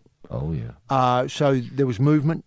I heard he was a little standoffish. Yes, but not. See, people assume that, but that's being professional. He's close but standoffish at the same time. He doesn't want to flag where he's going emotionally too early. Do you think he'd be more comfortable without the cameras there? I often think that. I often think the observation of the moment changes the moment. Every single one of us can have a life of greatness. Join me, Sarah Grimberg, as the world's most inspiring minds explain how. Listen for free to A Life of Greatness at podcast1.com.au or search Apple Podcasts. Podcast One. Yes, this is the Probe Writers Workshop, setting the pace with a true crime fiction epic is Golden Dagger winner rampaging Roy Slaven and knocking out a lewd Norwegian-style potboiler that is already priced to clear is H.G. Nelson. Roy, look, it was a terrific week, speaking of The Bachelor on 10. Yeah. Terrific week of innovative program. Oh, yes, this was 10's week of experimentation. Sandastiario there. Great. Yeah, Kyle was there. Kyle's show got about 400,000, which is terrific. And didn't he look great? He looked, people bag Kyle, as a radio announcer, but as a judge, he was incredible. He looked as though, there's a lot of people ticketed to be judges in this nation, but none of them are as good as Kyle. He just sat there and banged the gavel and did the right things and was just electrifying in some of his judgments. Yes. And he gave judgments, I think, in the public interest, unlike many magistrates we have going around at the moment, HG. Who are letting grubs off. Who won't put grubs away. That's my problem. If someone comes in there dead set grub, doesn't matter how good their beak is, who's defending them, I don't think they should have defence. They should be just put away as grubs. Isn't that what the nation is expecting of magistrates? Why else are they there? Well, the thing is... Remember how magistrates were in the early days of the colony? Remember the Bent brothers? They really knew how to put people away. Well, hang on. Alice and Geoffrey Bent. Yeah, they were grub specialists. They were. They knew a grub just... sometimes you didn't even have to bring them into court. They just knew. They had a waft as they came in out of the horse-drawn carriage. That's it. Grub, in you go. In you go. Now, leaving all that there, because that's the future of television, these weird shows, and I didn't have a chance to see, Rovey last night. I understand it was brilliant. Up against the Wallabies, of course, or it might have been later than the Wallabies. Right. But, look, I've just got to say... Wallabies started early, though, I think. They did, that's what I mean. Yeah. After the Wallabies. What a lead-in, having the Wallabies lose 40-12 or whatever it was, and then he had to come on after that. And no help from the Bachelor. If he'd crossed into the Bachelor pad, Nick, how you going? People are criticising you. Wallabies, how'd you see it? All that sort of stuff. It would be beautiful. Now, speaking of television... I assume Bachelor's finished filming, HG. It'd all be in the can, wouldn't it? I think they could mock up, the set again for a night one-night crossing. Special, yeah. Great publicity. Great, both networks. Is the marriage going to be telecast? I think so. Good. I don't know whether we've thought that through yet in terms of television, where it's going to go, because that would be live. Mm-hmm. Oh, live! The marriage is going to be live. Well, it's got to be. So it'll be Nick with whoever. Mosaics. Yeah. And off they go. Cans tied behind the the hire car. And do you think maybe the foot golf girl might be the one? No, I don't. Oh, I don't want to look. Punters, for God's sake, don't take anything I say about this show as gospel, for God's sake. You'd be mad. Okay, but did she enjoy herself? Loved it. Every minute of it. Good. Foot golf. Did he make her feel comfortable and relaxed? Pretty sure, pretty sure. What was great about it was she seemed to have no trouble mastering the rules of foot golf. Okay. He had a bit of trouble. Oh, did he? He seemed to have to refer to the rule book every so often. All right. But he could drive the buggy. Yeah. And did he say things like, I'm as good as a dingo and a dunny? Sort of stuff? I think he moved on to the one that we left you with last week, nervous as a goose in a doona factory. All right. Okay, good. Now, look, can I point out that this, still with television, but we've got to give publicity. This tremendous weekend that's coming on 27th of October, the Haymate thing, the concert for farmers. Yes. Look, it's getting to be where I believe that we need to expand it and have a weekend. Yes. Everybody wants to be involved. Yep. We've got, lately added to the bill is the Veronicas. Yes. In Excess are playing. Well, a form of In Excess are playing. Yeah. Adam Harvey, the Nat Conway. I know, obviously, Daryl Braithwaite's in. Johnny Farnham obviously led the whole thing off. He has. But by the time you get all the people who want to be involved, who deserve I know. to be. Well, I know. Look, Tom Jones wants to come. Is Tom Jones the Delilah man? Yeah, the Delilah man. It's not unusual. That bloke. He's prepared to come. As far as I know, he is. Sir Elton John wants to get involved with some sort of international link-up. Right. Using the internet. Well, maybe. yeah. So you could have it I on your suppose. phone and he'd be there and the band would be... Do you remember Live Aid each year? I do. It was, Phil Collins might have famously flown from London to the United States to be in the same concert. Oh, correct. Well done. Well, he's in Australia at the moment, I think. Is he Phil interested? Collins. So Phil Collins may well be interested in plugging in. Wouldn't that be great? I know Pink's here. She loves farming. Pink would do it at the drop of a hat. So has anyone approached Pink? No, and Phil Collins. It's just madness. And Sir Elton John, get him up on the stick. Is this the new generation? Canberra, I know they had a big thing about drought. Yeah. That was his first job. Did he talk? Who's going to be on the lineup? How it's going to work? I haven't heard the a national word holiday from the for Prime drought? Minister about what's happening with the concert for drought. Not a word. Now, I thought that would have been the first point of agenda. Can I ask? Ladies and gentlemen, go the Sharkies. Yeah, that's great. Yeah, we got that guess what? Drought. Sir Elton John, I know. Phil Collins, Pink are joining And In Excess and the Veronicas. Can I just put another word or two words into the mix? Well, I just one is enough. Bublé. Is Michael Bublé going to get in? Well, he's coming out to 5th. do the... And imagine a 2-for-1 ticketing arrangement. You get Yeah, your ticket, yeah, the bubbles at, shutting down the Grand Old Girl miniature size. Sure. And then you get your other one tacked onto it to go to the 2 days. Has anyone reached out to Kanye West? Because nobody knows farming and drought like Kanye. Yes, this is the Probe House of Exotic Broadloom, checking the weave on a couple of nudes, and in the Tree of Life creation is the Carpet Whiz, rampaging Roy Slaven and fleecing the clueless tourists with some lively hall runner fakes is H.G. Nelson. Now, Roy, look, a couple of things worry me about the where rugby league is going at the moment, and one of them I've let sit for a while because I wanted the temperature in the community to simmer down a bit. Yeah. It was getting a bit inflated, and this concerns the problems that Gus Gould, people say Ricky Stewart's the game's greatest thinker. Well, that may be the case, but not far behind him is Gus Gould. Yeah. I can barely get a struck match between them. Yeah. He fired his coach because he's in charge of the Penrith Panthers, and there was a lot of chat that they wanted the Wests Tigers coach, the joint venture coach, Cleary, to come across to the foot of the mountains, where he knows where the streets are and the lie of the land and can find the... Because he's been there before and Gus sacked him some years ago. Correct. Yeah, okay. Now, Channel 9 faces... It's got a revolving door feel about it, doesn't certainly it? has out at the foot of the mountain. And, you know the dabs of one Phil Gould are all over it. Yeah. Anyway, Channel 9 faces a dilemma over Gould, P full stops commentary position at West Tigers games for the remainder of the season because of a furious outrage over his attempt. Now, they're broadcasting the West Tigers round 24 match against Manly at Campbelltown, etc. Now, are we saying that the Tigers people, the joint franchise people, the West Tigers people, and let's face it... You don't want to meddle with them. Thanks. You don't want to disappoint them. You don't want to outrage them. No. I think Gus is he's on pretty thin ice in this regard, HG, because if they turn on you, it becomes impossible.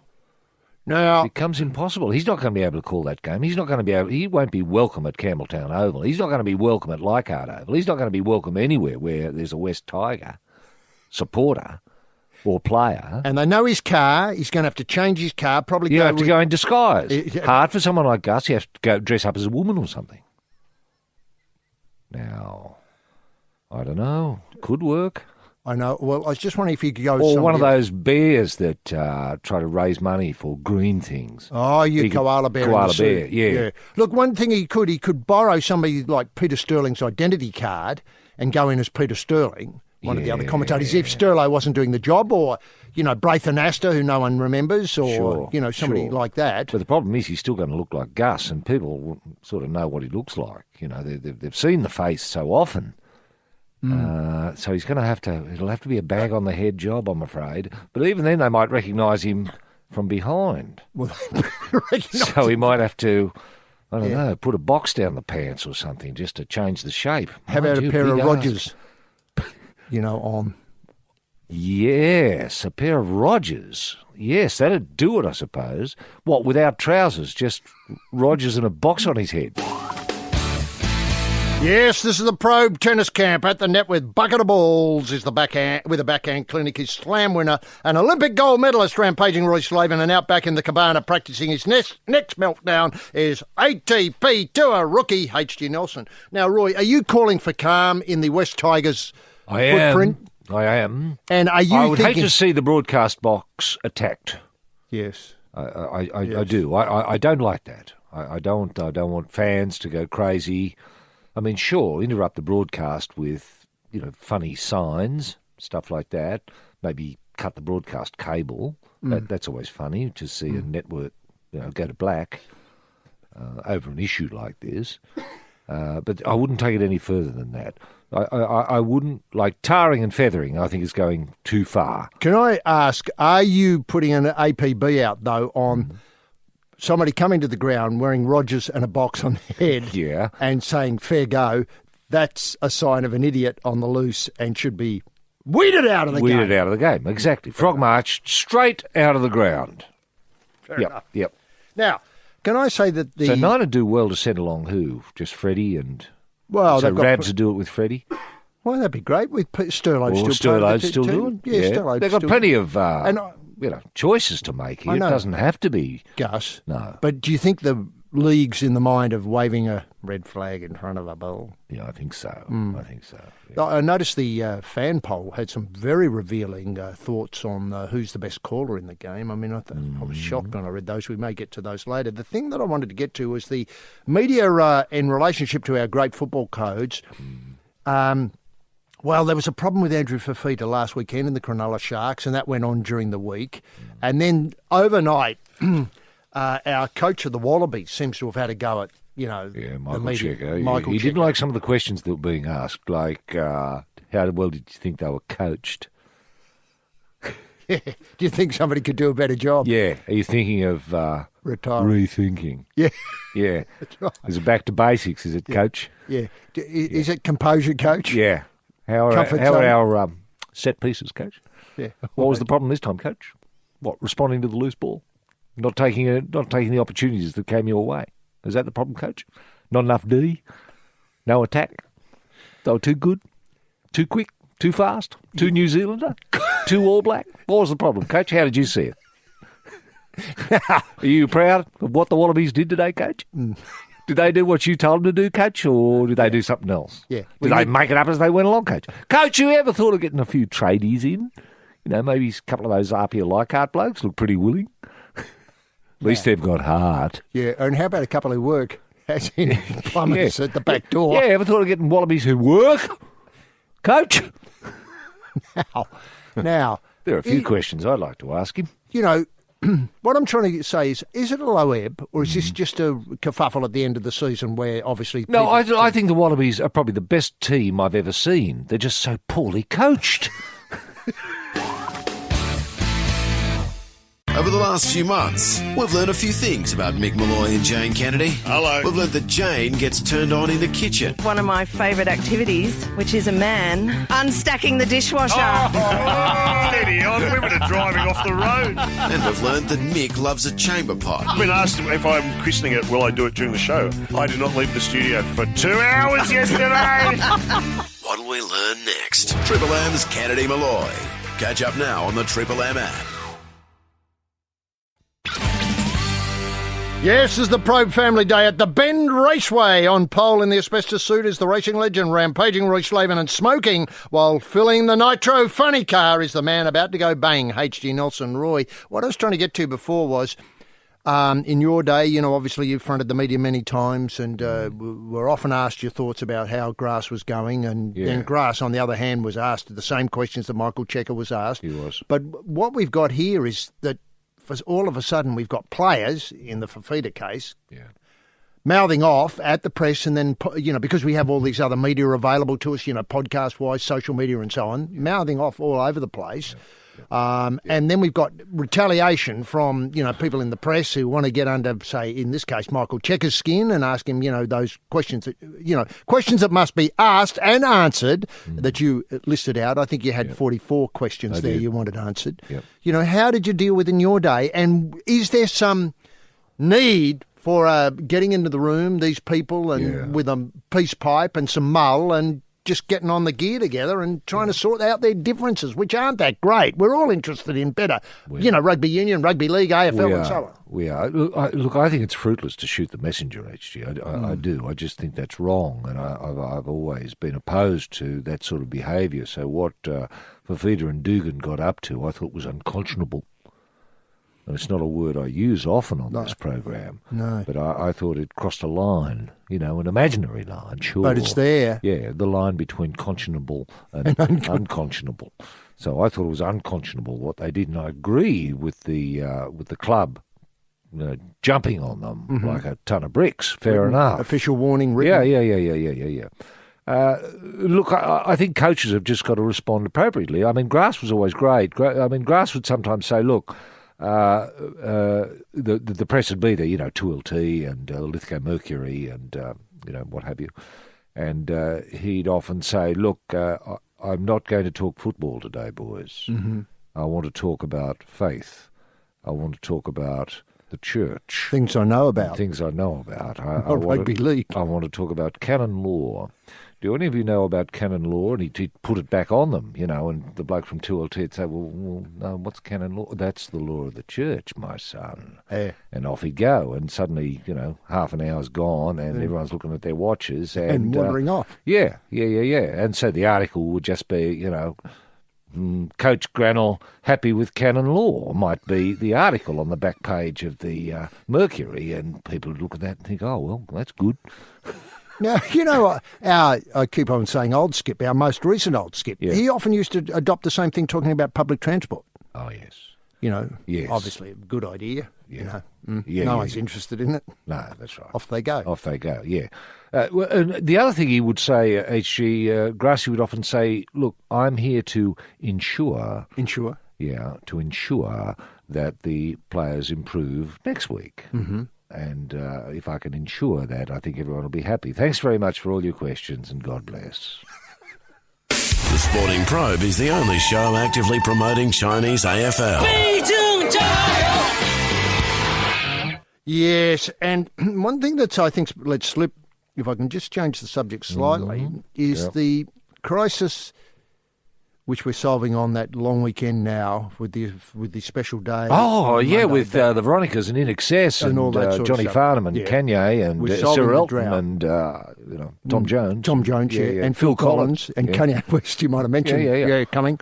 It's going to be great. It'll take a long time. I'm just glad the new Prime Minister has announced a public holiday on the Has he Monday, really already? Monday. That's right. Both days? What, just the Monday? So it's a long Saturday. weekend now, is it? Long weekend. Saturday, Sunday, Monday. It's a 3-day event. It's sort of like a Sunbury for those who can remember the old days when people used to gather in a muddy field outside Melbourne and listen for hours to Billy Thorpe and the Aztecs. Oh, yeah. And then when they were finished, Billy Thorpe and the Aztecs had come out again. Sure. And is it like 24 hours HG? Is it going to be... I don't think the local residents will tolerate that. They might have to stop about 2:30 in the morning and Well, start hang on. up Isn't the again at concert 6. being held out in the bush? Like, who cares? I don't know. Who cares about one or two local residents? There aren't going to be many. Now, I think for people heading up that way to get a good camping site, it's at Scully Park. Now, people listening will know where this is. I'm a bit vague on it. Yeah, where Scully Park is. But anyway, it's Scully Park, and I'm not sure how many people I can have in there because I'm expecting upwards of 300,000. At least. Well, I mean, if Kanye and Phil Collins Tom are going to do a duet. They're doing a duet. Wow. Yeah. Something they're going to write dedicated to, I think it's going to be called something like Rain Dance. Rain Dance to the tune of Eagle Rock, so as everybody can see it. Maybe. Now, the reason why I'm stressing this is that Peter V'landys, the boss of racing in New South Wales, he says it's in Australian DNA to help someone when they're down. Accordingly, we have a scheme to have money available when natural catastrophes occur. The drought is one of these events, so we'll do our best to assist our participants. This is obviously people involved in racing are most affected. V'landys said the fund was not set up because horses were suffering, but to assist trainers who would go without themselves rather than allow their horses to suffer. That's a grim statement, isn't it? Gee, that often happens, doesn't it? I mean... A trainer have you ever had to go without will because refuse to eat hay and leave all the hay for the horse? Is that what's suggested? I think that's what won't touch the salt lick. Is that what you're getting at? The demands are relentless. A horse drinks more than 20 litres of water a day. No wonder we're in drought. How many horses have we got out in the bush? Oh, hundreds of thousands. And what about the wild brumbies? What about the wild brumbies going, in the snowy in Kosciuszko National Park? How much water are they drinking? 20 litres each. 20 litres each. And there's 500,000 of them. That's a hell of a lot of water. How's bloody... How many swimming Murray pools is Hydro that? 2.0 or what the bloody hell? Snowy 2.0 going to work? What, it's going to be lugged up by horses? Get them to drink, take them up and get them to vomit at the top of the hill? Yep, you're with the Probe, and it's the Love Probe Revolution for 2018 with Roy Slaven and H.D. Nelson. Now, we need to do this now, Roy, because it will take some time to unpack. But people do like to get in touch with us over the years, and they can do so by just simply going to royandhg@thesportingprobe.com.au. That's royandhg@thesportingprobe.com.au. And it neatly introduces a big topic that we've had simmering for some time, and it concerns the Bend Paceway, and our motoring correspondents have been in touch, Roy. That's true, HG. Remember, I think Van Ginsberg won the first Tatum Bend shootout yesterday. That would have been race 22, I think, and it's race 23 today. Yes, you'll be able to see the Bend in all its glory later today across the nation. Janet's been in touch, HG, and Janet says, as the Bend motoring correspondent for the Sporting Probe, I almost projectile vomited when I heard you give the Murray Bridge Council the benefit of the doubt for the go-ahead of the Bend Motorsport Park last week. We did that, and we unreservedly apologise for that. We were uninformed. It was very bad going on air with that lack of knowledge of who the local council and the Taylor Bend. Unprofessional. Completely unprofessional, Roy. She says, not unlike Sydney and Melbourne, Taylor Bend and Murray Bridge have a long-standing rivalry. In short, we hate their patronising guts. Wow. There is no joy greater than beating them at any sporting event. Although we are on the mighty Murray, we have a different council, who I will not name due to the fact that they've not sealed the road that runs off my mother's street. Well, we're happy to name that council here today. We are, although she's lived there for over 50 years, so they can go and get stuffed. The current sporting infrastructure from the visionaries, as you call them, at Murray Bridge include a dish lickers track, which is currently under construction. An industry we all know will soon be redundant for issues already explored on the Probe. Not far from this lunacy is, wait for it, the Speedway. That said, on behalf of the people of Tailem Bend, we thank you for your well wishes for this momentous supercar occasion. Now, the Tailem Bend is now under the district of the Coorong District Council. Correct. Now, the Coorong's a fair way away. It's a fair way south of Tailem Bend. It's yeah. obviously down towards the mouth of the Murray, It which is is at Bulwer, and then which has got to be, graded to keep open all the time because it's closing up all the time. Now, the Coorong District Council must be a huge council, one of the biggest in Australia. Well, I can't give you numbers like that, but let me say, when this news broke a little while ago that Tailem Bend was going to become the focus and the epicentre of motorsport in Australia, the Coorong Council's mayor at the time, I'm not sure whether Neville's still in the job, Neville Jench. Oh, Neville Jench, yeah. What's he like as a mayor? Terrific bloke. Right. Oh, well, he never gets to Tailem Bend. He's always hanging around the Coorong, overseeing the opening up of the bloody... Yeah, the mouth of the Mouth Murray. of the Murray, yeah. Now, he said development was driving investment in local road upgrades, new businesses and accommodation. Local road upgrades? Well, what about bloody Janet Mother's street that hasn't been upgraded? She's been there for 50 years asking for a bit of tar to be put on her road. Is that too much to ask? Now, I tell you what, HG, I approached, on behalf of the Probe, the Premier of South Australia, Stephen Marshall, if he would appear on the program to talk about Tailem Bend issues. I was keeping a bit of powder dry. I wasn't going to talk about the tar. I was going to wait till we got him on here to nail him on it. And I asked if Stephen Knoll, or Stephen Knoll, I want to say, who's the Transport and Infrastructure, Housing and Urban Development, City of Adelaide and Local Government Minister, asked him to come on the program. Can I just say, not a response? A grub act on behalf of Stephen Knoll. Now, I don't know if the bloke's a grub or not, but it's not looking good, is it? I tell you, it's not looking good. All we can do is approach on behalf of the people and say, all right, all we want's a bit of tar. I mean, I haven't spoken to Janet about how much tar's involved and how we're going to get tar from the nearest, probably Murray Bridge. We'd have to get the tar from there and take it to Tailem Bend. Well, steady there. I know they hate each other's guts. I know that, but I can't see any other way. I can't see it coming up by barge up the Murray from the Coorong. I can't see that working. But anyway, these are the sort of questions we want this grub Knoll to answer if he had the guts to come on the program and let us know what his thinking is. Because I can tell you, HG, I've done a hell of a lot of research about it. There's no comment. He's made no comment. No comment at all about Janet's mum.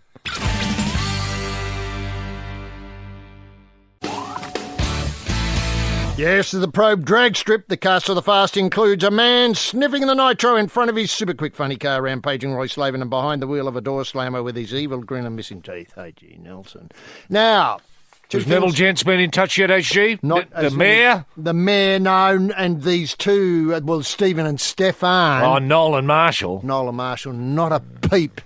Now, two things I'd like to discuss about the Bend complex. As you know, you and I are very big fans of a hill climb. Yeah. The simple event where you drive a car up a hill. Yep. First up at the top, quickest time wins. Yeah. Very simple, elegant. Yeah, kids love it. Kids love it because they can understand it from about the age of 2. Yeah. Dad, will our Valiant get up there, etc. That's right. Mm-hmm. Will our Mitsubishi Pajero be any good, Dad? Anyway, this is a flat area. It's completely flat.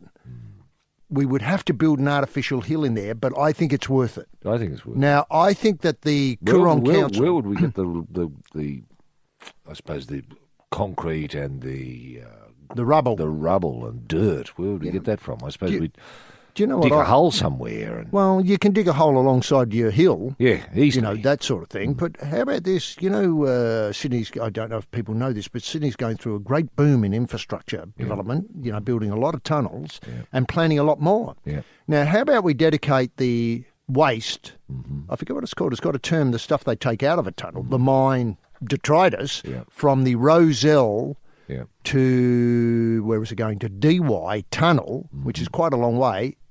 We freight that to the Tailem Bend track and build our hill for the hill climb out of that. What a terrific idea. Would they be taken, would it go by rail or B doubles, HG? B doubles probably. Well, I hadn't thought of rail myself, but now that you think about it, what a great boon to... Would we need to put a special I think we'd have to lay a bit of track to get it in there. Yeah. And we can, it's flat. It would be easy to lay the track. It's not as though, we're building it through suburb or anything. Largely, we're building it through open space. Yeah. Largely across the Hay Plain. That'd be the Hay Plain. And then obviously through the Lamaroo-Pinaroo area of, South Australia, and then bang straight in and dump it. Sure. Now, we'd have to shore up the side, so that's where you're concreting and, superstructure. But technology... And steel pylons. Steel pylons, that's right, to hold it there. Bashed in, yeah. How high would you like it to be? Well, you'd have to think it'd have to be at least 500 or 600 metres, wouldn't it, high? Yeah. I was just wondering if you could build it high enough to catch some snow so South Australia could have its own Winter Olympic. Okay, where's the snow line? How high? I got no idea. You've got to go up over 600, 700 metres, I think. Metres. So that's not too bad. You're close to it. Okay. Well if we've got there 600, there's no reason why we couldn't go to 700. Push on. Because, this West Connects in Sydney, there's a hell of a lot of stuff coming out that's got to go somewhere. And the thing that I get cross with I get cross with state governments generally, the lack of vision, they're going to dump it, all of that stuff, onto when they do the Rozelle Tunnel, on golf courses. Golf courses! Oh, no. Do you know what I mean? I mean, where's Adam Day and, sorry, I've got the wrong, Jason Day and Adam Scott. Sure. Aaron Baddeley, where are they going to practice? Yeah. They're just filling up golf courses with rubbish. Yeah. Anyway. Coordinating this, actually, would need a federal minister for infrastructure. Well, exactly. And that's a vacant... I know. There's no one there at the moment. Nobody's home. But is that something Morrison should be looking at? Is that this new Liberal team going to be doing that sort of work, like getting the infrastructure minister looking at these projects that people are crying out for? Both solving the problem in Sydney and creating something. It takes someone who's the Commonwealth perspective to say, all right, we need a big hill here, which means a lot of dirt, and we're building tunnels there, shifting a lot of dirt. Duh. Yep, it's the Probe Centre for Climate Science dipping another frog into near-boiling water. The Prof rampaging Roy Slaven, and down in the basement stoking the furnace with briquettes, the coal man, H.G. Nelson. Now, going back to this disturbing news from the motorsport correspondent in Tailem Bend, is the idea the Murray Bridge Council is building a dog track nearby.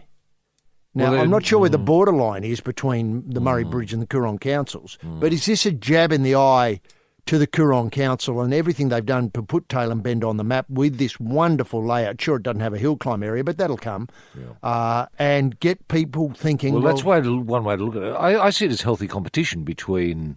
dogs and cars. Between shires.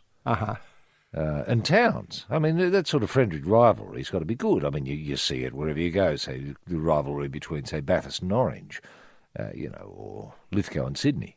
How about we have a council of origin? Yes. Go back to that rivalry between Lithgow and Sydney? Oh, yeah. I mean, that's been going on since the Hoskins brothers, punched out the first load of iron ore all those years ago, the turn of last century. Right. Because Sydney wasn't doing iron ore, but Lithgow was. Yeah, it was completely oblivious. Yeah. And, of course, you've got that zigzag railway. That's right. Sydney have been desperate. Well, I can tell you now, this is a fact. The Mayor of Sydney has never spoken to the Mayor of Lithgow since 1904. Before they invented rugby league? Yeah. Was rugby league the cause of the... I don't think so. No. I think it was to do with, development, iron ore, and zigzag railway. Coal and zigzag railway. It was all Lithgow, and Sydney got nothing. Yeah. Anyway. Yeah, back to the story. Yeah. Look, can I seed an idea here? And I know I asked the people of the Coorong area and the council area, and, of course, the Murray Bridge Council area, dog v car races. Well... Now, obviously, the greyhound industry is going through a golden era. Yeah. Sure, that there's a lot of downsides to the dog racing industry, which we don't want to talk about here. But the $1 billion race, which the state government in New South Wales... Well, the New South Wales has gone one further, HG. They've committed to a greyhound centre of excellence at Goulburn. At Goulburn? At Goulburn, yeah. Now, what would this Greyhound Centre of Excellence? You'd have one of those treadmill machines the dogs are trained on. Have to. And you'd have... plenty of television sets for dogs to watch their favourite shows, I suppose. Dog psychologists. To get the best out of a dog. Yes. Breeding programs. Yep. PAL, improving PAL and Chumpy or whatever it's called. Yep. Yep. Dry feed versus wet feed. Yep. Lures. Or a combination of both. Lure driving. Vets, specialised vets, what I'd call speed vets. And sports dog scientists.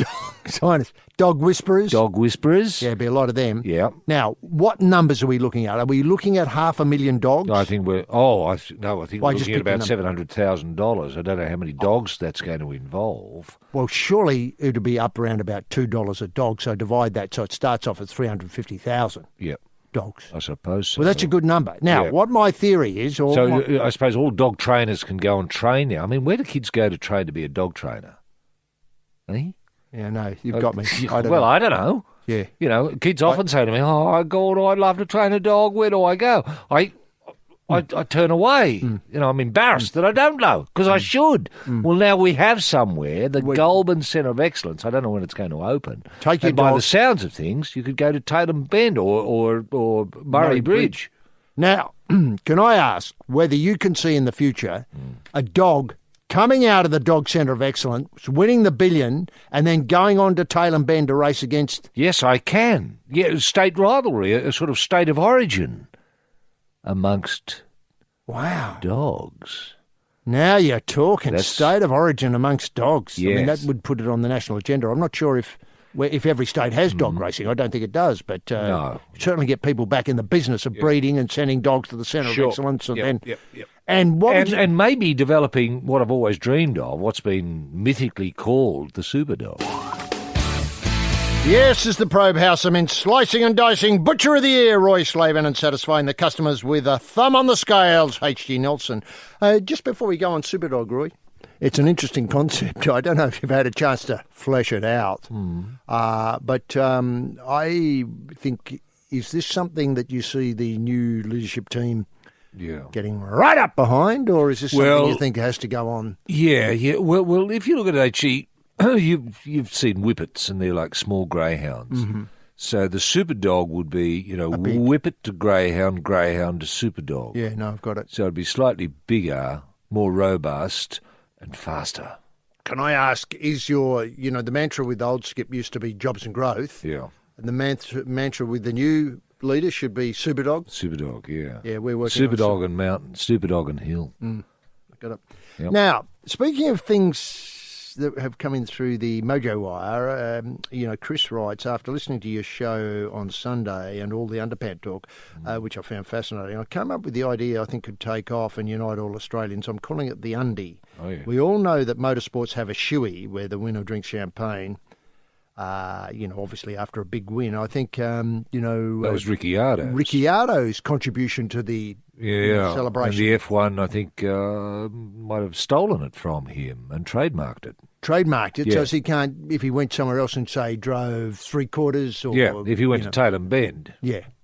Won the supercar, beat Van Gisbergen, for argument's sake, he wouldn't be able to do a shoot. Now, what if the winning rugby league or AFL team were to drink champagne, strain through the underpant?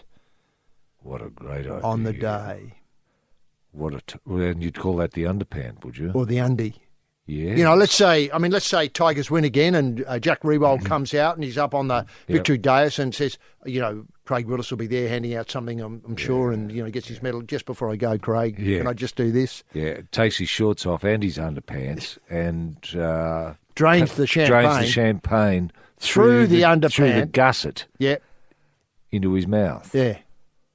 Well, it's an image, it'd be isn't a it? talking point, wouldn't it? Certainly, that's a grand final win. People are going to remember. It certainly aren't is.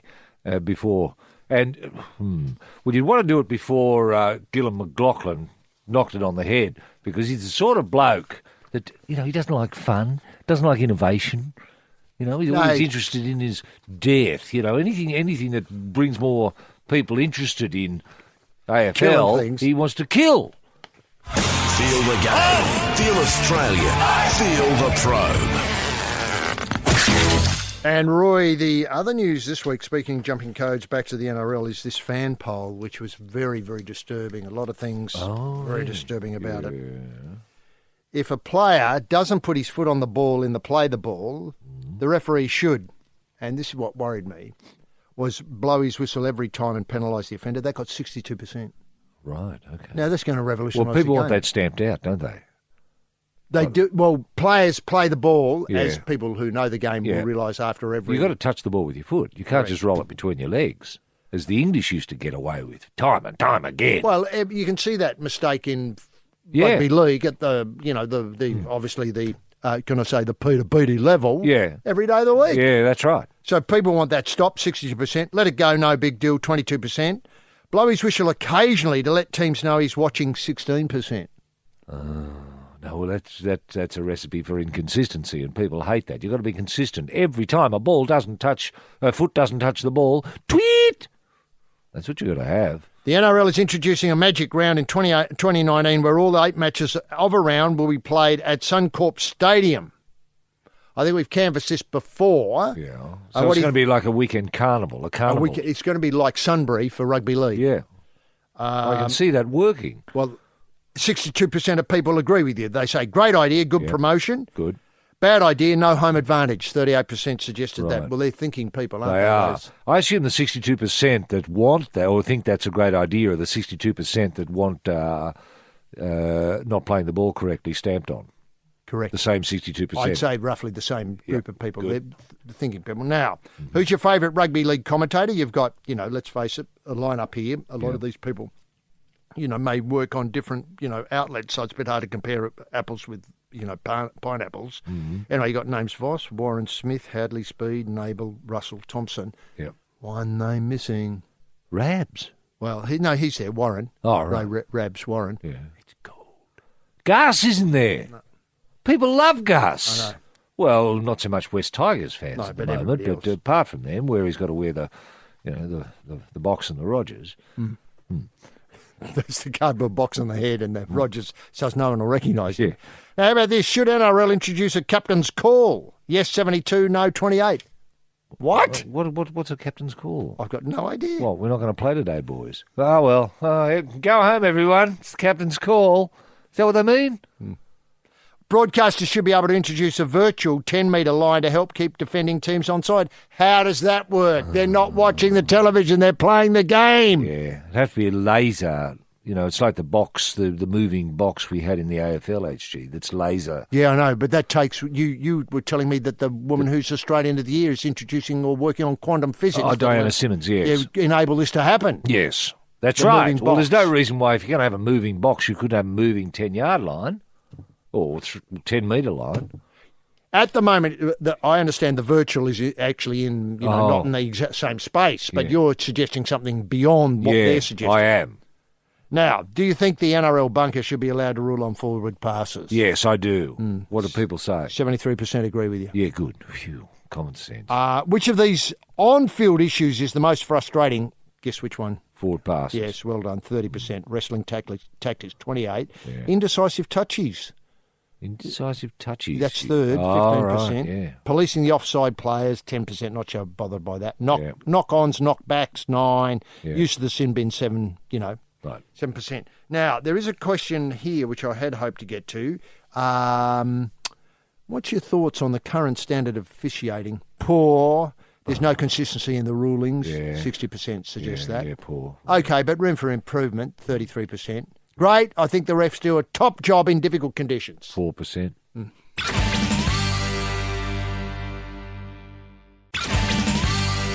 Yes, this is the House of Pain, the Probe Dental Clinic, on the pool with the pliers, Dr. Slaven, and overdosing on the gas, the unpaid intern, H.G. Nelson. Now, just coming back to a couple of things that have been on the desk here for a while, is I noticed, remember a while ago, we broke the story that Channel 9 or Network 9 had snared the tennis from Channel 7, and in return, I forget which chicken and egg happened here, 7 got the cricket, That's both right. the tests and the big bash. It was a neat swap. Neat swap. Yeah. Now, I noticed that cricket on 7 is being buoyed by the scandal that happened with the Sandpaper 3. Meaning that the brain power, the brains in operation at Channel 7 think that a lot of people are going to be tuning in because they're not there. Oh, okay. They're not allowed back to play until that's over. Wow, that's trying to turn a weakness into a strength. I would have thought the other way around. Well, the boss of cricket's free-to-air broadcaster says the ball tampering scandal could enhance the curiosity factor. Ah. Now, heading into this summer's campaign, Whoopsie Warner said he expects cricket to enjoy strong ratings in the first year of the $1.2 billion rights thing. Yeah. Seven's going to televise all tests against India and Sri Lanka on 43 big day. Now, curiosity's my thing here. Yeah. If they played people who we'd never heard of... Yes, then you'd be curious. Yeah. They've got a couple of tradies in who... play for RPA Leichhardt in the off-season. Yeah, something like that. Who have jobs. People who have jobs. We're going into weird territory. Well, it is. If I was Channel 9, if I was Skid Marks, I'd be approaching the Sandpaper 3 to see if they'd be interested in commentating on the tennis on 9. It's brilliant. Because there's your curiosity factor. Real curiosity. I wonder what, Steve Smith thinks about Nick Kyrgios. Well, or Rafa Nadal's underpants. Yeah. Why is his bum so hungry? Exactly. Is he wearing Rogers? So many questions. Now, speaking of centres of excellence, and, rugby league centres of excellence are springing up all over the place. Yeah. I can't believe how many we've got. A little while ago, this is from a couple of months ago, but it's opposite because Stick's team, that is the Canberra Raiders... Who had a big win. Very big win. And they've set themselves up nicely for season 2019. And remember, they won every match except the ones where they were robbed by the referee. Well, that's right. They haven't... every match they've lost this year has been by less than 2 points. Isn't that amazing? It's a hell of a statistic. It is, isn't it? That's 20-odd rounds by 2 points. Southern New South Wales has now scored its own rugby league centre of excellence. Southern New South Wales, it's a big area. Well, where's it is located in Wagga?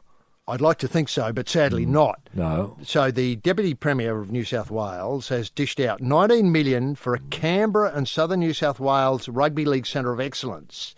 Centre of Excellence at Northbourne Oval in Braddon. Now, that's where the train they're putting up Northbourne Avenue goes past. Yeah, well, that's handy. So that's light rail. You'd be able to get light rail from your outer suburbs straight into the Centre of Excellence. Or the other way around. You might be living in a unit, say, down near Civic and come up. Yep. So it's going to comprise of sports and recreation areas, a grassed oval, playing area, training areas, adjacent viewing areas, not sure what they are. Right. And it will house the Canberra District Rugby League Football Club, the CDRL is going in there, headquarters, and administrative units. Oh, good, yes. The facility is set to benefit thousands of rugby league players, or should I correct that, hundreds of thousands of young rugby league players and fans in both the Southern New South Wales and ACT, providing borderless access to high-level coaching, training and mentoring support, as well as additional NRL competition and trial games in regional New South Wales. So they've thought it through. They have. Now, is there a boarding school, I want to say, associated with an HG? So parents want to send their kids to the Rugby League High School Centre of Excellence. They could send them, say, at the age of maybe 11, get them out of your hair and get them playing rugby league and thinking about rugby league 7 days a week, all year. If they turn through, say, let's call it an artificial barrier, let's just make it up. So once they got to 60 kilos, they could go there, but they might get there by the age of 4. So there you're talking. Yes, okay. Now, everyone from the under sixes, so 4's not that far away. No, it's not. Through to adults will have access to carnivals, clinics and training camps, elite game development opportunities, further benefiting health and welfare. And how often are these carnivals and camps? The camps I like, that's great. The carnivals. I'm hoping every other weekend. Yeah. Now, is Sticky's not a million miles away. Could he be Stick having some input? Well, I suppose so. He'd be doing lectures. Yeah. Today, they'd announced in the Canberra Times. Yes. The scheme of things, obviously Gus Gould couldn't go unless he was incognito, but he'd turn up every so often. I think he's given them information about the Penrith Centre of Excellence and moved down there. And remember, let's not forget, the Penrith Centre of Excellence is in close proximity to the new airport that Sydney's building. Badgerys Creek. Badgerys Creek. You can fly in, and then within 20 minutes be doing a training run. Packing down. Isn't that great? Now, my only problem with the Penrith Centre of Excellence, HG, is it's not really paying dividends, is it? I mean, they're like a rabble out there at the moment. Especially in the coaching staff. The first-grade team, they can't get a coach. They can't hold on to players. They train players up beautifully, magnificently, and the first thing the players want to do is play for some other club.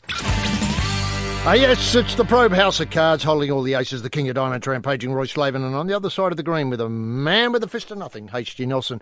Look, just a couple of things to finish up with this week. Yes. I was thrilled when you mentioned we threw open the phone lines on this a couple of hours ago. Yes. Who was our favourite F1 driver? Yes. And you gave out at least 4 names. Brabham, Webber, Jones or Ricciardo. Yeah, that's right. To get the People have gone with conversation Ricciardo, 62%. Wow, you've done the numbers already. Yep. Brabham, 14%. Don't care, 8%. Yeah. Webber, 1%. Jones, 0. Right.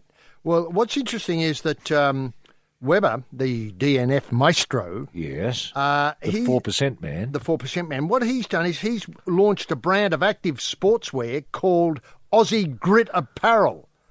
Now... Aussie Grit? Apparel. Now, doesn't sound very comfortable, does it? It doesn't. And he's putting out an underpant range. His own underpants? His own underpants. F1 underpants. Well, Aussie Grit F1 underpants.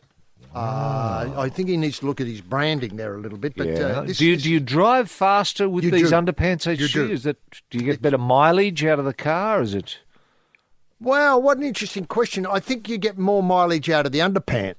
To start with. Okay. Compared with, say, Tradies and the Rogers. Didn't Peter Brock have some sort of weird slug that you put in the car and it was supposed to improve it? Yes, and remember the energy polarizer? That was it. The energy well, there was polarizer. 2 things. It was just as mysterious as the underpant. as the True Grit, bloody Mark Webber True Blue underpant. Correct. Now, then we come to the other mystery of the week is the Chautauqua Run.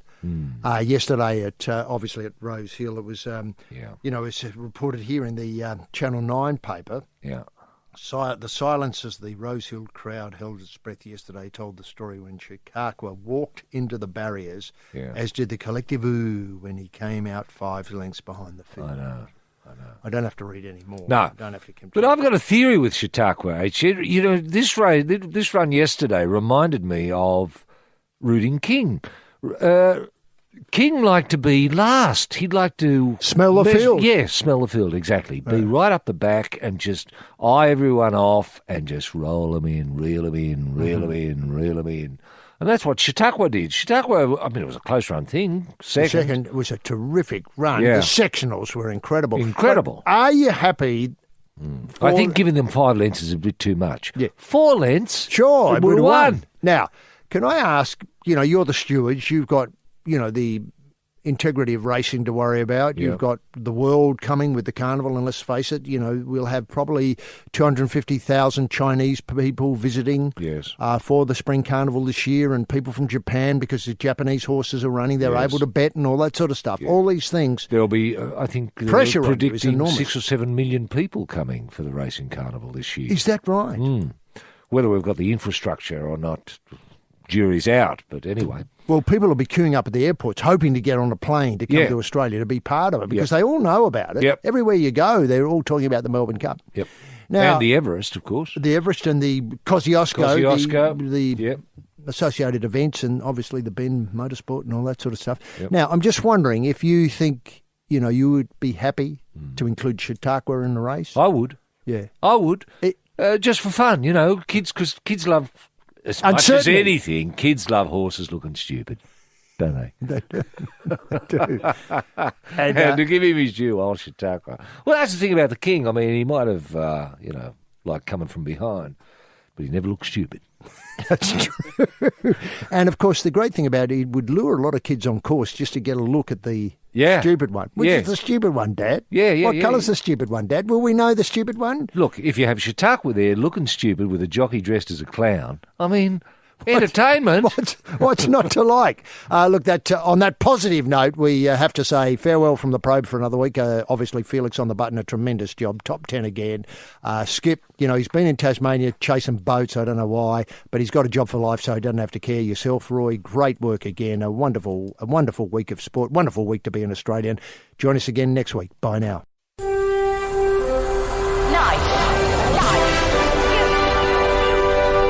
Bonafide sports-mad Australians. Snakes alive. Is that the time? Yes, green and gold freaks, it certainly is. It's time for the Sporting Probe. with 2 diamond pythons twirled around the tree of knowledge across the nation. Boys and girls. Well, a young man ain't got nothing in the world these days. The Sporting Probe leading the charge up the eucalypt. With extra chili on the stick is the in-and-out maestro, rampaging Roy Slaven. And coming from behind is the heavy lifter with both feet on the ground, H.G. Nelson.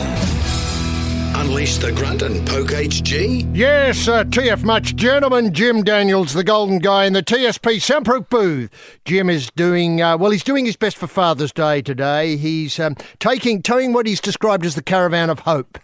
The Caravan of Hope up to Suncorp for the final game of the RL home and away in 2018. Yes, this always brings a tear to my eye. It often falls on Father's Day, the final round. Oh, another season cracked, boxed and buried and now consigned to the ash can of history. It's the Broncos v the Sea Eagles, and what a year the Sea Eagles have. I hope we get a chance to unpack the Sea Eagles year during the next couple of hours here. It's a great button to finish another magnificent year for the greatest game of all, and congratulations to the Poultry in Motion team, the fabulous Roosters, for taking out that wonderful shield last night. It was presented, again, tears in my eye, pants around the ankles, sloop pointing north. Congratulations, Roosters. Incidentally, Jim has a lot of Father's Day loot left, including 44 dozen cupcakes in club colours and a couple of fabulous meat trays there depicting in vivid detail, as only great Australian great meat artists can, highlights of last year's Tigers win at the AFL Granny. And he's got a big two. Somebody bailed me up during the week and said, what will Jim be tipping this week? And listen, I had to be honest. I said, I don't know. I haven't spoken to the bloke. He's obviously out and about all week, and the mail came through that Jim's big two, a Father's Day special queue for everybody interested. Moree Gold Cup. Oh, is it that time again? God, how time flies. Desert Marshal into Brotherly Secret. That's Jim's Dad's Day quinella. Probe-sters, Patriots, Pilgrims, punters, H.G. Nelson getting the Sporting Probe away for another set of 7 and TF Much. Bruce McAvaney, did you see Bruce yesterday? Lord almighty, the bloke can do everything. Obviously you're connecting with football. That's a given at this time of year. Then he was down for the best of the Group 1s, a sodden Caulfield, but Bruce was there, I think with one of the Freedmans and a lot of helpers everywhere. It's just brilliant. The word I took away from yesterday's coverage by Bruce was fascinating.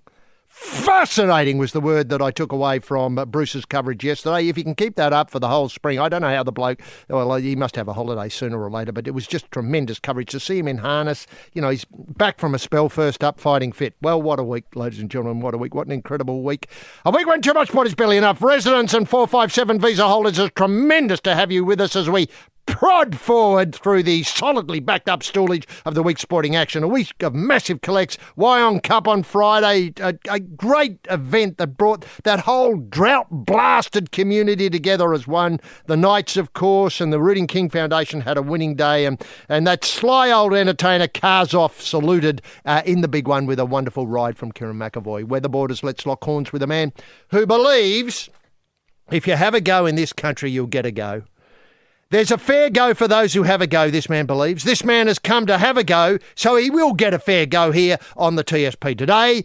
To remind himself of that heartfelt truth about fair go and having a fair go and getting a fair go, he's wearing an Australian flag as a badge. And if you look at the periscope of this show, you'll be able to see this man is not only, only has to take a shufty at his lapel to see that he is having a go and getting a fair go, but he's teamed that Australian badge with his Tasmanian Cricket Badge Life membership, his best on-ground GF medal in the 1987 Granny, his Fly Fishing Australia 2014 Championship badge, his Country Rugby League Life Membership badge, his Lithgow Show Cake of the Year badge, and his Chairman Mao badge, which he got from our producer, the Chairman Mao himself. It's a great selection of medal that emphasises the fair go mentality that has made this nation great. That man, of course, is rampaging Roy Slaven. Roy, can we get the TSP bunny in motion simply by asking what caught your restless eye this week? Fair go, bro! Yes, thank you very, very much, H.G. Nelson. A wonderful, wonderful week to be an Australian with connections to other Australians. That's the way I'm seeing it. That's the theme of the show, It is. Now, the murderer is accused of leaning on our immigration minister. What? Well, why wouldn't you? Why wouldn't you, given a chance? We might unpack this a little later. Special K causes an umpire to compromise himself Not that it helped much. Special K, as you'll know, went down earlier this morning to the man they call Roger Federer, the man with the underpants, the Rogers, the full-blown Rogers, i.e. no front, no back. Self-cleaning. Self-cleaning. That's right. The self-cleaning Rogers, you put them on at birth and you never have to take them off until they put you in the box. That's how good they are. Anyway, now players complain about the heat at the US Open. Do they? Hey, get used to it, is my message. Now, are the new-look Sydney Kings the best NBL team in history? Well, there's a puzzler for you, isn't it? Arguably not, having been bashed up by, might have been Melbourne United in a trial match. This trial match has revealed that the Bogart-led Sydney Kings may not be all that good at all. In fact, Bogart might be a bloody millstone around their neck, might be lead in the saddlebags. Anyway, only history will prove otherwise. Sam Stosur bows out in the first round of the US Open. God, is it? Well, it's not that many years ago that Sam won this event. Hard to believe now, the way Sam's been playing in the last... Well, she hasn't really troubled the score after the first round now for many years. No. In any event. Everybody yippies when they get Sam. I know. I mean, most people assume she retired years ago, but oh no, out she waddles with a couple of rackets and hope in her heart and disappears. Gets done over. Yeah. Anyway. Now, the AFL in a ticketing fiasco. Yet again, this happens every bloody year. People queue up to buy tickets and they're not available because of some computer crash. And, it's not the Soviets getting involved and corrupting our system. It's not. It's just the system isn't very good. It needs an overhaul. And if you do need tickets, for God's sake, get in touch. Roy and I have got a lot of tickets for every game. We've got heaps of them. I've got a bootload of bloody tickets. For every game. For every game. So don't be shy. No, just get in touch. Of course, the murderer has been totally silent on this. He's got a lot.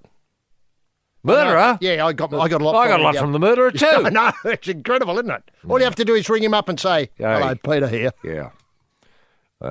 My name's McLaughlin. What's yours? Oh, McLaughlin as well. Hey, got any tickets? Sure. Now, immortal in waiting, Jonathan Thurston says au revoir. What a great night it was, and what a wonderful thing for Cam Smith to fly from Melbourne up to Queensland just to be there to say goodbye to Jonathan Thurston. He didn't have to. No. He didn't have to at all. Class. Yeah, Classy. He's classy at the back door, classy at the front door. In the Rogers? Yep. Or out of the Rogers? Or out of the Rogers. Now, New Zealand newspaper columnists, HG... I see this. They've been considering Australia... They're saying Australia has become the laughing stock of world sport. I thought you might touch on this. Yeah, I don't know what I make of this. I certainly don't like New Zealanders having a snigger at our expense. I don't know what this is going to lead to. More enmity between the two countries, I'd have to assume. Remember our Prime Minister in waiting, Julie Bishop, once had a go saying that she felt as though we couldn't work anymore with New Zealand. She did. Once they elected Jacinda Ardern. That's right. You couldn't trust them. You couldn't trust them. Well, she was right. Exactly. She was absolutely... It's not often I agree with Julie Bishop. But in this instance, I think she absolutely got it right. It's a disgrace. It's a disgrace. We cannot tolerate New Zealanders. If you know a New Zealander, have a good hard look at yourself. If you're friendly with a New Zealander, have an even harder look at yourself. Because you're not an Australian who deserves a fair go. Then make of that what you will. Yes, it's the Probe, all right. The Probe House of Sound. On the buttons whipping up a Felix-inspired #1 remix is the music industry Hall of Famer rampaging Roy Slaven and bellowing, "Turn it up! No one can hear it!" is the man with the blue tack in his ears to prevent deafness, H.G. Nelson. Roy, look, many people have asked us to, make some comments about the au pair crisis in Australia. Yes, I had no idea.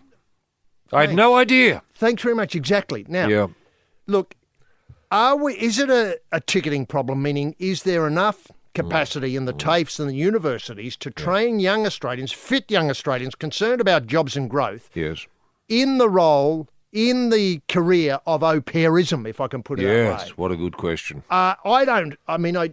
you'd think breakfast radio announcers would be onto this like, all over it like a rash, to coin a phrase. You'd think they'd be able to get some motion forwards that kids who are on the dole queues at the moment, desperate for more hours, could get jobs as au pairs.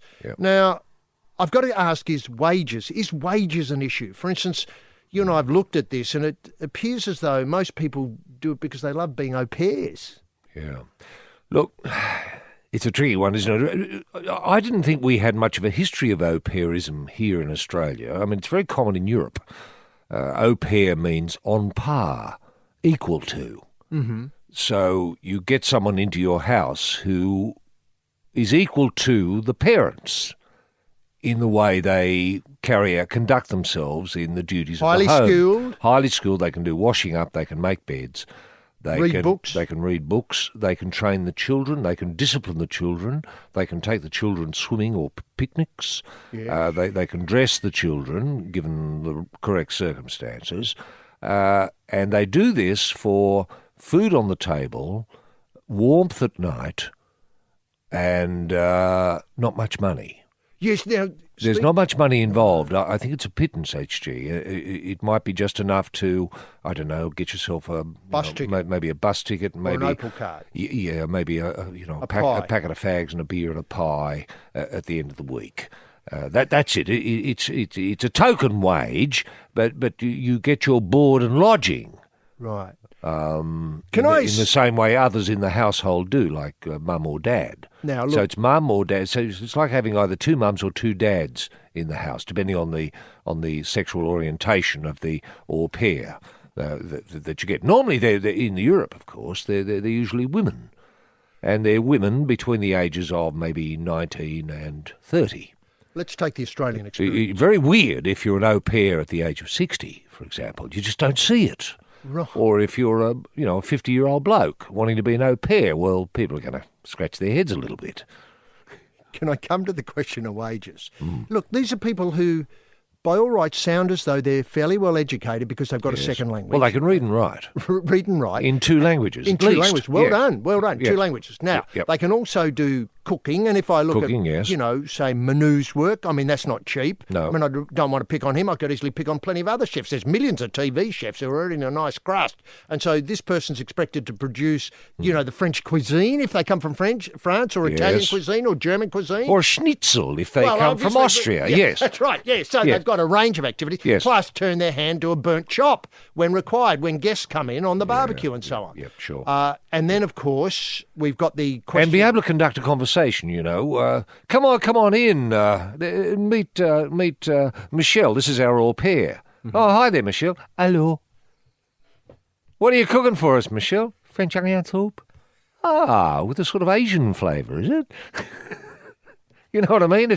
But you've got to be able to hold up an end of conversation, fit in. Yeah, fit in. Now, is this why they become valuable? And when their visas run out, they think, people in power think, in positions of power, think I better get on to Dutton straight away and extend the visa for Michelle. Yes. Because she's great with the onion soup and the conversation. Yes. With the Asian flavour. Well, that's right. But often when Michelle comes HG, she's not going to say she's doing au pair work. She's going to be saying, I'm here for a holiday. Oh, well, welcome. And then, of course, they have their holiday at, Barney McLaughlin's place. Can I ask, going further than that, though, she's not actually strictly earning money because she's not No, getting she's paid. not. She's getting board, lodging, and enough to get the fags, the beer and the pie, Now, I've had a look at this. Would you think that if we set the wages of au pairs in Australia at, say, $2,700 a week, I've had a look. Yep. Double degree in language, sure. Get a job at the United Nations easily on that sort of money, sure. Translating books, yep. From French into English or yep. the other way around, English into French, very well yep. paid. Yep. You'd never be out of work. And $2,700, obviously, you would be able to support yourself on the pie and beer and fags. Yeah, you would. Yeah.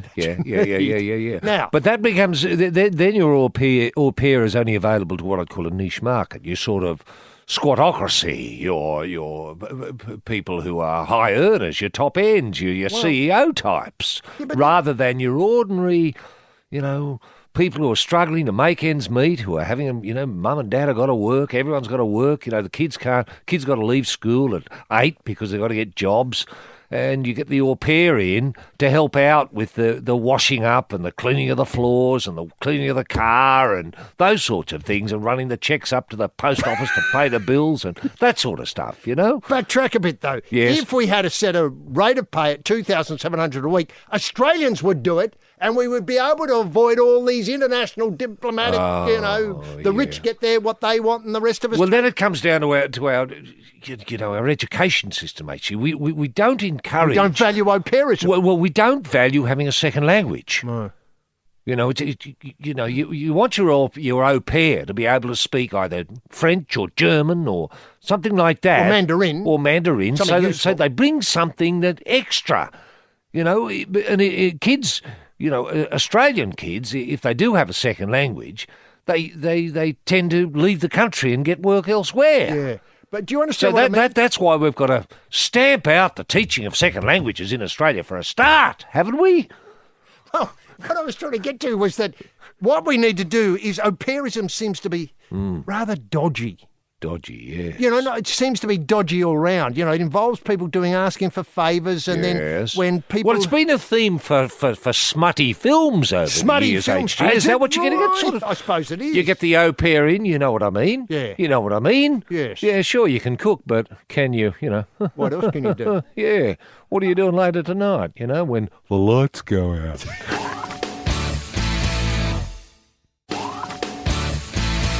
Yes, it's the Probe Family Day at the Bend Raceway. On pole in the asbestos suit is the racing legend, rampaging Roy Slaven, and smoking while filling the nitro funny car is a man about to go bang, H.G. Nelson. Now, Roy, I suppose we have to come to the chase here. We've established that au pairism is a given in Australian society. Not that we knew it. Until this week. That it's out there. It's every second family seems to have, depending on your name, of course. That's true. Yeah. Now, can I ask, do you think a genuine wage? I mean, look, this year it seems that almost every firm, I don't mean to be generalising here, but I am, every firm is underpaying their staff. If you look at, there's always a court case every week about money that's owed to people. Now, au pairs surely deserve a better... Well, there's no union. There's no au pair union. Right. As nearly as I can tell. Right. I mean, there's an opportunity there if... someone wanted to begin an au pair union and strike for better wages. Well, the conditions not going to change. The conditions are the conditions of the home you get into. Would you need a contract, though, with the employer, like you fill in the first name, employer is name, obviously McLaughlin. McLaughlin, yeah. You wouldn't have to change that very often. No. And then, employment for 2 years as an au pair at this rate, and then you'd be able to take holidays on Sundays and maybe extra, all holiday Mondays you're able to take off. I'm just discussing here. I'm not... No. Actually, I think you've got to build in some KPIs, some key performance indicators. Yeah, what would your KPIs be? Well, the KPIs might be going beyond the call of duty. You might make two toasted sandwiches instead of one. You might read 2 novels to the kiddies instead of one. Yeah. You see what I mean, where this can go? And so that gives you more leverage, at the end of the first, let's say your trial is over 3 months. You can say at the end of the 3 months, well, I made more toasted sandwiches than I said I was than I was asked to. Okay, the contract says food. I washed the car twice. Yeah. Oh, did you? Yeah. Didn't you notice? Well, not really. Anyway. Yeah. So it's in food. It's got make toasted sandwiches as required. As required. And then all of a sudden, when there's a gap to fill in by, the comment obviously from made an incredible toasted sandwich and made them often. Yes. When not even asked. Yes. Tick. Yep. This would be in a reference, say, going to the next job or something like that. But then again, surely to goodness, it's got to be something fairly structured so as you could take the one from, let's say, the outback Oodnadatta in South Australia and go to, say, I don't know, Penrith in Sydney and have a similar sort of experience. The people in Oodnadatta might have horses. Yes. The people in Penrith, not sure. Cats. Cats, fair enough. Yep. Or dogs. Yeah. Yeah. Good with dogs. Have worked with horses. Fair enough. Yeah. And then the pay, $2,700, Mm-hmm. that's a given. Mm-hmm. And then you discuss whether you can have the Monday off on the holiday Monday, but that might interrupt the long weekend from the people who are employing you. Sure. Access to internet, I suppose, would be another thing. Yeah, because you'd want to talk to home. Talk home. Skyping. Yeah. Only possible to Skype. And things like, when I talk to my parents back in Paris, can I speak in French? Yes. That sort of stuff. Because, one of the McLaughlins might say, well, we only speak English in this house. You see. And would a knowledge of football help, AFL football? Well, I think so. I think if you're going to work for a McLaughlin and expect the murderer to step in if there are any issues, which he seems prepared to do. At the drop of a hat. At the drop of a hat, yeah. I think you'd have to say to customs as you're coming in, I love the... I love the West Coast I Eagles. love the Eagles, yeah. Here you come. Well, I'm a Crows supporter. Are you really? Yes, I support the Crows. Yeah. Did you like the collective mind work? Yeah, I love the collective mind work, yes. And I'm going to work in the Barossa Valley with a McLaughlin. Oh, come on then.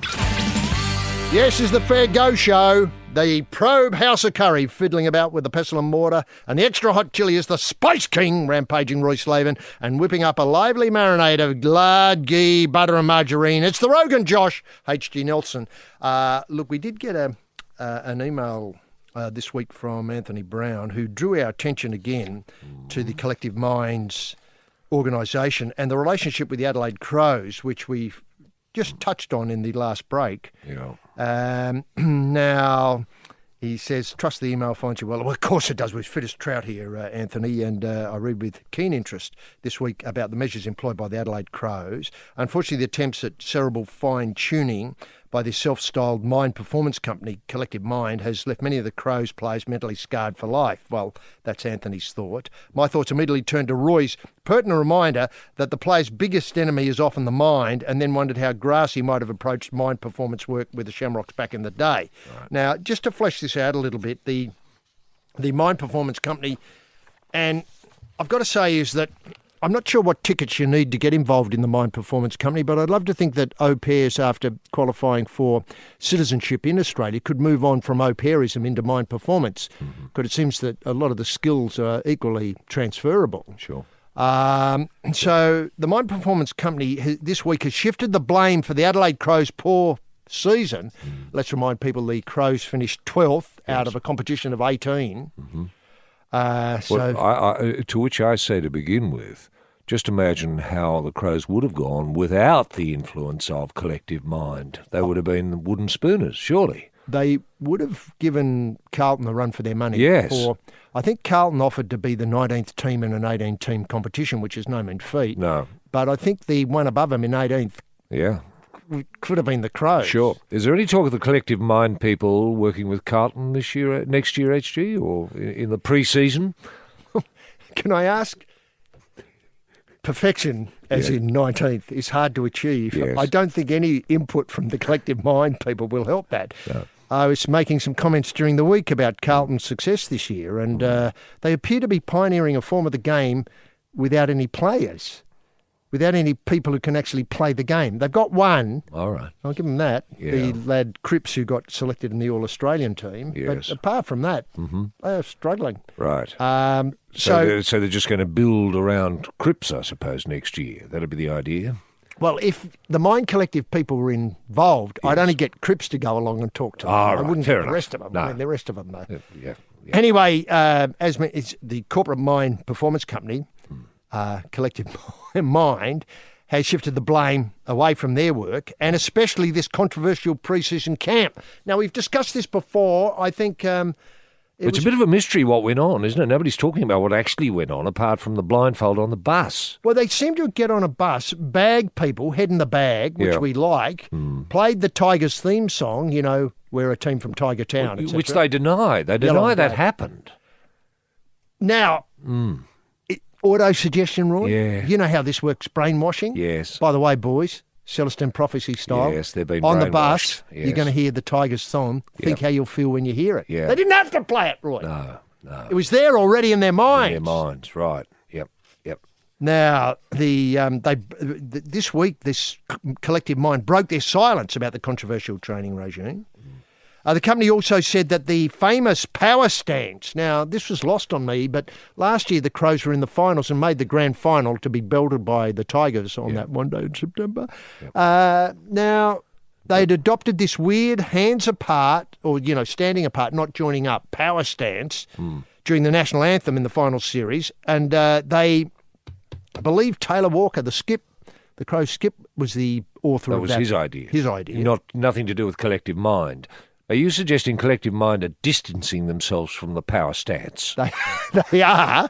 And collective mind have only heard positive feedback about the camp. Yeah. And some said it was the best camp they'd ever been on. And some said that made him a better husband. Now, that's a big call. It is a big call, isn't it? It's only if they'd improved their football. Exactly. Others said Does that mean, oh, God, this makes it difficult, doesn't it? It's a difficult message to sell here, because are you suggesting that to be a good husband, you've got to be a pretty bloody ordinary footballer, and vice versa?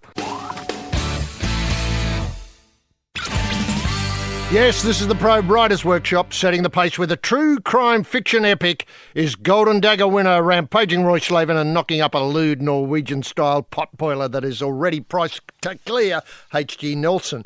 Now, Roy, just tidying up the collective mind, I noticed that the club, that's the Adelaide Crows, and Collective Minds didn't renew the contract for the mind work in the coming season, and that apparently that happened in the middle of the year, which is fair enough. And so I suppose the residue or the hangover from the collective mind problem that was established in the first half of the season really did come into its own in the second half.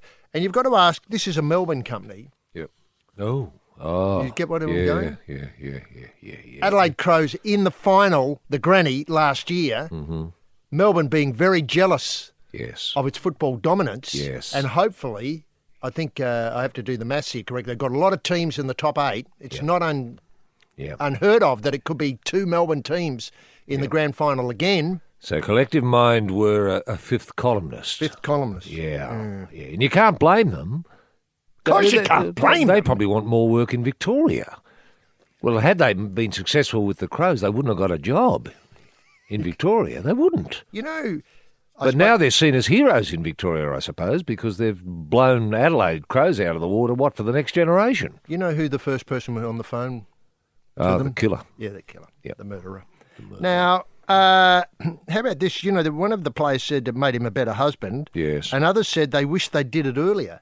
But are you seeing that as part of the effect? Meaning you don't have to hear the Tigers theme song on the bus to hear the Tigers theme song on the bus, if you're told. True. Yeah. If the idea is seated there. Yeah. And of course it does. How did it make them better husbands, Ed? She like more considerate, or got more jobs done around the house, that sort of thing? Well, they noticed the list of jobs on the fridge. Yes. And more mindful, I suppose. Mindful of the needs of others. Yeah, more mindful and less. Well, about it doesn't football. make you a good footballer, does it? It doesn't. Now, and of course, footballers have got to be selfish. I often say that to them. Be selfish. Think of yourself. Put yourself first. Was that Grassy's message to you? Yes. I don't want any of you boys thinking. That's what he'd say to us, day one of, training.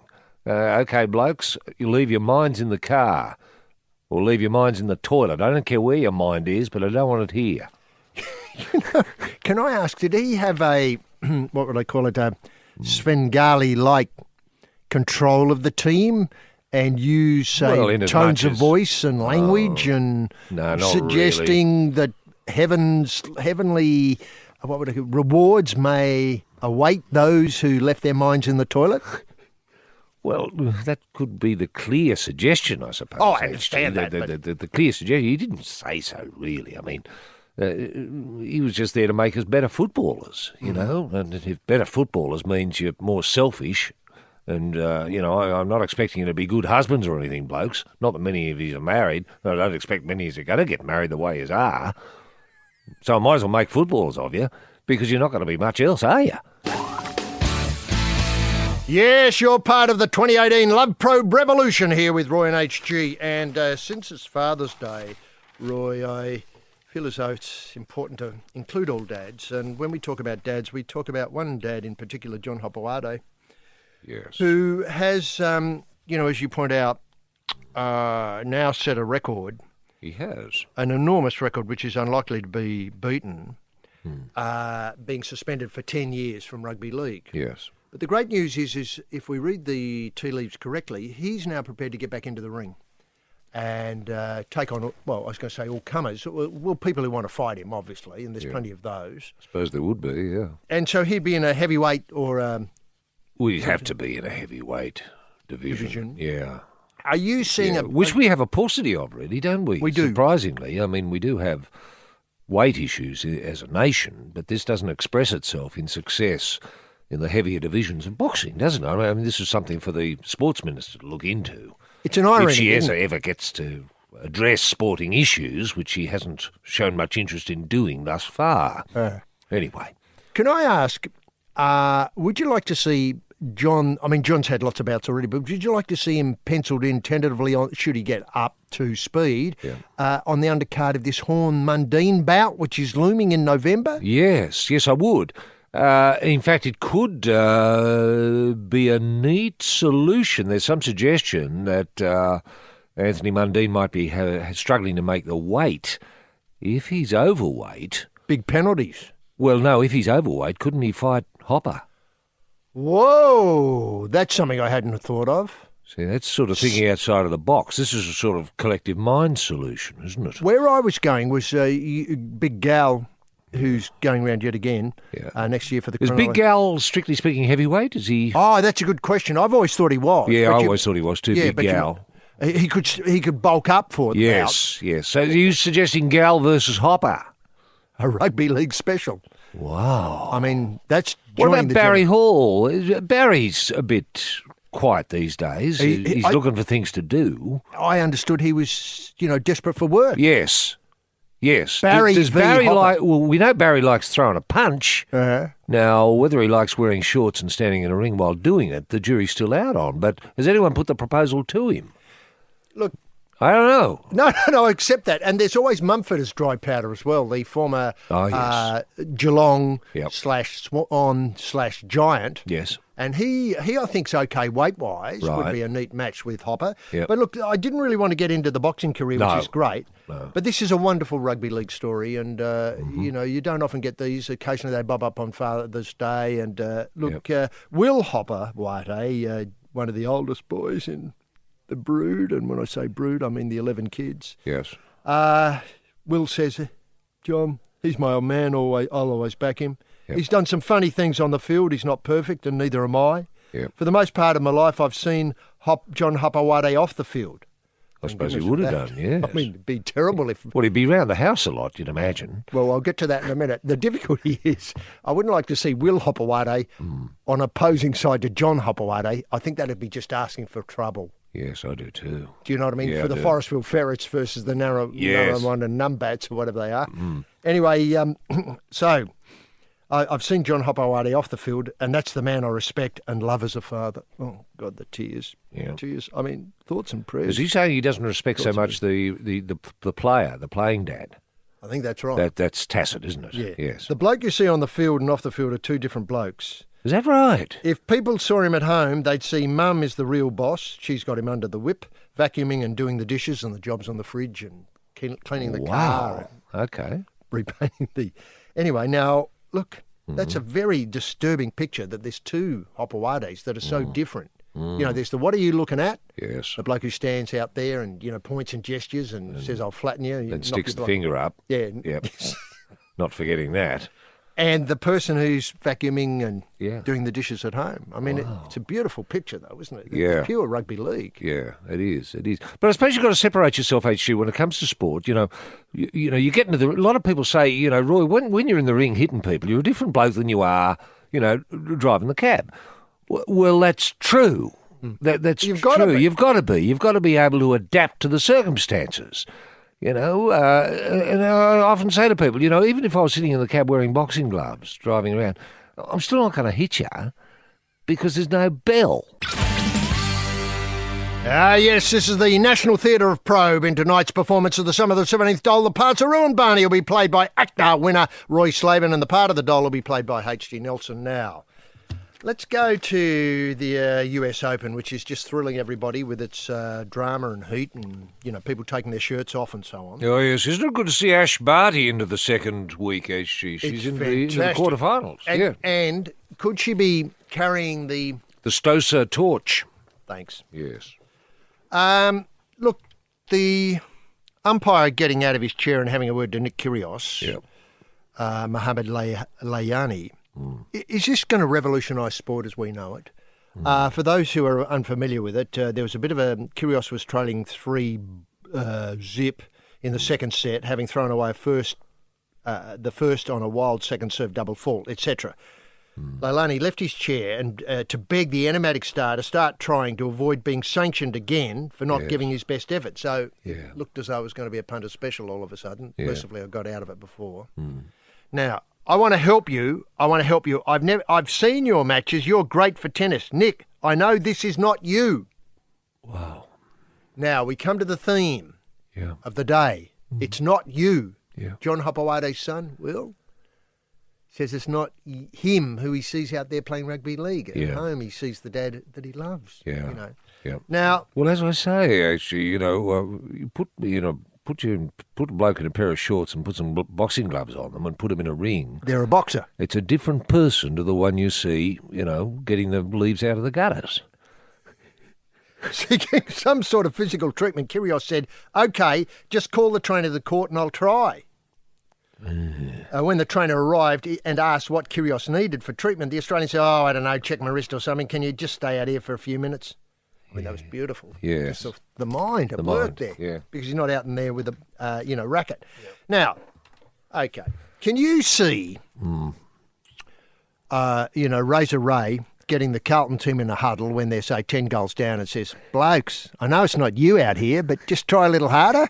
Yeah. Or Matt Chechen in the old days, say, getting the Parramatta team saying, "Oh God, Jared, lift your game, buddy. I mean, you're letting the code down here. Think about your jumper. Yeah. Think about those 37 seconds in American football. That's what people come to see. Yeah. Or the whole team. Yeah. No, Mitchell, stop bluing with Norman and get on with it. Look, it is a tricky one, HG. I agree with you, but look. I think the time has come for Australia as a nation to come together and ask themselves or ask ourselves the question, is Special K sane? Yeah, well, this is a hard question. Is he the full quid? And does he need help? Now, I'm a little bit taken aback that it's taken an umpire, not the Australian people, not Tennis Australia. No. It's taken an umpire to reach out to see a young Australian in difficulty whose mind is torn asunder. It's in the toilet. It's in the toilet, yes. Or out in the car park. Yeah, or wherever. It's not in his skull. It's somewhere else. Now, for that umpire to come down and say, reach out and say, "Nick, please, for the good of the game, for the good of yourself, for the good of the game." Because people had paid money not to see some sort of psychological meltdown, much as, back in the day. I know, very entertaining. Back in the day, people used to love that. People used to love going to see Goran Ivanovic. Well, no, I mean back in your more Hogarthian days, HG. Way back, where people would go, when people were loony, you'd put them in loony asylums, and you'd pay money for people. People would pay money to go and look at them and have a laugh, at how mad they were. Now, I don't think the US Open has become that, but it ran the risk of becoming that. I know. Now, firstly, you're in the Lithgow Open and you played that many, many times and very successfully. How would you have responded if an umpire got out of the chair and started talking to your opponents? You might have been playing Stomp and Stains in an early, obviously an early round. Sure. Come on, Stomp. I'd have been furious. Yeah. I would have been furious, especially if it caused Stomp to improve his game. Yes, and win. Unlikely. Yeah, almost unlikely. But anyway, I mean, anything can happen. But I would have been furious. And I can understand this kiddie whose name I can't remember that Nick was playing, who we may never hear of again. This was his one chance to, get into the second week. Pierre Huez Herbe. Well, there you are, see. There you are, Pierre. Now, obviously, the umpire thought, well, Pierre, who cares? But this Kyrgios, this Aussie kid's got tremendous talent that's got to be unlocked, and maybe I can help here. Maybe I can, and he did help. He got Nick into the game against Roger Federer. Not that it helped him. No. But at least he was competitive, especially in the third set, which he lost 7-5. So he won 5 games. That's incredible, isn't it? Incredible. So the umpire has probably reached out and probably helped the kid in a way that Tennis Australia never did. Can you see? I think Tennis Australia. Where is the sports minister here on this one? You know, Bridget McKenzie. Is that her name? I think that's right. The shooter. The shooter, yeah, the shotgun. The straight shooter. Oh, yeah, the straight shooter. Well, why couldn't she have headed this off at the pass ages ago by leaning on Tennis Australia? We don't take a phone call. Even if she got, the murderer, get in touch with the murderer to get in touch with Tennis Australia to do something about Nick Kyrgios. Can I ask, would you suggest that Nick phoned, say, Peter Dutton and suggested a au pair career for this Herbe in Australia? Would you give him something to go on with? This is the umpire. The umpire or Nick himself. Nick is an au pair. No, would the you other want bloke. Nick in your house? No, I don't want Nick in my house, but I was thinking of him acting as a honest broker for Herbe, who might be able to need something to do with his life. And he's got tennis skills. He obviously probably speaks some English, could come and read Morris Sendak, say where the wild things are to the kids and teach them or some tennis. Maigret novels or something like that. yeah, why not? Why not? Is the kid interested in au pair work? Well, I'm just thinking, obviously he's going to have problems coming to grips with the fact that the umpire spoke to Nick Kyrgios at the US Open, told him to buck up and came out and thrashed him. Yes. That leaves its mark. It does. It does. Now, the au pairism might be the thing But to I go. think the umpire has been sanctioned, has he? He's not allowed he's to do been it ticked again, off. I He's think. been told not to do it again. Yeah. Can I come to another point? Is in the old days, I mentioned Gurin just a little bit earlier, the great, and he won Wimbledon, let's not forget Gurin, a terrific character for tennis. He often said there were 3 Gurins out there. Yes, he did. How would the umpire cope with this? Would he have to put one Gurin aside while he spoke to the other 2 and then get the third one in, having dropped the first one out? It's slightly different though, HG. At least with the 3 Gurins, you knew that they all played tennis.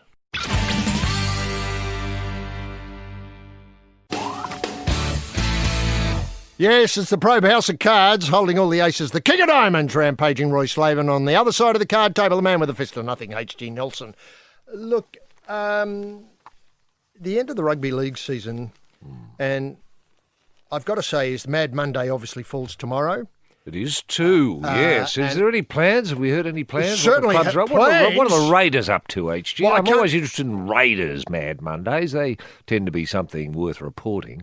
Well, let's hope so. Yeah. The Mad Monday that I've got is that Manly are going to, well, after the match this afternoon that Gentleman Jim's out with those cupcakes and, obviously the Rooting King autobiography and all that sort of stuff. Yep. The Seagulls play Brisbane this afternoon, and the team will board a flight straight home after the final whistle before they start an annual end of season, what's described here, unfortunately, in the what I call the Nine newspaper, as booze up. I don't like that idea that rugby league plays booze up. So this Manly team are travelling to Brisbane, are they? This afternoon, I think it's, game? 4 o'clock. So I might be wrong about the time. after the final whistle, straight onto the plane. They won't bother getting changed or anything. Come straight back to the Manly clubhouse, to Lottoland, and get on the Terps. Get on the Terps. Now, where's their minds?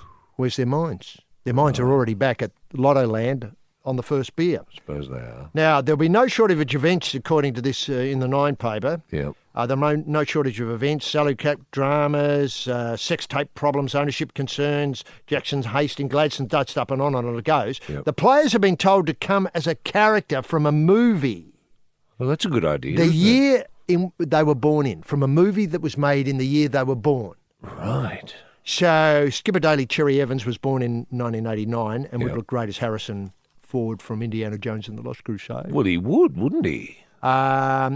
Marty Tapau, who is reportedly Roosters bound, could embrace Edward Scissorhands. Yes. Make it awkward drinking his beers, though, wouldn't it? It certainly would. Somebody'd have to help him. Yes. Now, I think Barrett, the coach... Yeah. Coach Barrett, who might be departing. Yeah.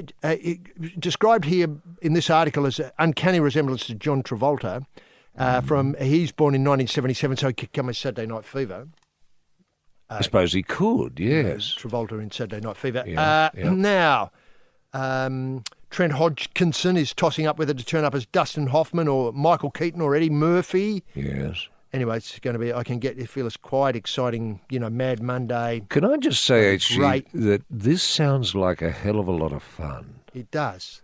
Now, look, I think what we have to do is... Because the first thing the player's going to do is try and guess who it is, yeah, what the film is. Yeah, who That'll be a come charade as. for about 30 seconds. Sure. And then give us another drink. Yep. Now, let's not forget that the great innovation, apart from Australians going to play in the NFL, was, and we've got a number of Australians now playing in the NFL, was Jared Haynes' introduction to Mad Monday to the United States and the world as a whole. Yes. It's no longer being able to contain in rugby league and AFL sides in Australia. It belongs to the world, and that's terrific. Yep. Now, I think I set that aside there. Well, that sounds like a... and each year, are they, is this being held in what I would say in camera, or are they going to be somewhere where the general public has access? Because this can change the nature of a Mad Monday event. I mean, are the players just dressing up in these characters to amuse themselves? Or a larger public, yes, of fans who've had a disappointing season. Let's face it. Yes. I'd love to Periscope it live, YouTube channel, right? Something like that. I don't think it's needs to go on free to air. Although some might suggest it would make great free to air television if you had somebody like Grant Denyer presenting it. Yep. He's out of a job. Hello everyone, welcome to Manly. Yeah. Shouldn't the footy show cover at HG? The footy show. Yeah. G'day Dale. Who have you come as, mate? Oh, I'm here as Harrison Ford. Oh, yeah, I can see with the whip and the gun and everything. Yeah, that's great. Now, you're going to really turn one on today? You're going to tie one on? How many beers are you going to have? Oh, I thought I might have 20 or 30. Oh, good on you, mate. Yeah. Now, while he has a great show. Let's have a look at a clip from Harrison Ford in Indiana Jones. Hey, I hadn't thought of that. What a great idea. Now, let's go to some of the problems they had, the Manly Sea Eagles this year. I mean, there's ownership problems, and you've got the Lotto Land left. Lotto Land, degrees eminence of Bozo Fulton, and remember, call you Bozo because he's a clown. Yeah. Get this. Trent Barrett, remember he looks like John Travolta and could come as a character out of Saturday Night Fever. Saturday Night Fever, yeah. Mm-hmm. He said it's understood his complaints involved, and he's leaving, and he's had trouble with the club all the way through. I understand their football department is very poorly resourced. It is. Apparently most clubs have about 25 in the football department. In the Manly Sea Eagles, they have 2. Right. He had to bring his own backyard furniture in for the team's common room. No. Yeah, it gets worse. He had to bring a desk from home to use in his office. No. This is Lotto Land, one of the premier venues of rugby league in this nation. Yeah. Premier venue, rugby league, this nation. Yeah. Barrett, his wife and 4 kids had to clean the team's gym on the night before he started work. No way. What were the kids doing to use as furniture in the backyard at home? There's nothing there. He had to hire chairs for the locker room. Hire chairs? Where from? I suppose chair hire, Manly. Suppose. That was their big get for the year. Yeah. Players at times had to change in the back of their cars and still have no lockers. Well, you could use your boot as a locker, I suppose. The back of their cars. Yeah. I mean, the beauty is you can get your car so close to training. That's the great thing about even Lotto on match Land. day, you can park it right out the front. No one comes. Management instability, 3 chief executives in 3 years, 3 general managers of football in 3 years, no recruitment manager for 12 months, and a lengthy period without a welfare manager. Right. Now, if Trent leaves HG, I assume he'd take his desk home with him. And the furniture. And I suppose then the chairs would go back to Manly chair hire.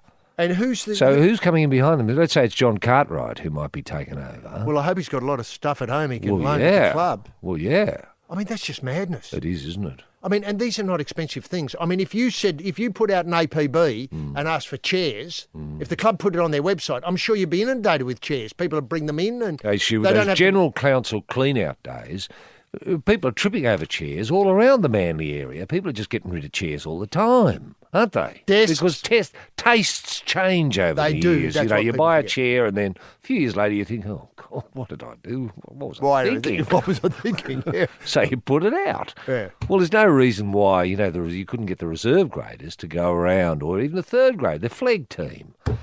A bonding thing is we're going to get ourselves some chairs at the council clean. Oh, great, yeah. More than that, I bet you there's a chippy or, somebody who's got an idea of how to knock things together in their garage at home. Yeah. This is in the Manly area. I'm not talking about players here. Obviously, there would be players who had those skills, but somebody who could... In fact, I know one of them right now who could knock him up a decent chair. Right, yeah. And where would they get the timber from? Are these timber chairs, HG, or are they bent metal? They could be either in this case, but timber chairs, let's say timber chairs. Timber chairs, okay. Well, you're going to need some timber. So who's going to donate the timber? Yeah. Well, maybe again on council clean-up. A lot of people throw beds out and stuff like that. Cupboards. Cupboards. Yeah. Bring in a few cupboards and we'll have a working bee. We'll have a working bee. Come on, blokes, we've got to turn these cupboards into chairs. Any ideas? Men's sheds. That's a movement that's sweeping Australia. True. Couldn't we get an order into a men's shed and say we'll buy them off you There must be a men's shed in the Manly area. And if they said to them, look, how many chairs do they need there anyway? Is it just for the first grade team? Maybe 20 chairs. 20 chairs. Say 20 chairs. And we'll give you jumpers and tickets and, maybe some sort of ticket in Lotto Land. I don't know how it works, but I know it's great. Yes. The men's shed could really run with that. Oh, they could. And then they could have banner signage. We made the chairs for the Manly Sea Eagles here. Yes. I don't know if men's shed are so much a profit I understand. organisation. I don't think they are. I don't know what the legal position is, actually. I don't know if they're allowed to build chairs for professional rugby league teams. I don't know. Yes, it's the Probe, all right. The Love Probe revolution continues here with Roy and HG. Now, we've set that aside, the Manly problems of Mad Monday coming up, which is going to be great, and the reasons why Barrett, had to leave. I mean, eventually, as you point out, the kids, 4 kids at home with no furniture in the backyard. No furniture in the backyard. I mean, that's inhuman. Yep. I mean, why didn't the United Nations That's involved? right. Now, and where would the au pair sit? If the au pair wanted to go into the backyard at Barrett's place. Has he got an au pair? I suppose he does. Yeah. Most people do these days. Would he ring up Todd Greenberg to pass on a message lean on to the dut, say we need another au pair? Is that it? We need an au pair with carpentry skills to turn the fence palings into some sort of seating apparatus. Is that the way it works? I've got to say, I think so. Yeah. It still baffles me how people with au pair needs are put at the front of the queue, and people with real needs are shoved right up the back. I don't... No, you just got to get real. Yeah, sorry. Sorry. Now, look, this is mid-year, but it was supposed to be a reunion for the Manly Sea Eagles players involved in the greatest grand final victory of the modern era when Manly thumped the Melbourne Storm 40-0 in 2008. So 10 years on, they're going to have a reunion. Good. It was a triumph built on mateship and magnificent skill. Right. Oh, well, that's lost over there at the moment, except in the carpentry area. Sure. When the players gathered to mark the 10-year anniversary of Brookvale Oval mid-year, only 7 turned up. And there was no coach, Des Hasler. And nowhere to sit, I assume. Well, there's just a bit of bench in the grandstand. Jamie Lyons, Steve Maddai, Anthony Watmo, Glenn Stewart, Matty Orford weren't there. 3-try hero Michael Robinson, Jason King, Josh Perry, Brett Stewart and David Williams couldn't make it either. Why wasn't Watmo there? I don't know. He couldn't get out of the house. Right, okay. He was building furniture. Building furniture, yeah. I mean, that's a very sad... Or he might be doing au pair work in France. Watmo? In France? Maybe. Good luck. Now, can I ask... Was you got the email about the reunion? Yeah. I certainly got one, and I thought, that'll be great. Well, I thought to myself that'd be great too, but I wasn't part of the team, so I thought, well, why would I go? Well, it was just for general information in the community, which is fair enough. I just accepted that's how it works. But to think that so many people didn't get the invite. Yeah. And what was it built on again? This win, actually, mateship and something else. Mateship and magnificent skill. Well, magnificent skill, I assume, is right, but the mateship can't have been right.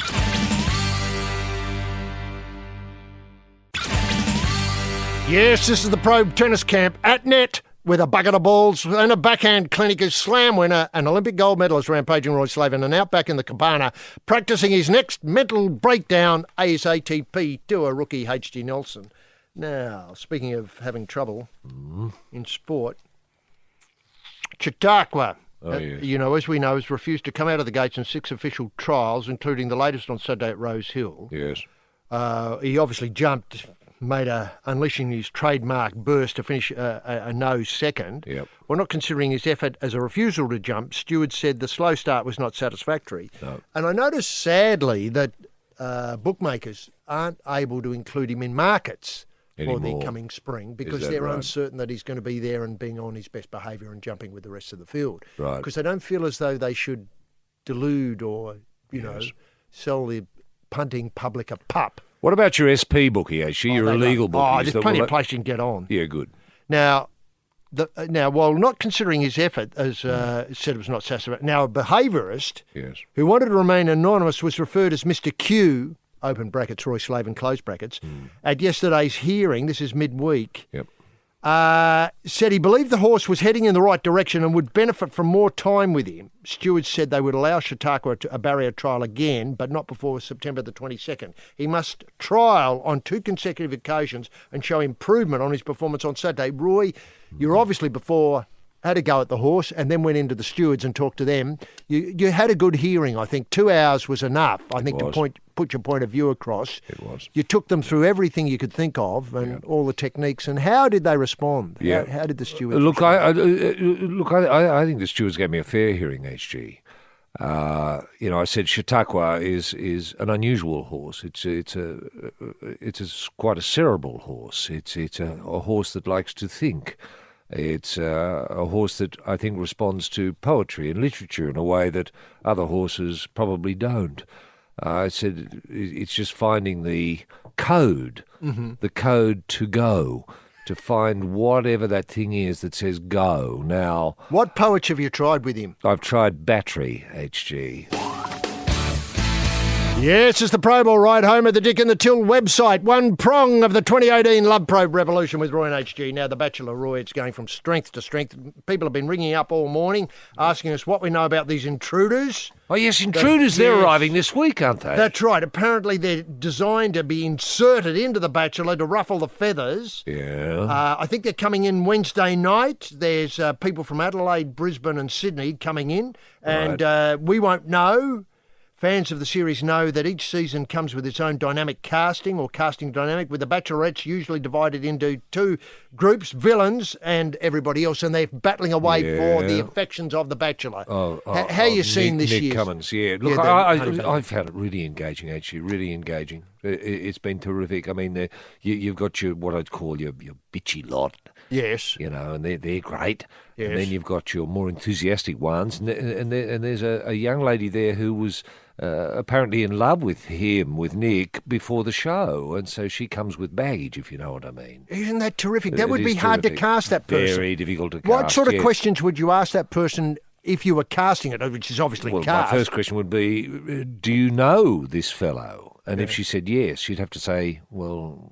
So she said no at that She question? must have said no, yeah. Even though she did? Even though she didn't know him well. Yes, and knows the family, apparently. Oh, I didn't know that. No. I just thought for a minute she might have seen him on, say, television. Yes. And formed an attachment as people can. No, I don't think so. No. She was in love with him before she arrived. And this is most unsettling for some of the others, especially Brooke, I think, because I think Brooke went to have dinner with Nick's family this week, and it worked out really well. Really well. No buts. I think they're in love, and I think Brooke's won, and I think they're getting married on the last episode of the show, despite what the intruders do. Yes, this is the Probe with Roy and HG on a Father's Day special. And, look, let's finish up where we began. Will Hopewade, he knows his dad. He knows the real... I wonder what he's got Dad for Father's Day. And I wonder what Dad's cooking up in the house today for Father's Day. Special meal for all the kids and the mum, obviously. I wonder what protein he's using, HG. Could I suggest beef? That's an excellent question. Do you often think that, when you think rugby league, you think beef?